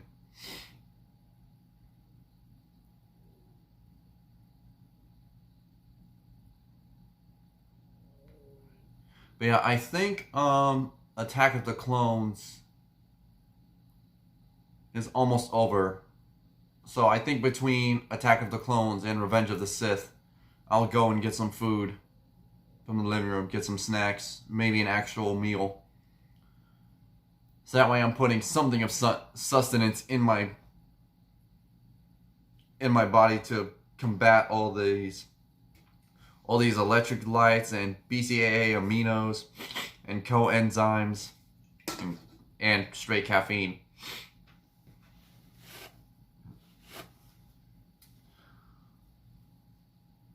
Yeah, I think my mom's asleep. I don't hear the TV in the living room, so there's a good chance she's probably asleep. Oh, Shelly. Oh, now you got me craving a chili cheese dog from Disney. Although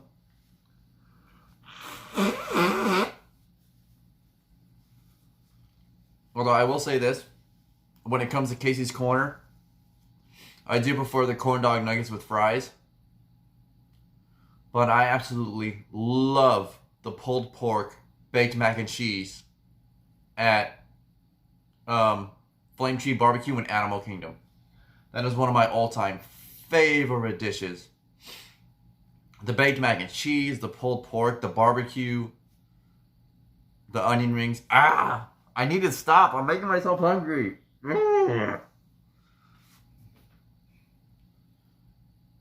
God, now I want corn dog nuggets and pulled pork mac and cheese and pretzels and Dole Whip. Ugh. Okay, Dan was on Facebook 5 hours ago. Okay. Oh, yeah, because he was live streaming earlier. Oh, okay. So, Attack of the Clones just ended. So, I'm going to switch the movie over to Revenge of the Sith, but I'm going to go get a quick snack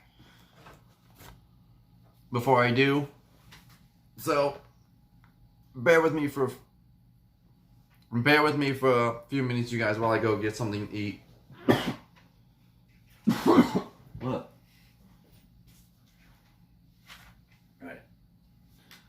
I'm gonna switch the movie over, guys. Go get something to eat, and I'll be right back so we can all watch episode 3. Revenge of the Sith.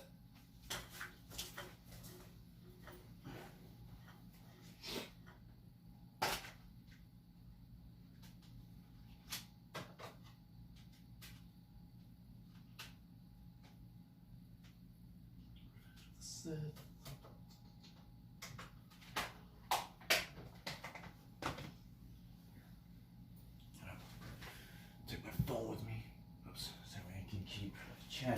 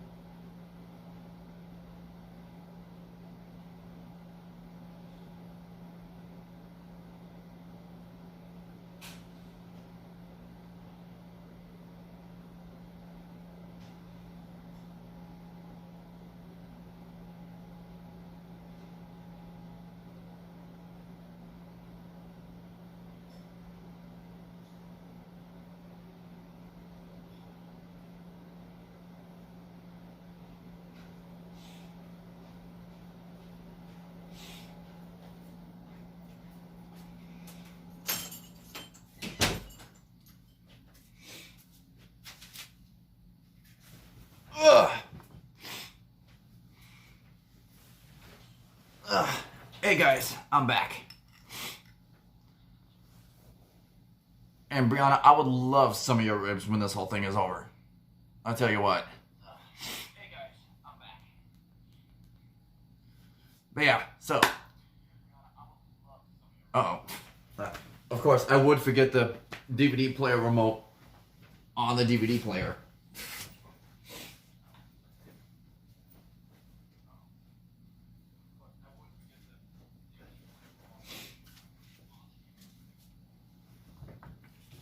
Okay, now, let's try this again.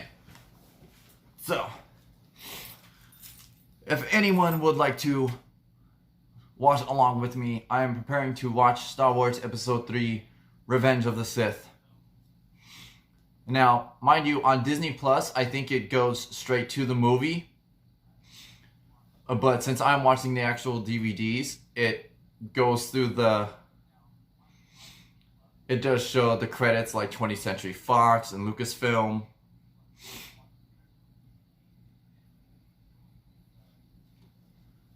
So when I hit play, just give it a few seconds before you hit play just to make sure we sync up a little bit more. Ugh.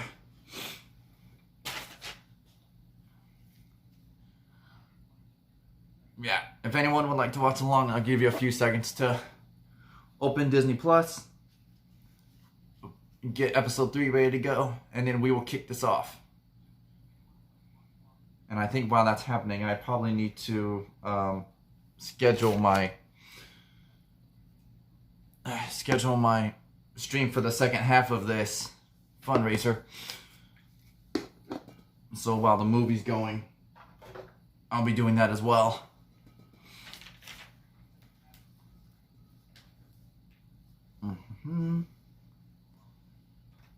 All right, are we all ready to go?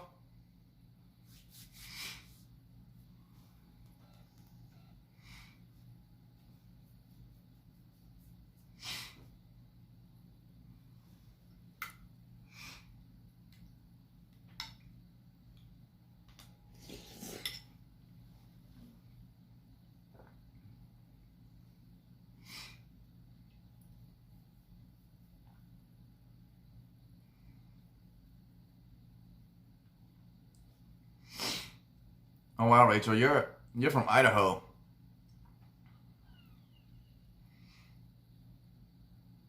So I'm guessing being in Idaho, potatoes are probably one of your favorite foods.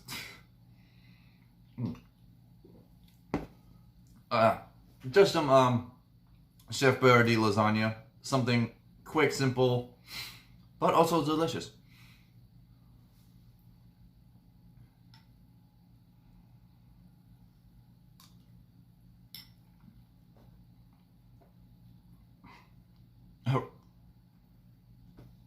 French fries.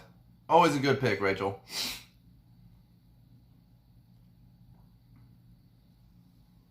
Alright. Alright, guys. So I'm going to start the movie on my end. And if you decide to watch along, I will let you know where I am in the movie. So that way we can all sync up.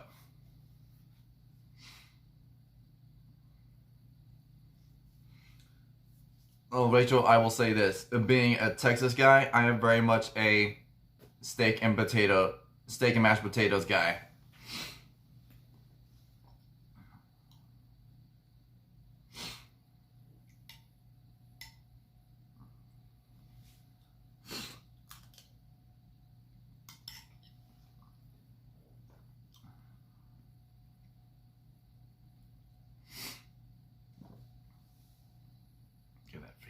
Notification off there. It's annoying.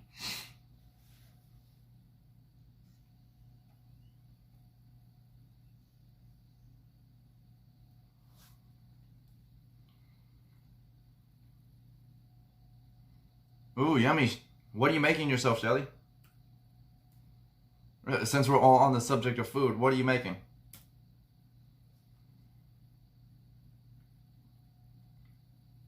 Yes, Brianna, I've started. I am on the title crawl right now.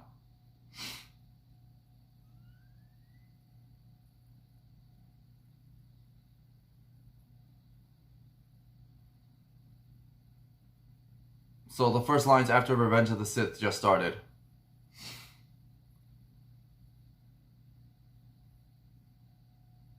Oh, Shelly, I'm so jealous.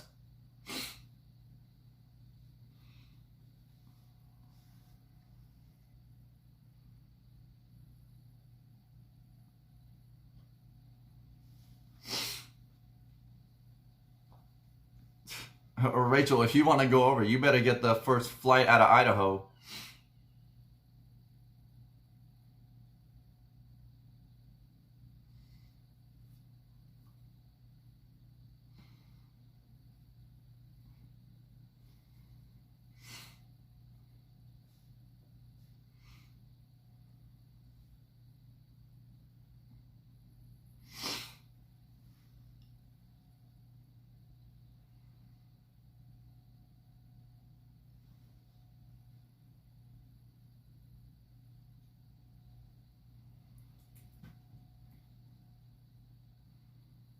Honestly, Rachel, I have no idea.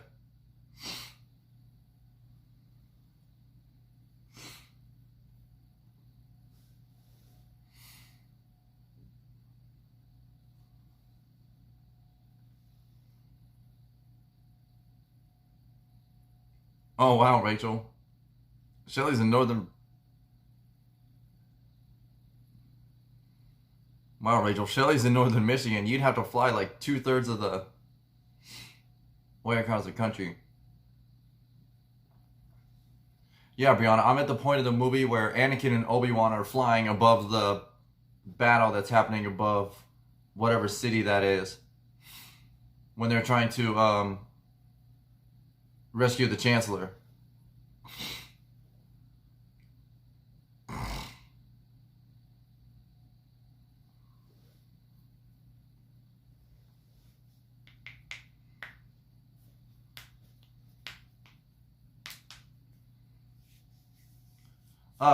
Rachel, so YouTube has a page for YouTube creators like myself. It's called YouTube Studio. That's where we go to check comments, analytics, so like watch hours, new subscribers, demographics, things of that nature.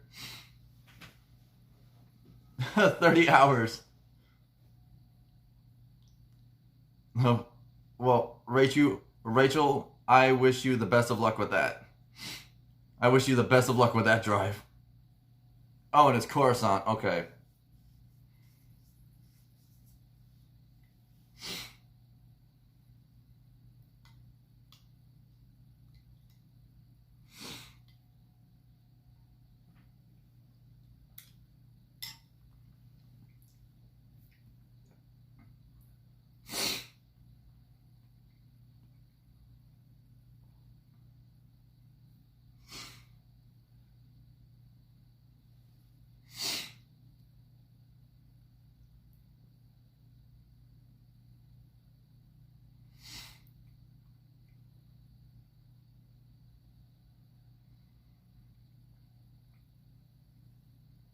Hold on. Google Chrome is still trying to load on my computer. It just needs a second.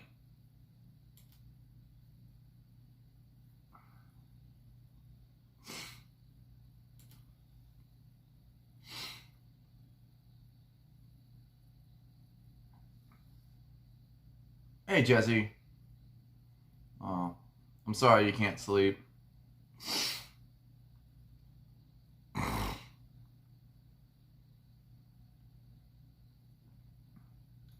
All right, Rachel. So on YouTube Studio, there should be a little symbol kind of near the top right of the page. It looks like it'll have a red dot with like 2 sets of parentheses around it. I guess like a signal for broadcasting. You would click on that, and when you make the title and description of the stream, you can choose to either start the stream now or you can schedule it for later.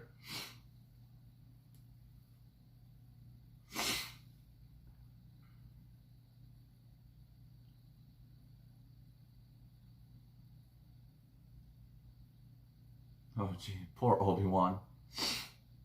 And poor R5. The buzz droids just ripped up. ripped R4's head off. So I said R. I don't know why I said R5.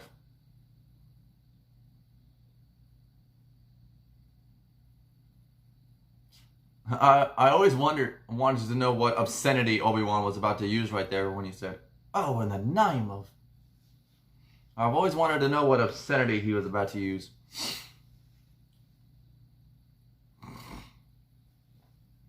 Come on, YouTube Studio. Let's try this. Oh, I think I know why it's not working.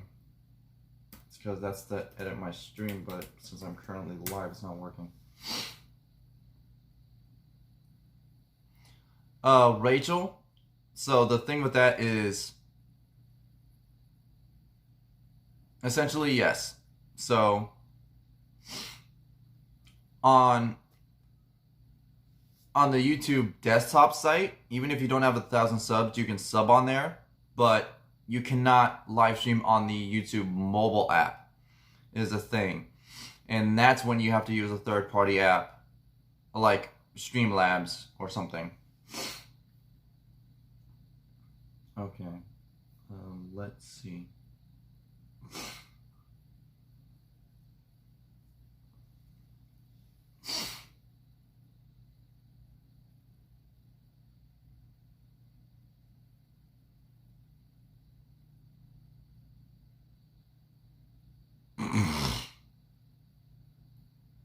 Yeah, and see, that's the thing, Shelly. Like when I did my first live stream at Hollywood Studios with Prince Charming Dev, back then, you didn't need 1,000 subs to use the app to stream. But I think the reason why YouTube changed that is because having all these small-time YouTubers who only have like 50, 100, 200 subs live streaming at the same time as some of these bigger content creators who have 2, 3, 5,000 subs, it was messing with the algorithm. So I think that's why they changed it. Okay, that's cool, Rachel.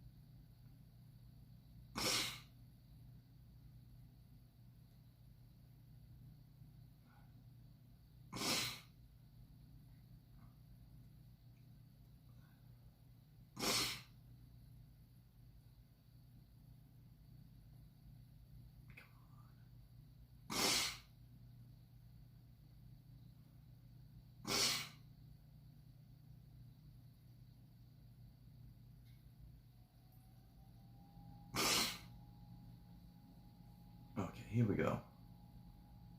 This is what I want.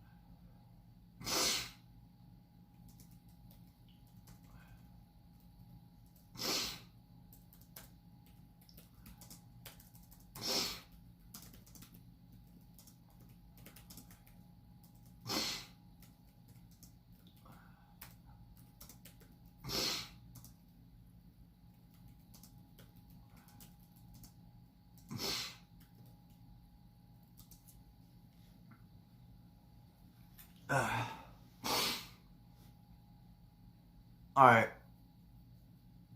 Thanks, Rachel. I appreciate that.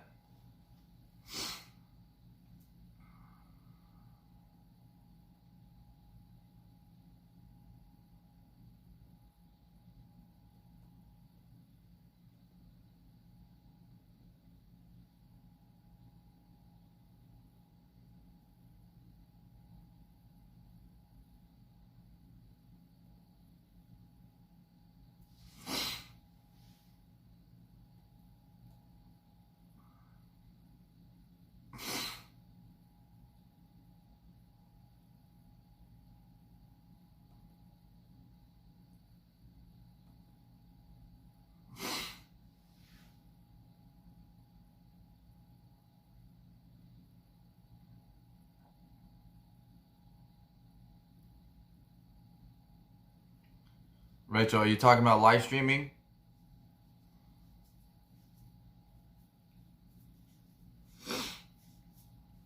Hmm.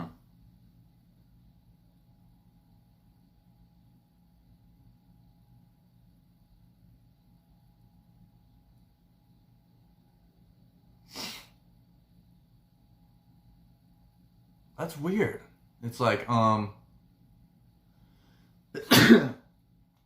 Rachel, were you playing any music or movies or anything in the background while you were doing your test stream?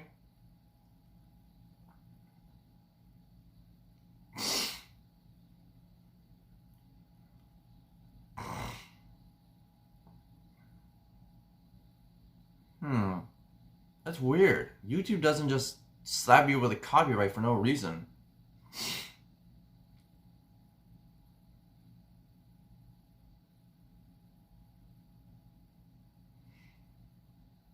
Hmm. Well, hold on. Was your camera facing the screen or was it facing you? Because if it was facing your TV screen, that could be considered copyright. But if it was facing you, then that should have been no problem. And Brianna, to your comment, yeah, Dooku is pretty spry for an old man. Well, then that makes no sense. If the camera was facing you, I don't know why you would have had an issue.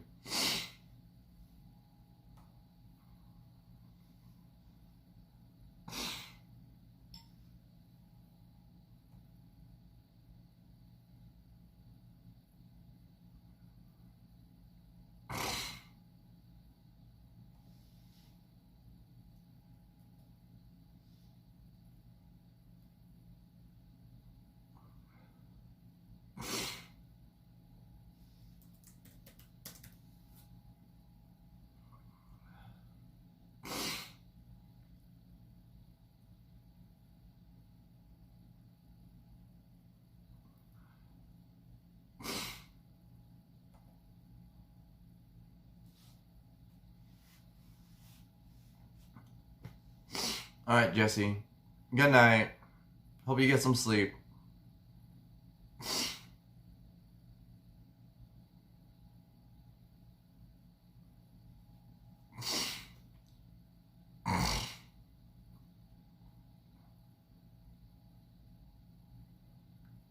Well, yeah, Rachel. The thing with YouTube is that it can be kind of finicky sometimes. So I think maybe later on today, in a few hours, around like 10, 11, 12 p.m. or something, try to do another stream and see if you have the same issue.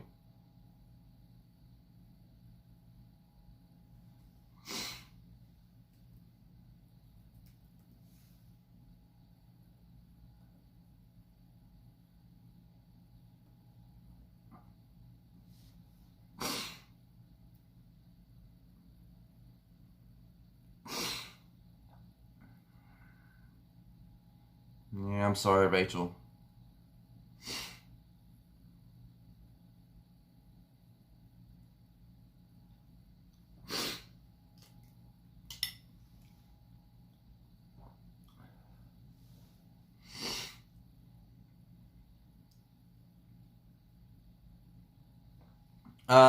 Shelly, I'm at the point of the movie where, so Anakin has rescued the Chancellor, He's carrying Obi-Wan on his back.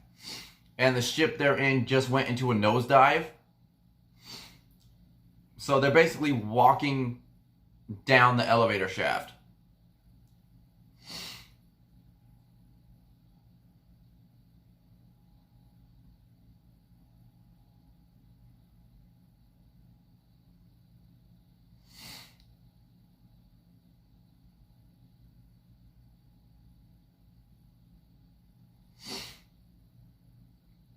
And now they just stabilized the ship, so it's going back level. So now Anakin, Obi-Wan, and the Chancellor are basically hanging in the elevator shaft. Okay, good. We're all synced up. And yeah, poor R2. Talk about your crash landing. Read what I said. The same with the Shep family and Resort TV1. Yeah, that is weird. Like, the fact that A, you can't live stream, and B, you have an issue with posting live comments on a stream, that's bizarre.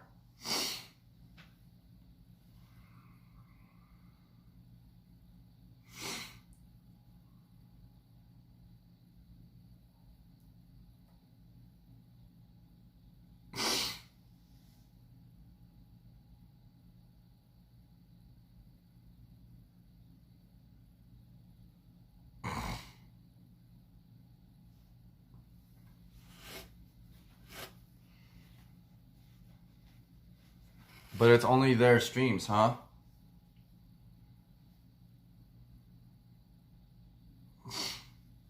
Well, then I don't know what the issue is. The only issue I can think of is that maybe... Or... Well, they wouldn't have you blocked, because then you wouldn't even see their content altogether.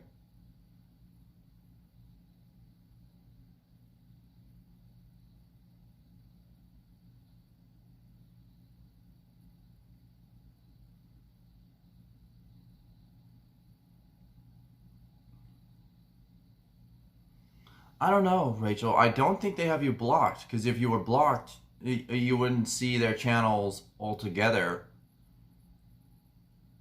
It might be some kind of ban or something. I have no idea.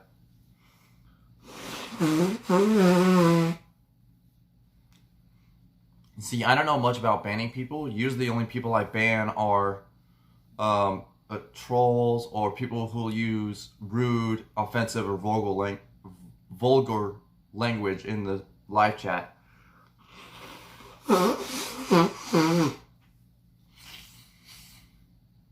Alright, Rachel. Sleep well. Hope you feel better.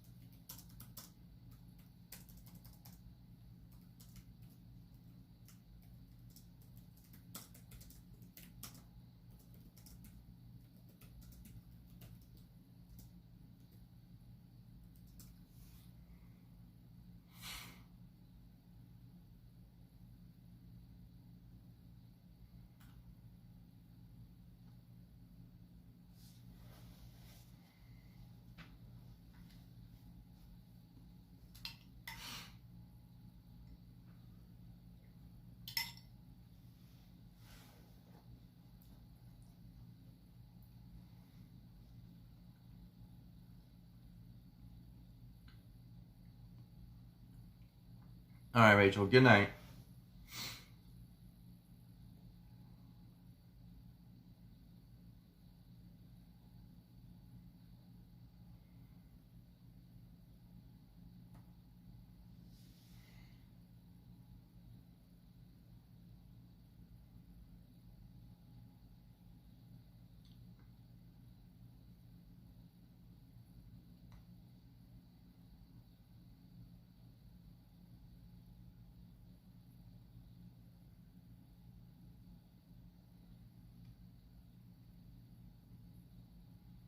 Alright, Rachel. Good night.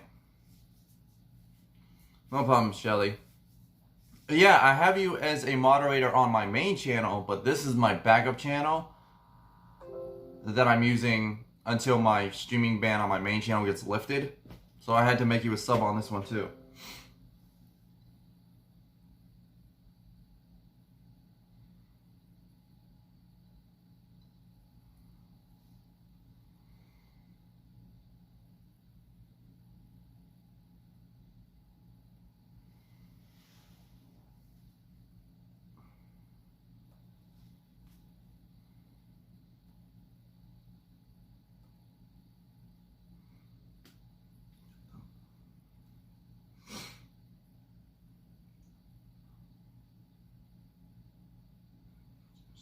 Just started 7:30 a.m.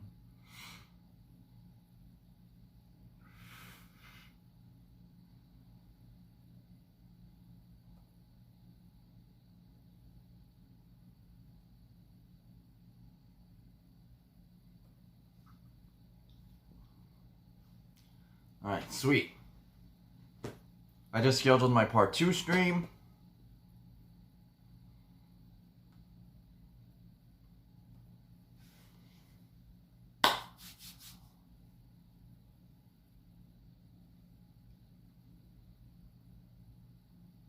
Alright, yeah, Brianna, I'm right where you are.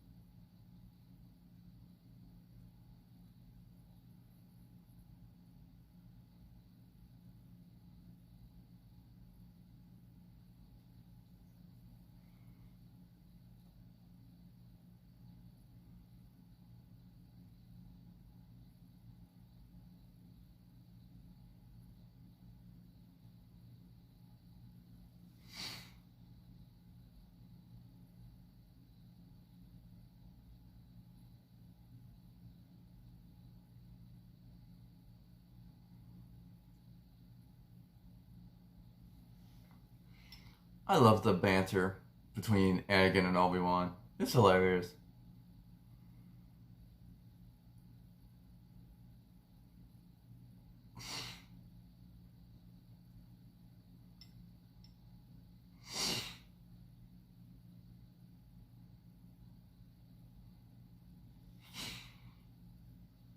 And just to add a little more in-depth knowledge to the complete timeline of the story of Star Wars. So, for anyone who has Disney Plus, if you've been watching the 7th and final season of the Clone Wars, you'll know that the last episode, episode 11, takes place during this movie.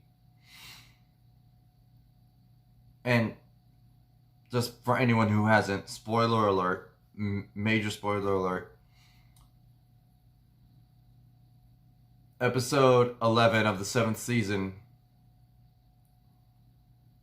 takes place during this movie when Order 66 is given.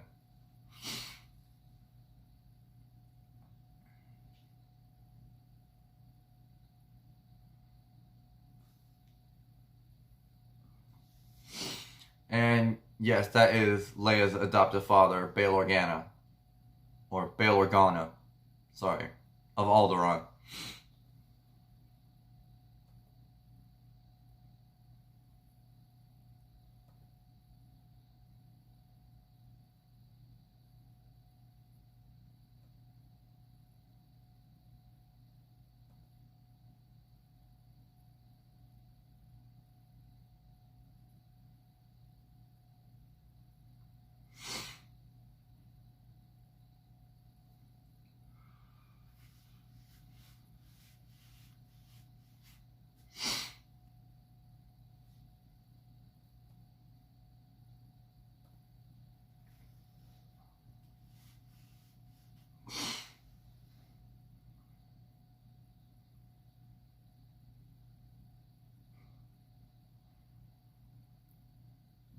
Brianna, you're probably gonna laugh at me for this. I just now realized how her hair is styled.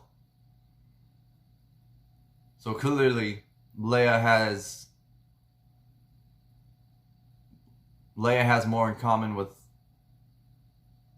her mother than we thought. Shelly, I don't think it's.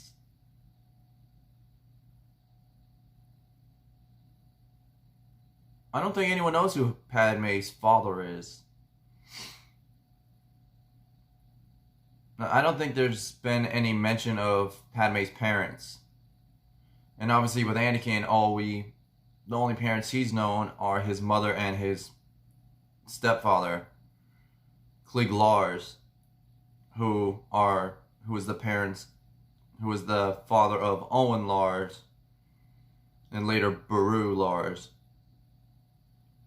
who are Luke Skywalker's aunt and uncle.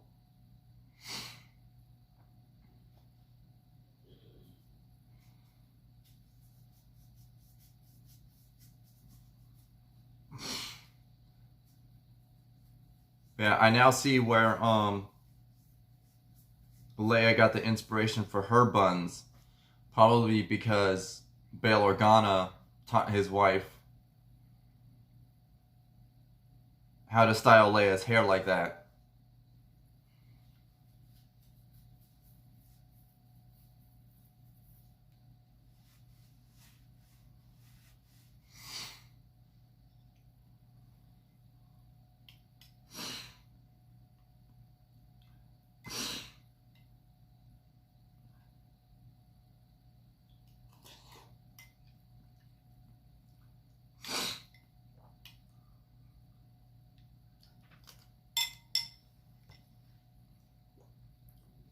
Exactly.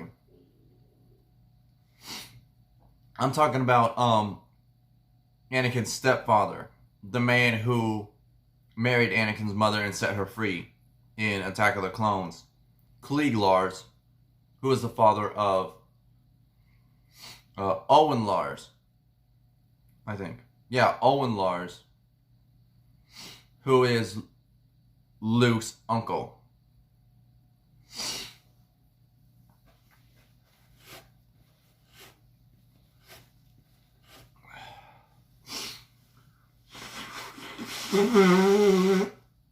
God.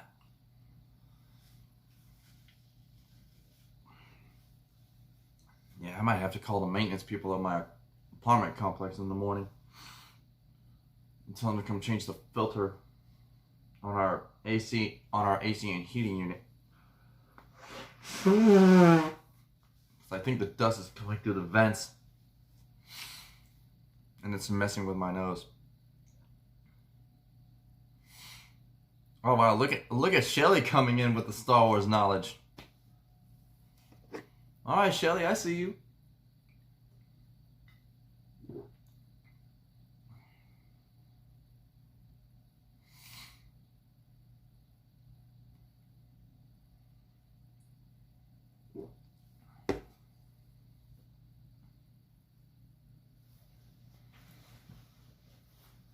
Hang on, Padme's name was Amidala.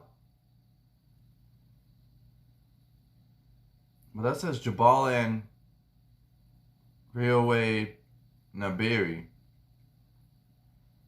Her father was a friend of Senator Onaconda Farr. Wouldn't Padme's parents have the same last name as her if her last name is Amidala?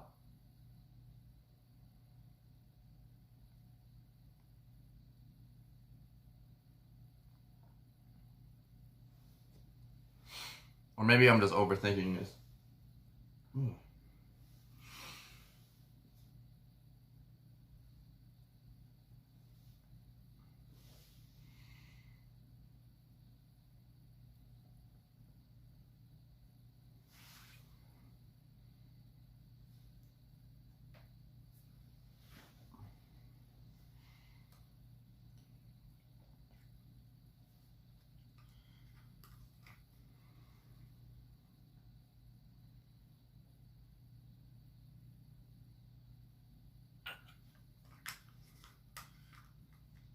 Oh, she changed her name to Amidala when she became queen. Okay.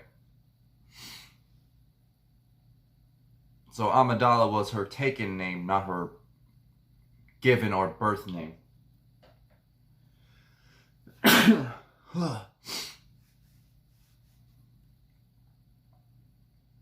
Yeah, that does make sense now.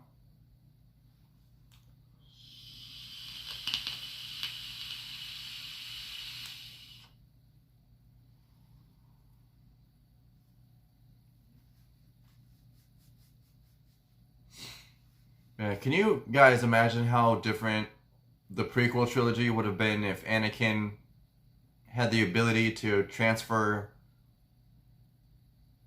his life force to other people, like Rey could in the sequel trilogy?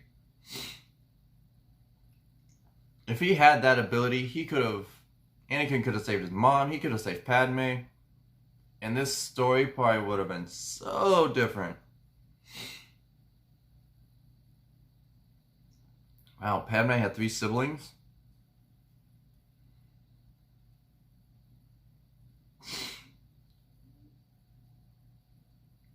And yes, Padme really did step up her wardrobe.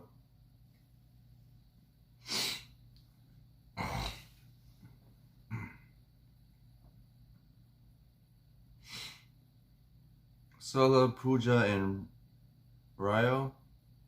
I'm guessing that's how you would say those? Ryo or Rio?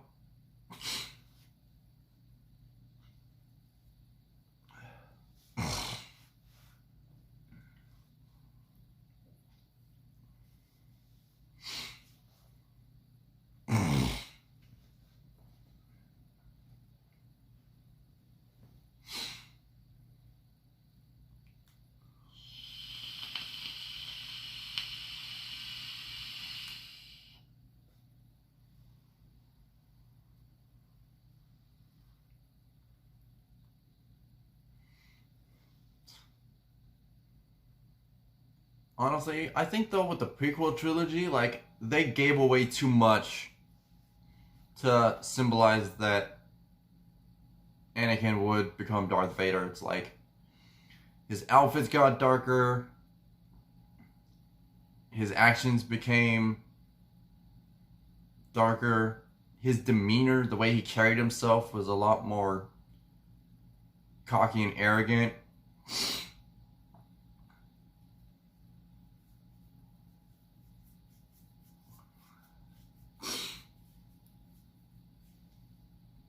It's like there was no steady incline in the prequel trilogy of Anakin becoming Darth Vader. It was just like he's a young kid being recruited to be a Jedi to all of a sudden Dark Lord of the Sith. It went from like here to here, like that. Oh yeah, Shelly, there is a deleted scene of Padme's parents' house from episode 2. Yeah, I think I remember that. Didn't Anakin and Padme have dinner with her parents or something?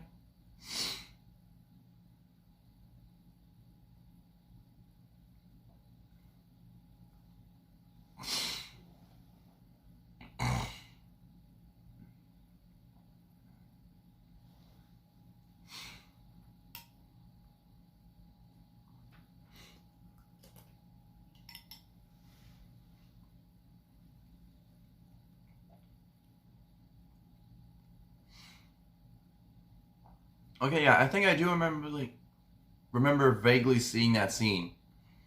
I don't remember if it was in like the bonus features or on YouTube or something, but I vaguely remember seeing that. But it was like probably a few years ago.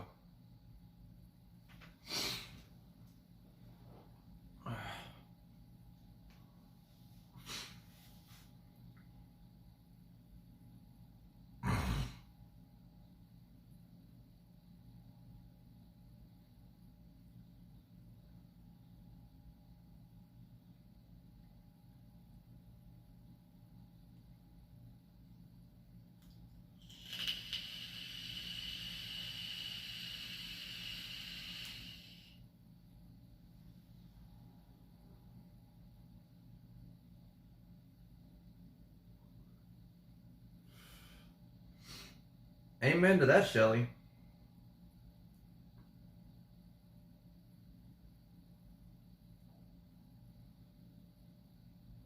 Yeah, and also the thing with Anakin's steep ramp up from Jedi to Vader, it's like the same. It was the same thing with Palpatine in the first movie.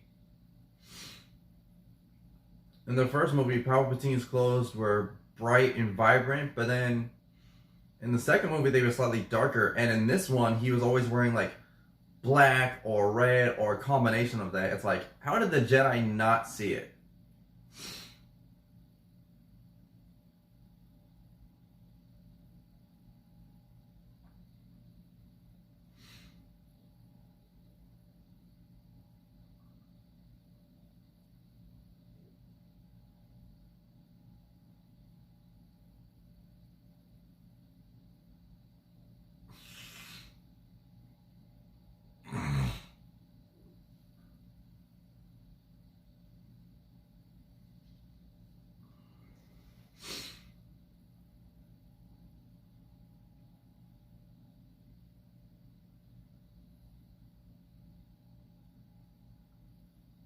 Oh, I just realized. So they just said they're going to send an attack force to Kashyyyk to assist the Wookiees against the droids. And I realized that Yoda actually talks to Chewbacca at one point. And so this movie takes place 19 years before the Battle of the First Death Star. And Solo, a Star Wars story, takes place 13 and 10 years before the Battle of the Death Star. So clearly somewhere between the end of this movie and the 10-year mark of Solo, a Star Wars story, Chewbacca gets captured by the Galactic Empire. And then obviously Han comes across him. And that's how that partnership started.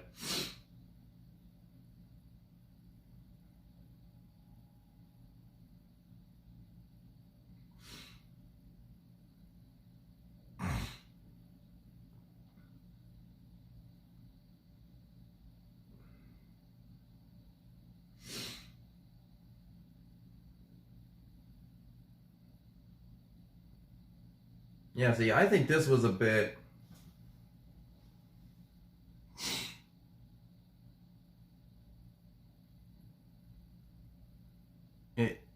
Yeah, Brianna. I kind of see it too because, granted, Anakin is powerful enough to be on the council, but he's still very much in tune with his emotions, and that's dangerous. That's why they don't want him to be a master. Because they don't want him to possibly imprint that emotion onto potential Padawans. But yeah, it's like, I can see why Anakin would be upset about this. I mean, being on the council, but not being promoted to master. Being forced to spy on his mentor and friend, Obi-Wan Kenobi, and the Jedi Council by the Chancellor. But then having that same friend tell him that the only reason he's on the council is that so he can spy on the Chancellor and report to the council. I can see why Anakin was so upset and torn between the two.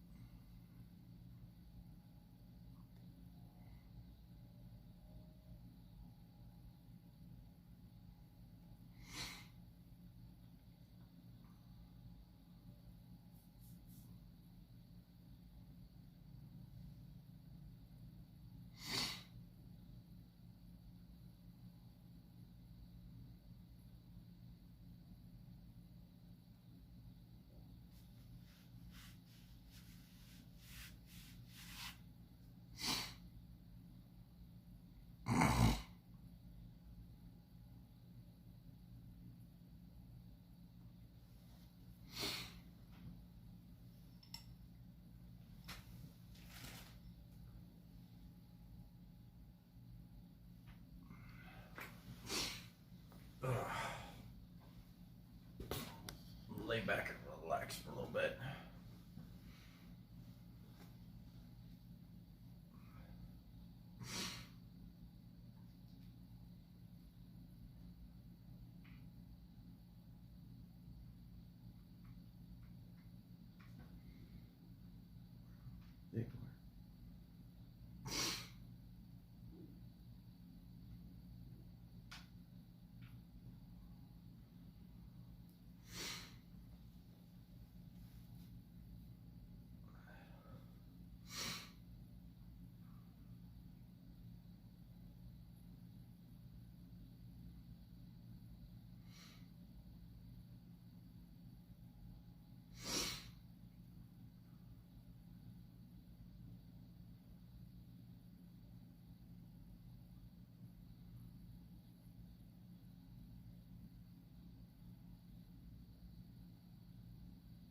I remember this scene where Anakin sees the Cirque du Soleil show on shrooms.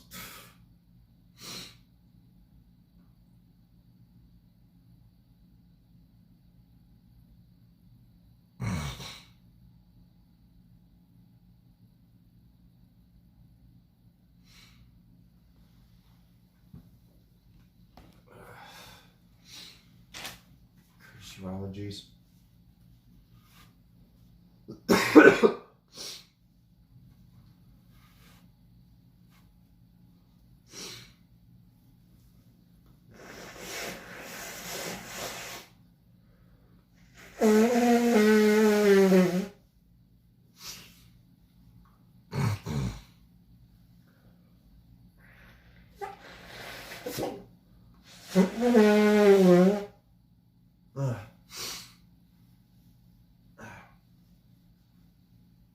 I'm sorry, guys.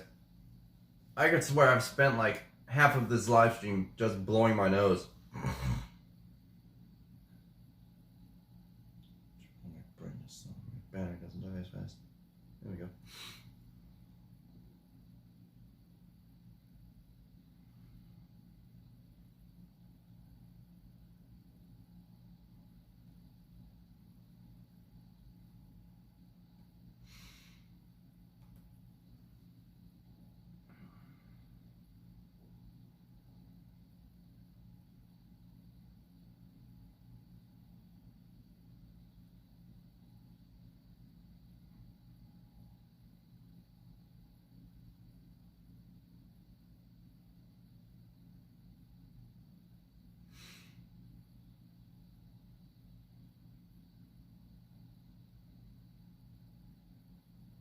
Honestly, Brianna, that show that they were watching, I think it's like Cirque du Soleil on mushrooms.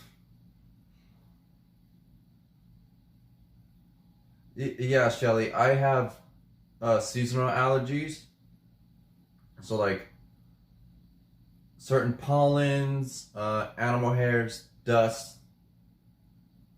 I don't think the filter for my AC unit has been changed in a while, so I think the dust is coming through the vents and it's messing with my nose.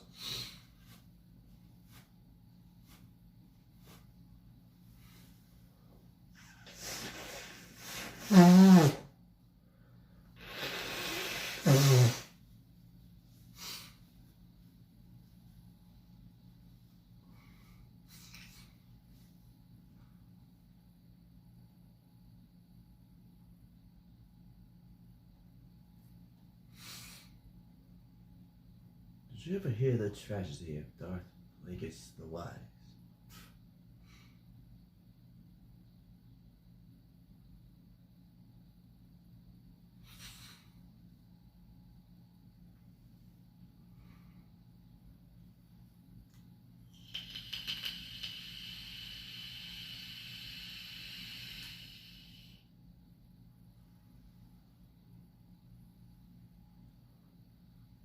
Well, see, I think this right here, when Palpatine is telling the story of Darth Plagueis the Wise, if Darth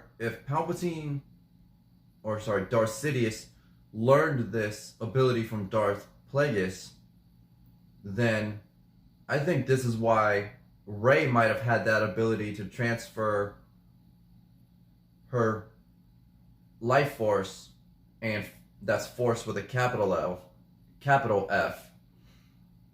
I think that's why Rey had the ability to transfer her life force to other organisms who were injured, dying, or dead.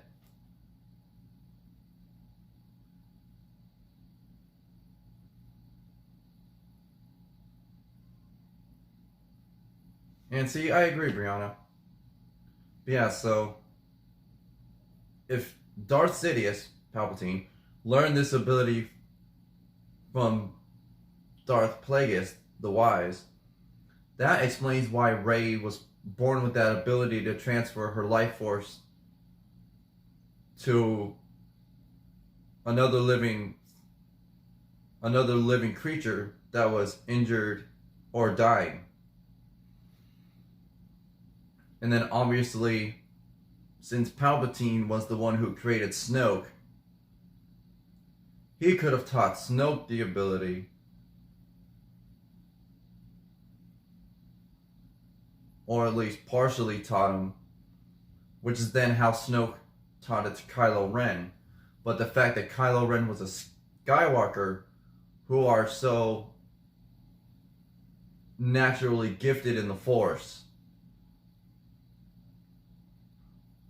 then Kylo Ren's ability to transfer his life force would have been stronger than that of Snoke's.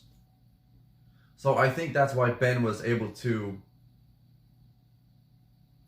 transfer his life force to Rey so much easier than, say, your average Jedi. Because Skywalkers are so much stronger in the Force.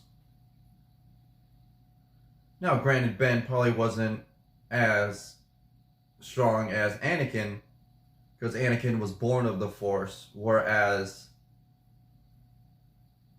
think about it, Leia was only technically half Skywalker, which means that Ben then genetically would have been only quarter true Skywalker.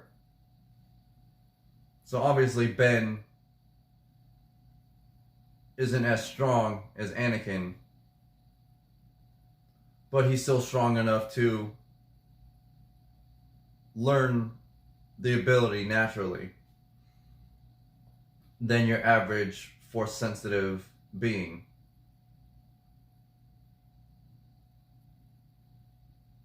Sorry guys, I went on a little rant right there.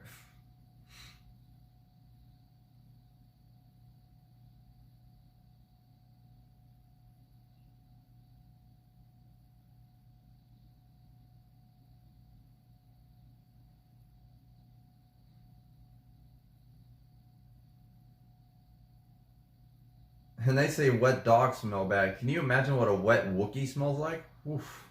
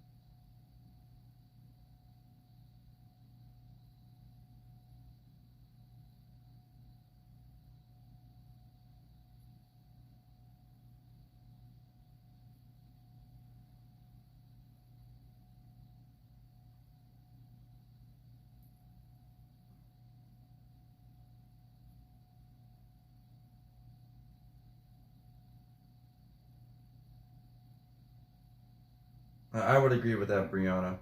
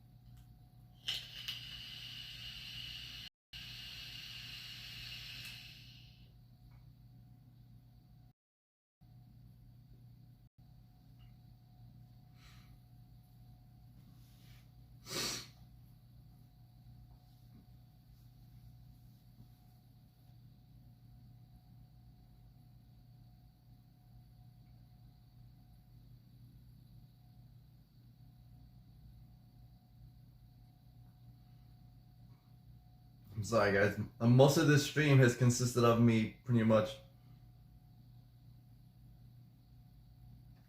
rambling on about force abilities or blowing my nose. But given the fact that it's almost 2 in the morning here in Orlando, I do appreciate everyone who is staying on and watching so far. You guys are awesome.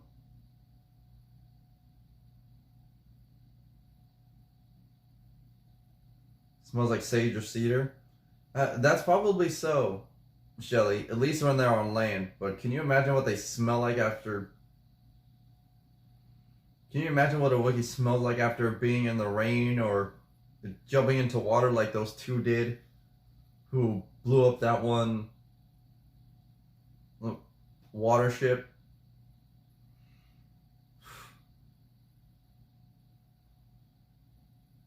Like wet dog smell bad. Can you imagine what a wet Wookiee smells like?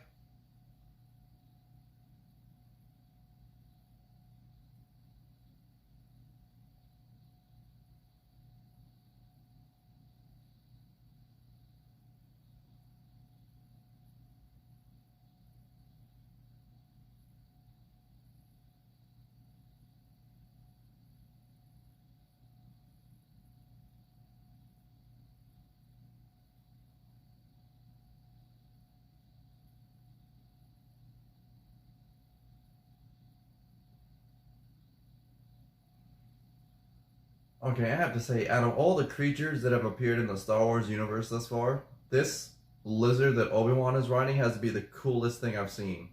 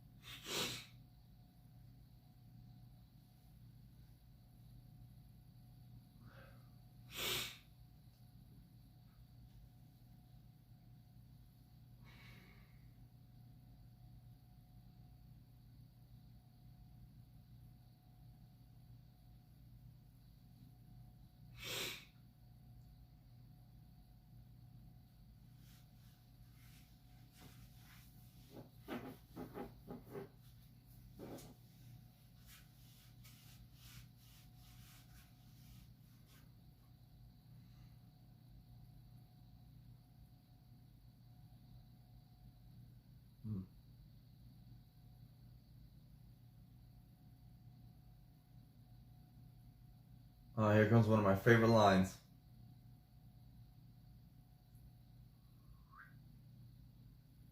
Hello there. I wonder how long it took Ewan McGregor to get that line right. Especially since Sir Alec Guinness has said it first.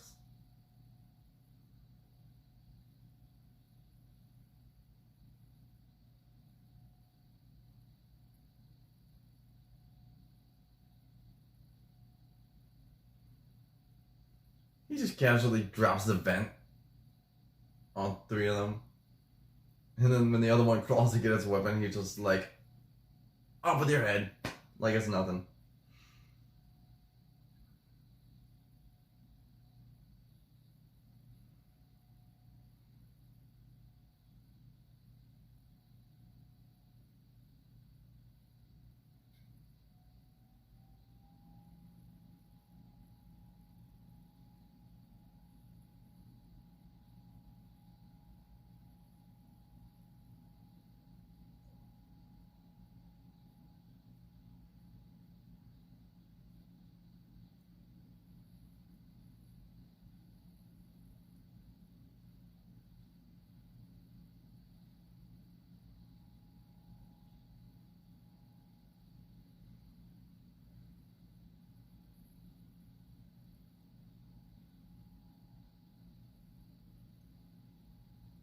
I mean, maybe, Shelly, that's a good point.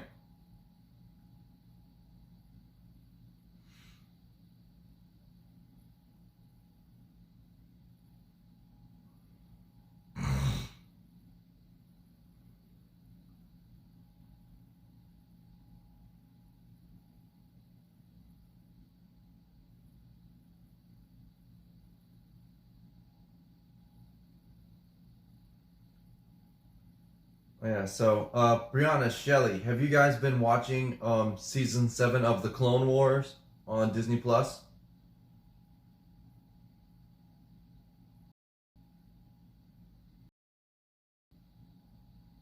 If you're tired, I mean, you don't have to force yourself to stay awake.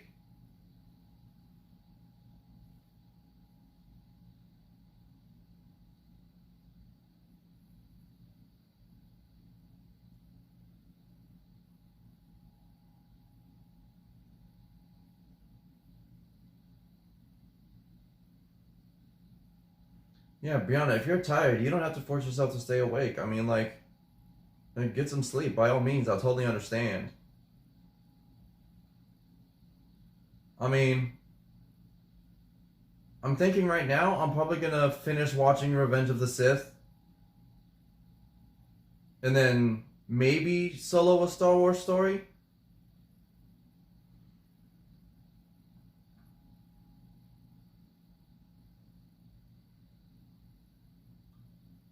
And then maybe, I think by that point, it'll probably be like maybe 5 ish a.m. So I'm thinking of maybe taking a little 2 hour power nap before I do the second half of my stream starting at 7:30.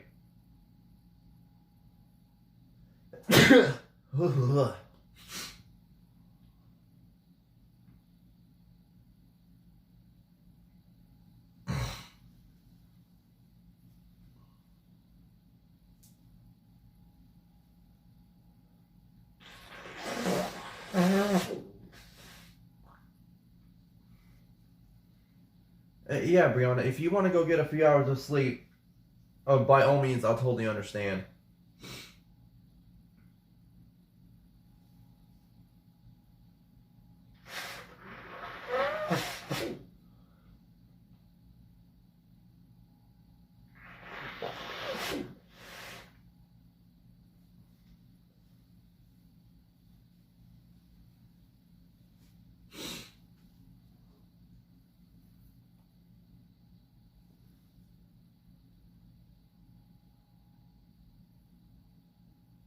Oh, what a good quote, Shelley.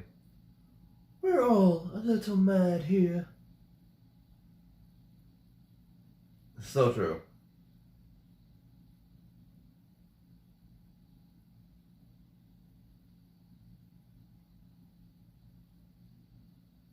Brianna, go get a few hours of sleep.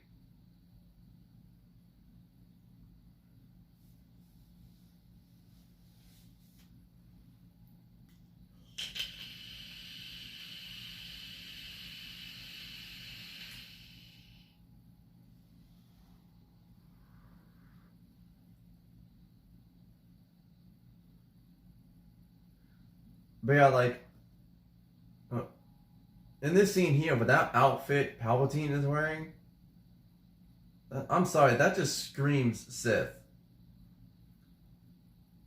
All black robes with the red, I guess, vest, whatever it is.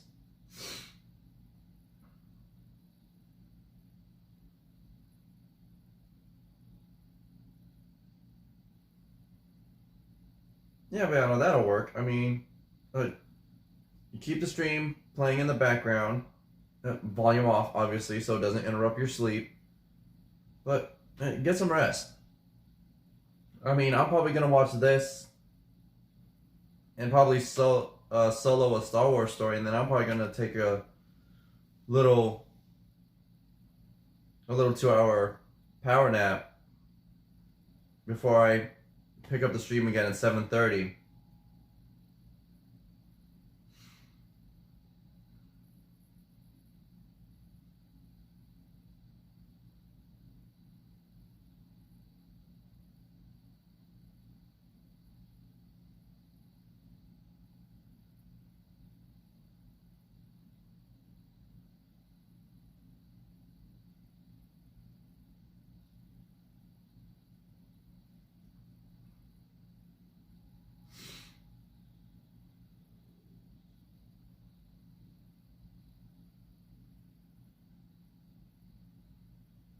And I mean, Shelly, the same thing for you.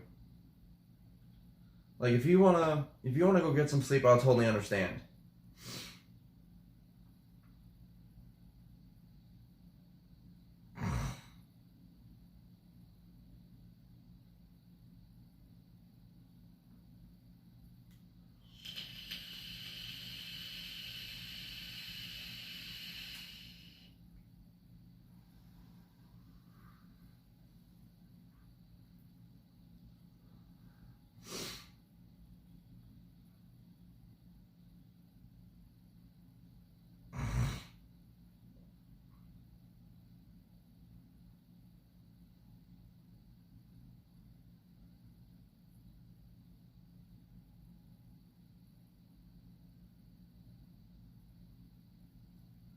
Ha, Shelly, I know the answer to this one.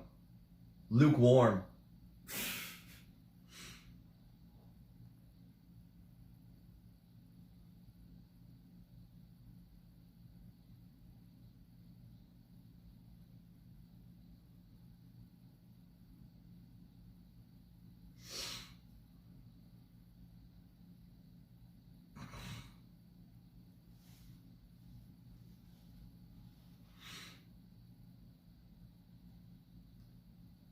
Here, Shelly, I got one for you.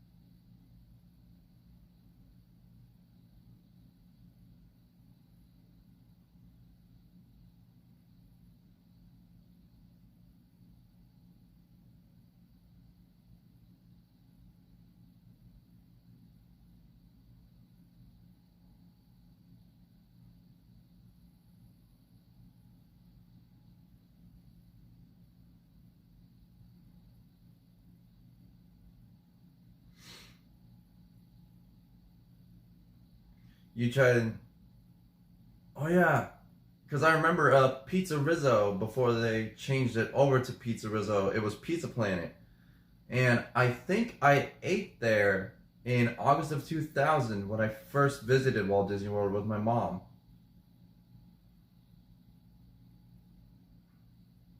And actually, there's a little nod to Pizza Planet. If you walk by Pizza Rizzo, if you go past the entrance, there's a little sign that says Pizza Rizzo voted the best pizza on the planet. But pizza and planet are like in bold letters and red, so it says Pizza Planet. They left that in there as a nod to it. What did What did Darth Vader say when you walked into a vegetarian restaurant?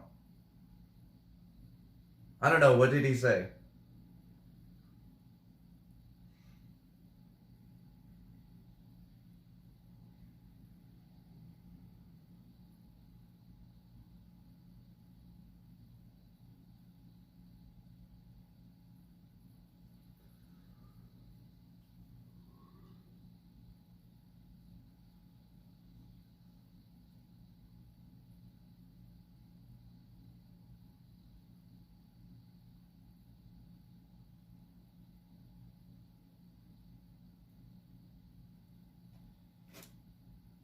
That's funny.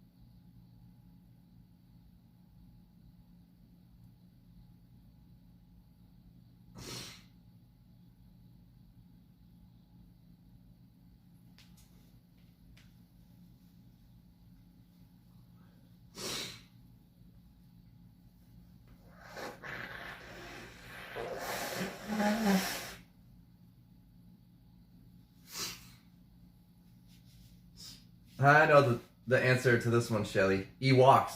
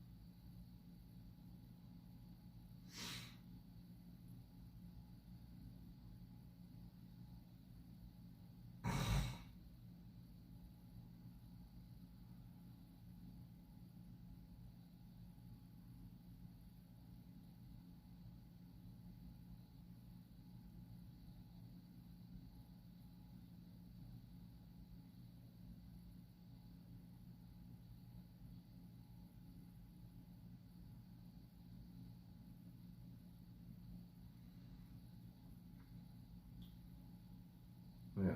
So the thing with Palpatine here and using a lightsaber is that he didn't really need a lightsaber, but the only reason he carried one,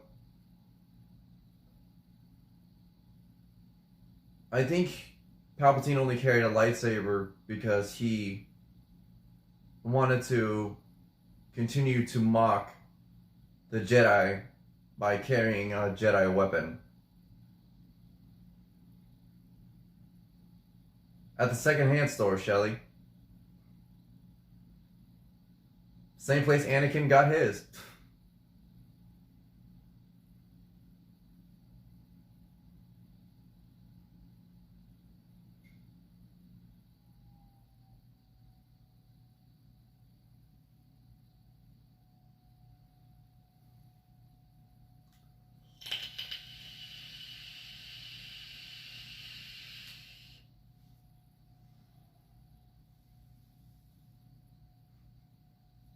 I mean, the fact that Palpatine right here can actually has the ability to create Sith lightning proves that he didn't need a lightsaber, but the only reason he continued to carry one was to mock the Jedi by carrying yeah, he carries the saber to taunt the Jedi.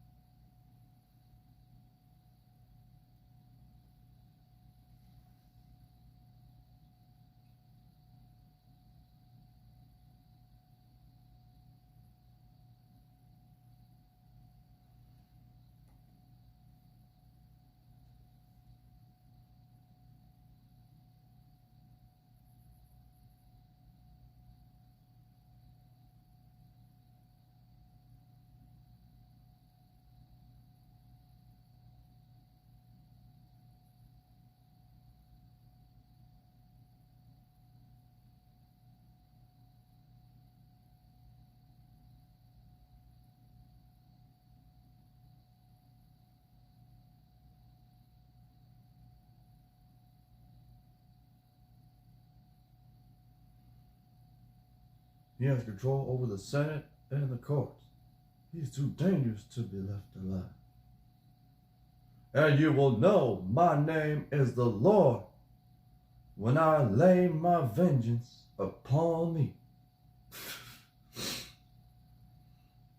I'm sorry, I couldn't resist throwing in a little Pulp Fiction reference there. I mean, it's Samuel L. Jackson.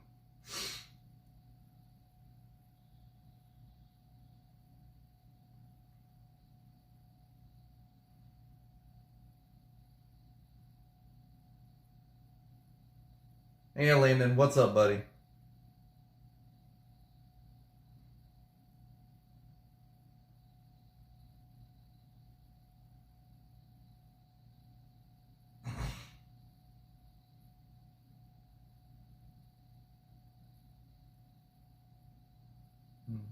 Well, yeah, Shelly, don't hold this against me, but I've never actually seen Pulp Fiction in its entirety. I've only seen like bits and pieces of it, but it definitely seems like a very good movie.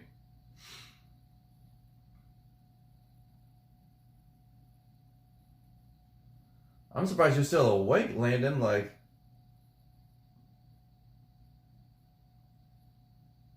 but from what your dad was saying earlier, you're very much a night owl.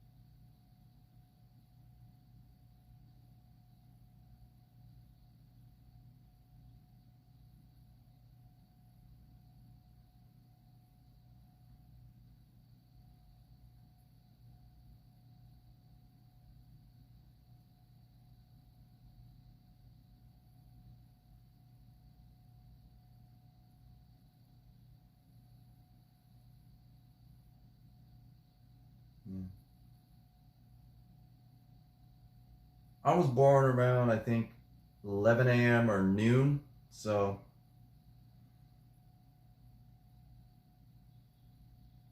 it makes sense that I'm more of a middle of the day kind of person. At least that's when I like to wake up.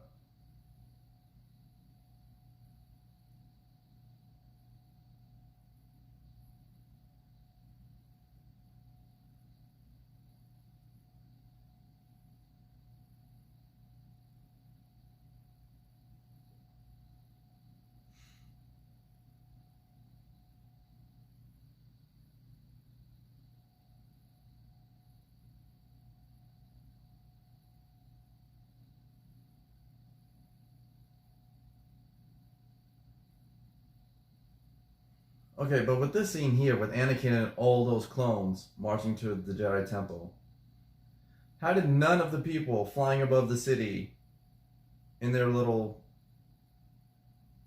land cruisers not notice?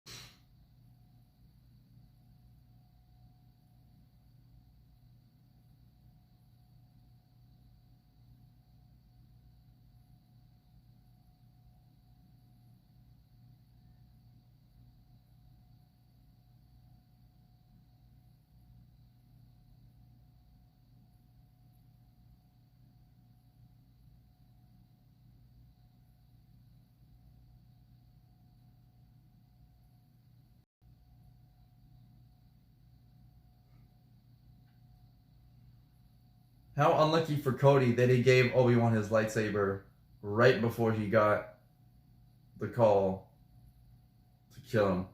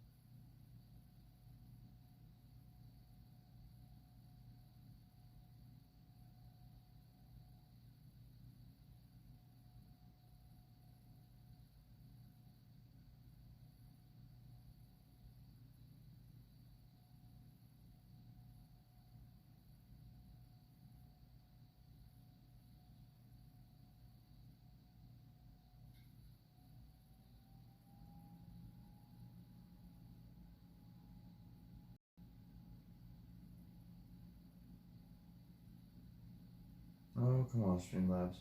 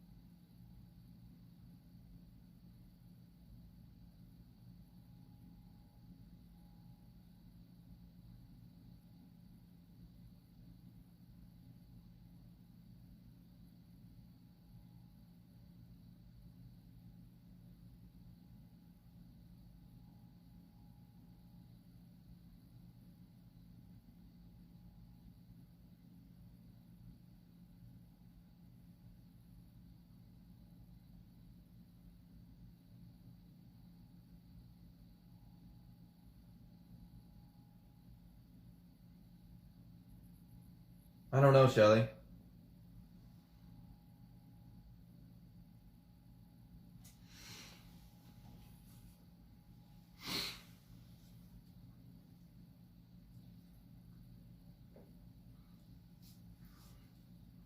Oh yeah, so that scene right there when Luke went in.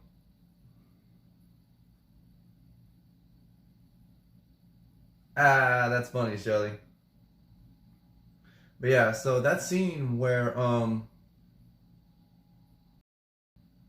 when Anakin were,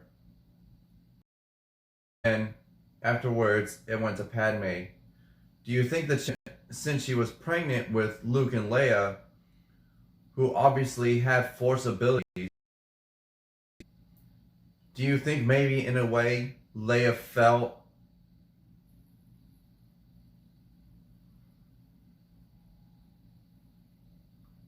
Do you think in a way Padme felt the shift in the Force with all the Jedi passing since she was carrying twin babies who were Force sensitive?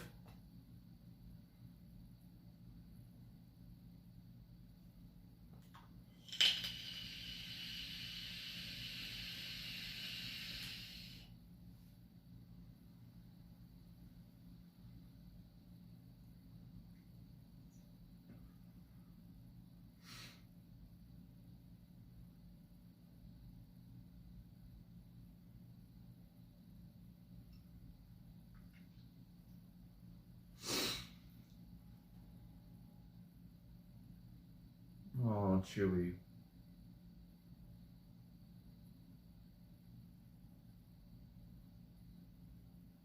Yeah, because I mean, obviously, a mother is connected to her baby via the umbilical cord, so they kind of, I guess, on some level, they feel what each other's feeling. So I think when all the Jedi were being killed, granted, Luke and Leia weren't born yet, but they were far enough along to where they probably would have been somewhat force sensitive. So in the womb, if they were feeling it, maybe those feelings were connected to Padme somehow.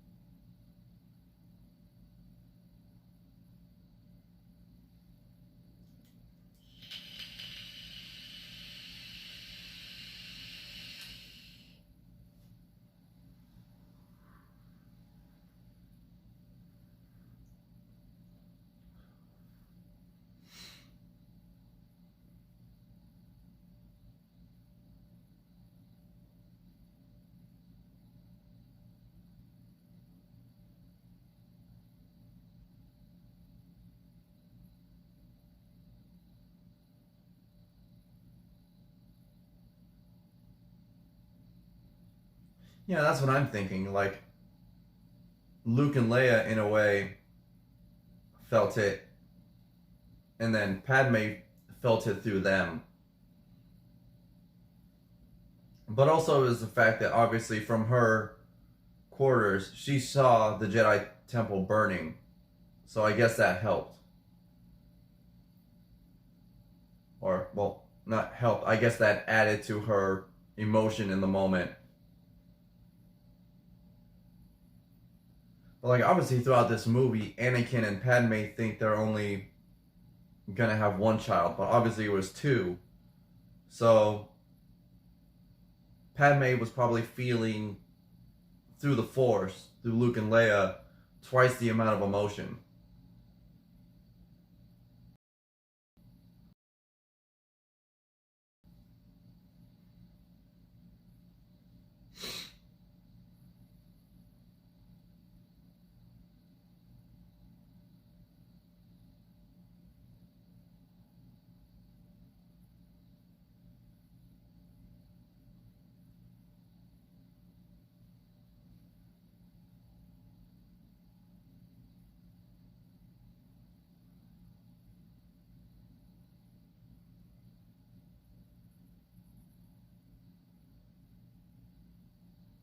Oh, yeah, that too.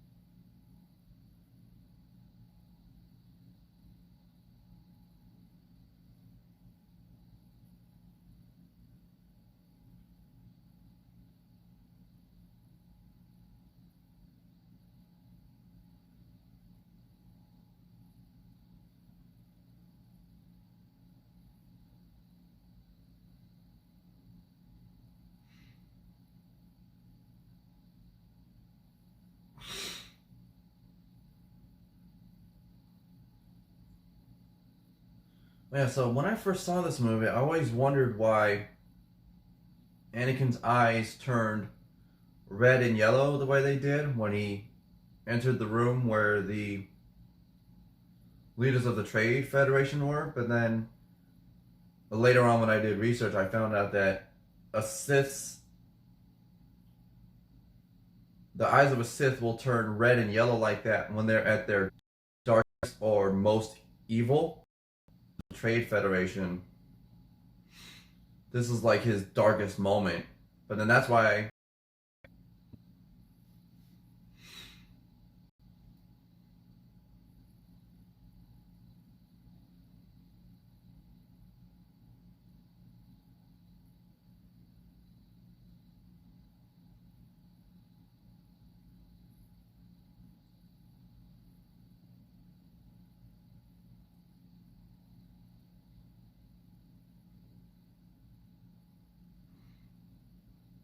Yeah, definitely creepy.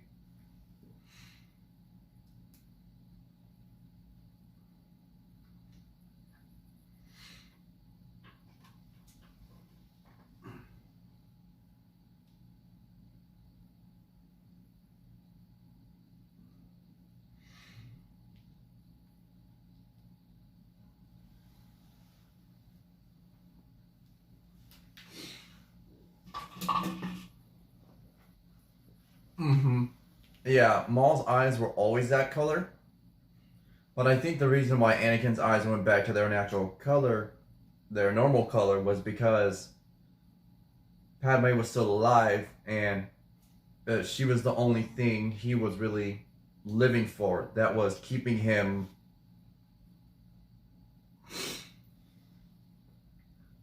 Padme and his children, as we would later learn, was the only thing keeping him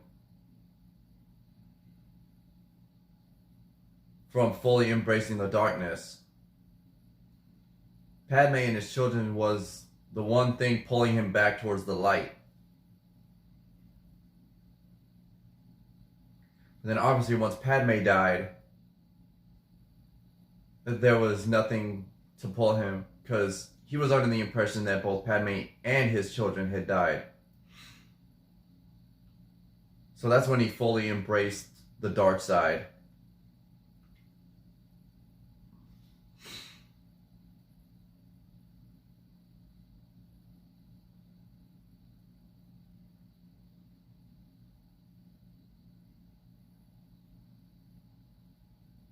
And then that's why later in episode 6, when Luke takes off his mask after he threw Palpatine into the chasm and supposedly killed him, Vader's eyes were back to his regular color.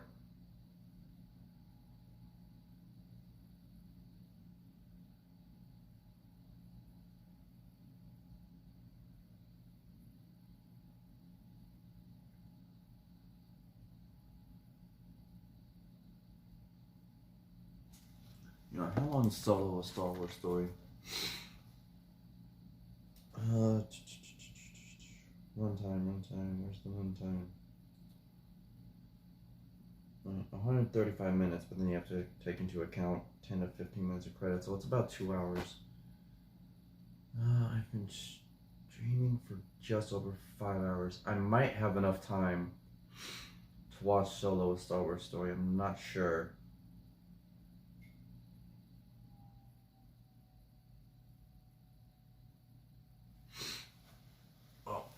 Fingers crossed I'll have enough time to watch. Dooku did not. He still had his normal eye color.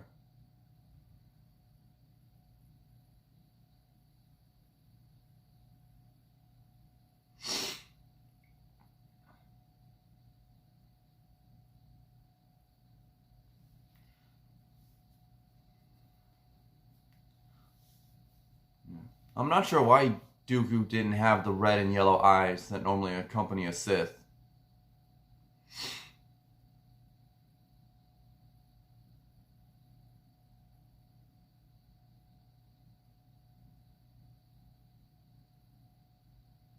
or Christopher Lee?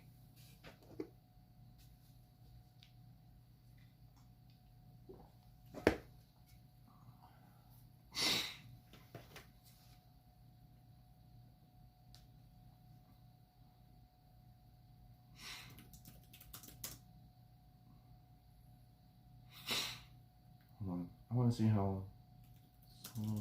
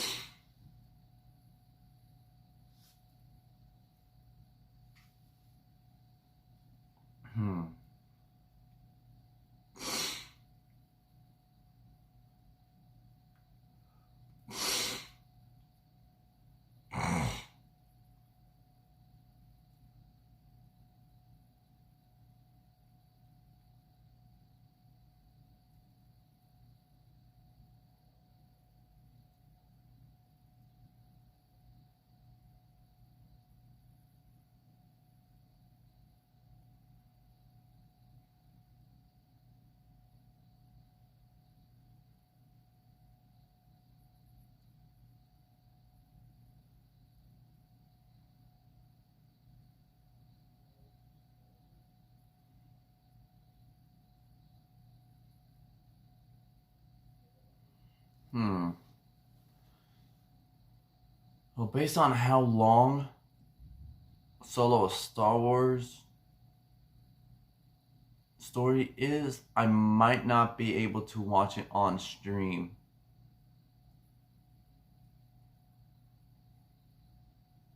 Yes, Christopher Lee was Saruman in Lord of the Rings. And The Hobbit. I think he reprised the role for the Hobbit movies as well. Oh yeah, he did reprise the role for the Hobbit movies. I remember because he was in that scene. He was in the scene where Galadriel goes to save Gandalf and the ring wraiths appear. But then Saruman and Elrond show up, fight the wraiths, but then Sauron appears.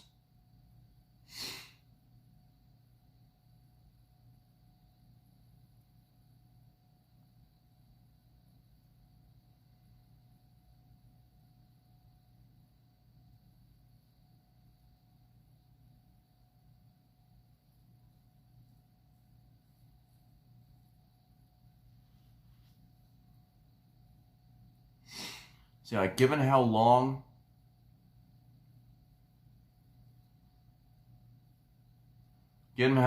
Solo a Star Wars story is, I probably won't be able to watch it on stream. Or wait, I forgot. It's 12 hours or less that YouTube won't upload that. So yeah, I can still watch Solo a Star Wars story. What am I talking about? For some reason I was thinking it was 7 hours, not 12. So yeah, I'll probably be able to watch Solo and Rogue One.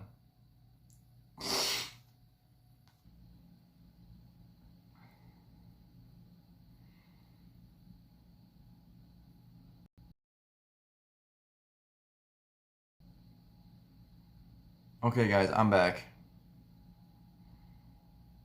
It's only running in 1914, so I need to switch back to my mobile hotspot. Hey, Michael Briggs, what's up, man?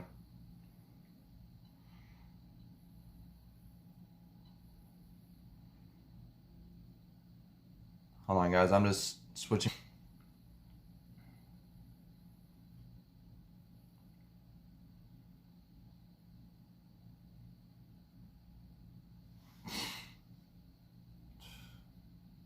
Okay, I'm just gonna have to run off my normal Wi-Fi and just hope that the connection stays good. Sorry about that, guys. I ran into some technical hiccups.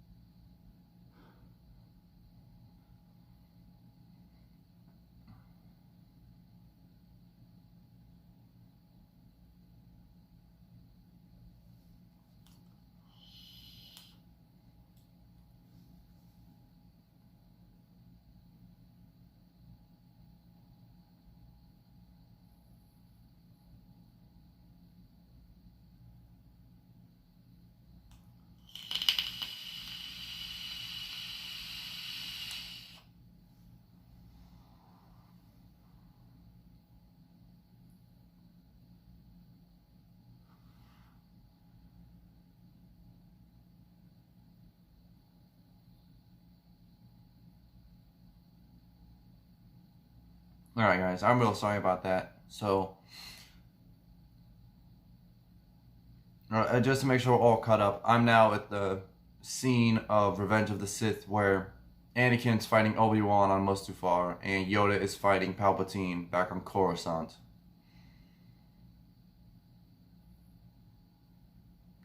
So Yoda and Palpatine just rose into the Senate room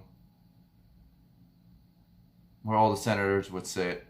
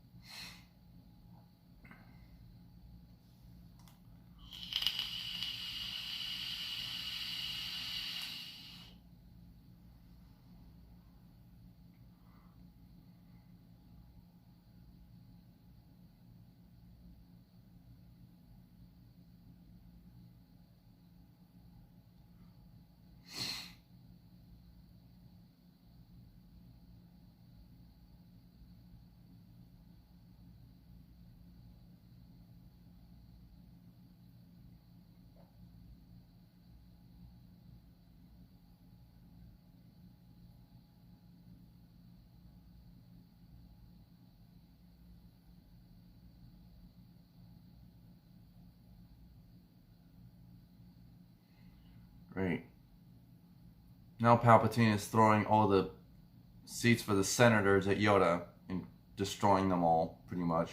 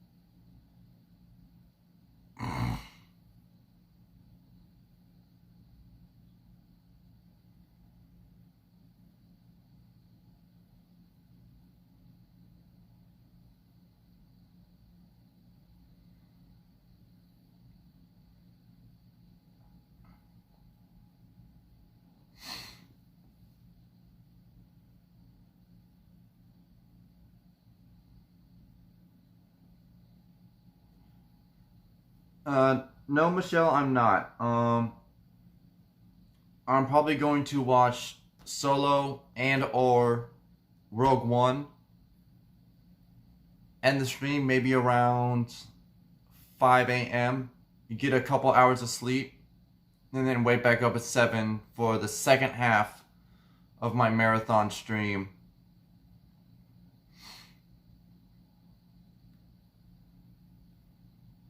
Starting at 7:30.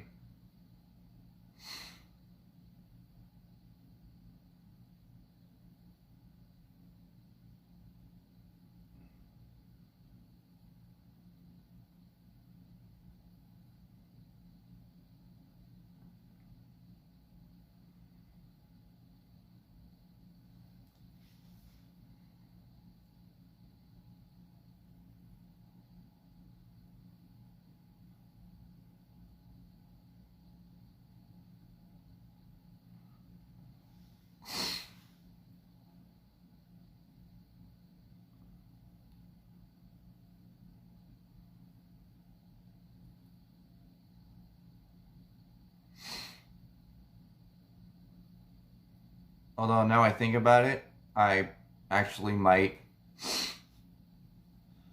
I might actually skip Solo and Rogue One so that I can get a few extra hours of sleep. And then just watch 4, 5, 6, 7, 8, and 9.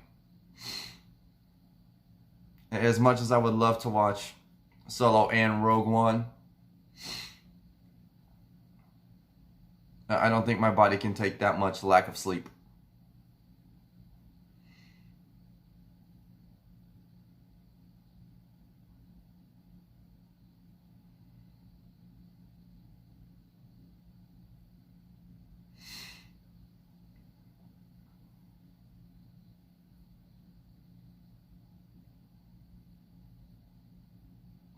Thank you.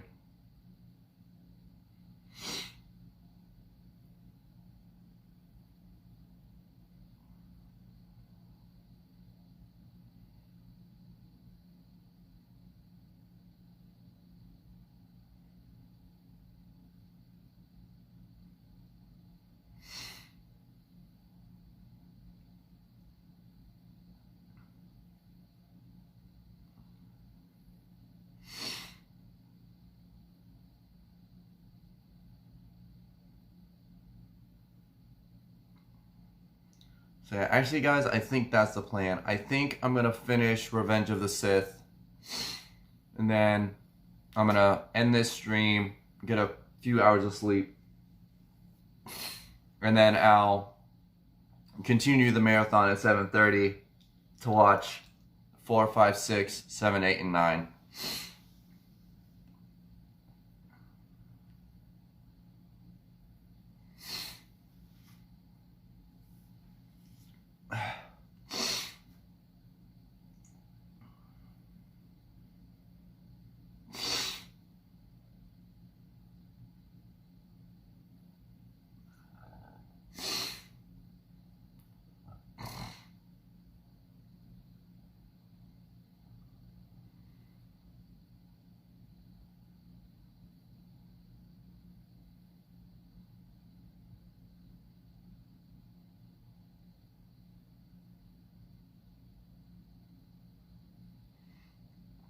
Oh, wait. Shelly, if you're still watching, I just realized there was another moment when Anakin's eyes turned red.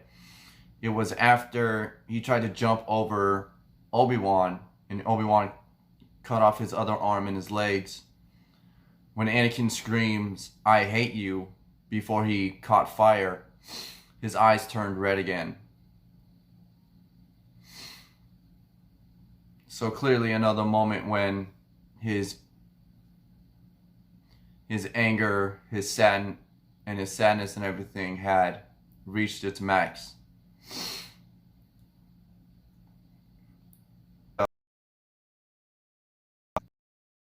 Sleep well. And that's awesome, Michael. Alright. Anakin jumps. Obi-Wan cuts off his limbs.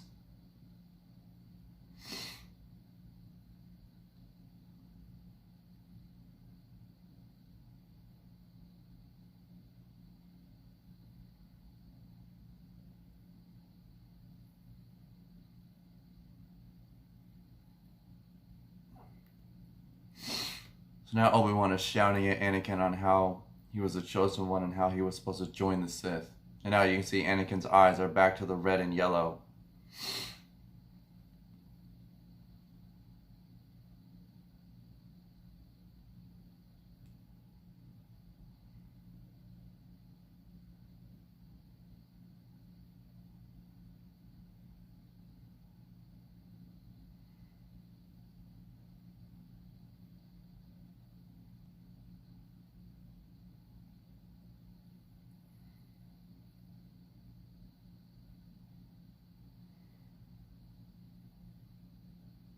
Now Anakin has caught fire.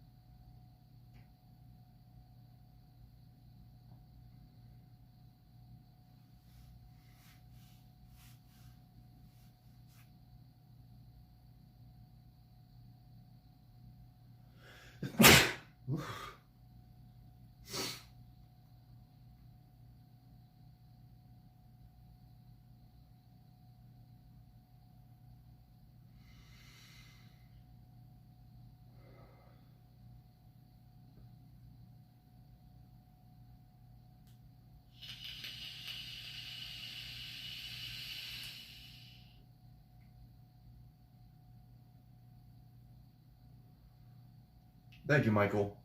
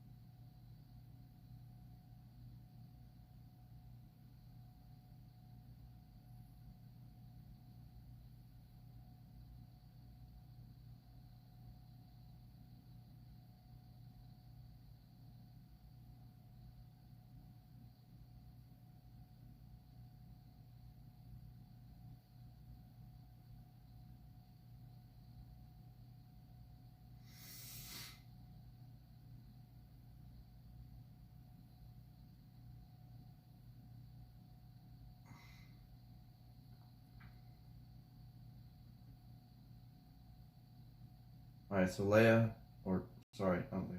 Padme has just given birth to Luke and Leia. And Vader is now having the mask put on his suit.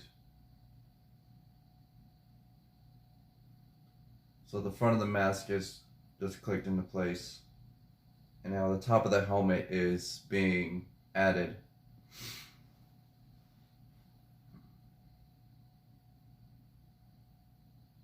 And now he just took his first breaths in the suit.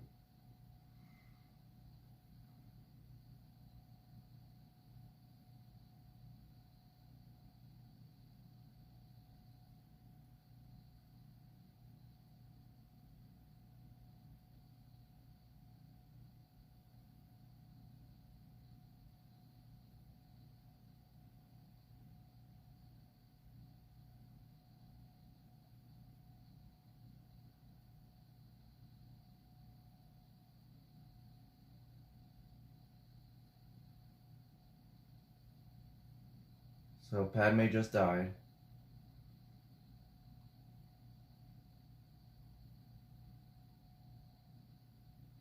Now Vader is being lifted into a standing position.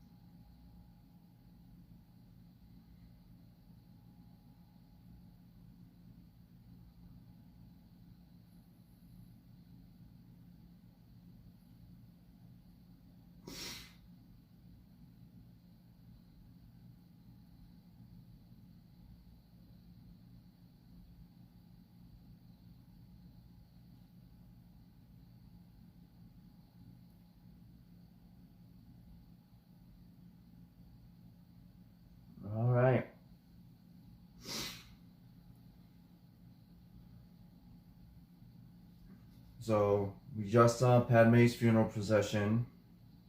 Vader and Palpatine overlooking the construction of the Death Star. And now Bail Organa is now bringing Leia to Alderaan.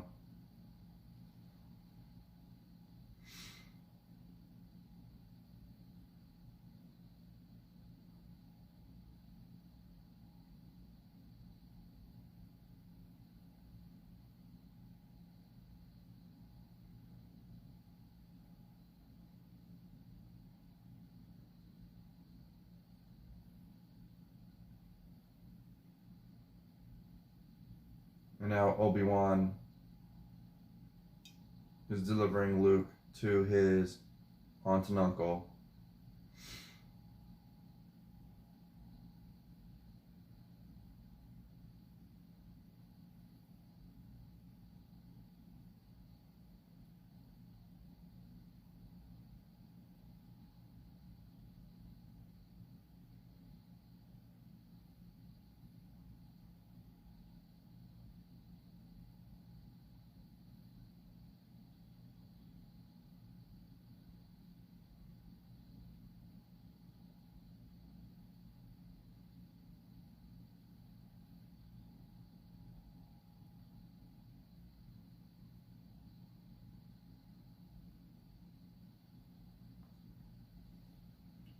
All right. And that concludes episode 3, the Revenge of the Sith. And that is going to conclude this stream, guys. I'm sorry I wasn't able to watch Solo or Rogue One. It's just been a very long day for me, and I'm really tired. And I do still have 6 more movies to watch on this marathon, so I want to try and get at least a few hours of sleep. So I'm going to end the stream here, call it a night. I hope you guys enjoyed. Be sure to like, subscribe, ring the notification bell. Be sure to follow me on all my social media. Be sure to check out my friends' channels in the description. And I want to personally thank the Orlando guy who donated $25 so far to my fundraiser for medical workers and first responders. It's definitely a step in the right direction. And hopefully we will get more donations on the next stream. Yeah, guys. I'm going to end the stream here, get a few hours of sleep. I will be back at 7:30 to resume the marathon on episode 4.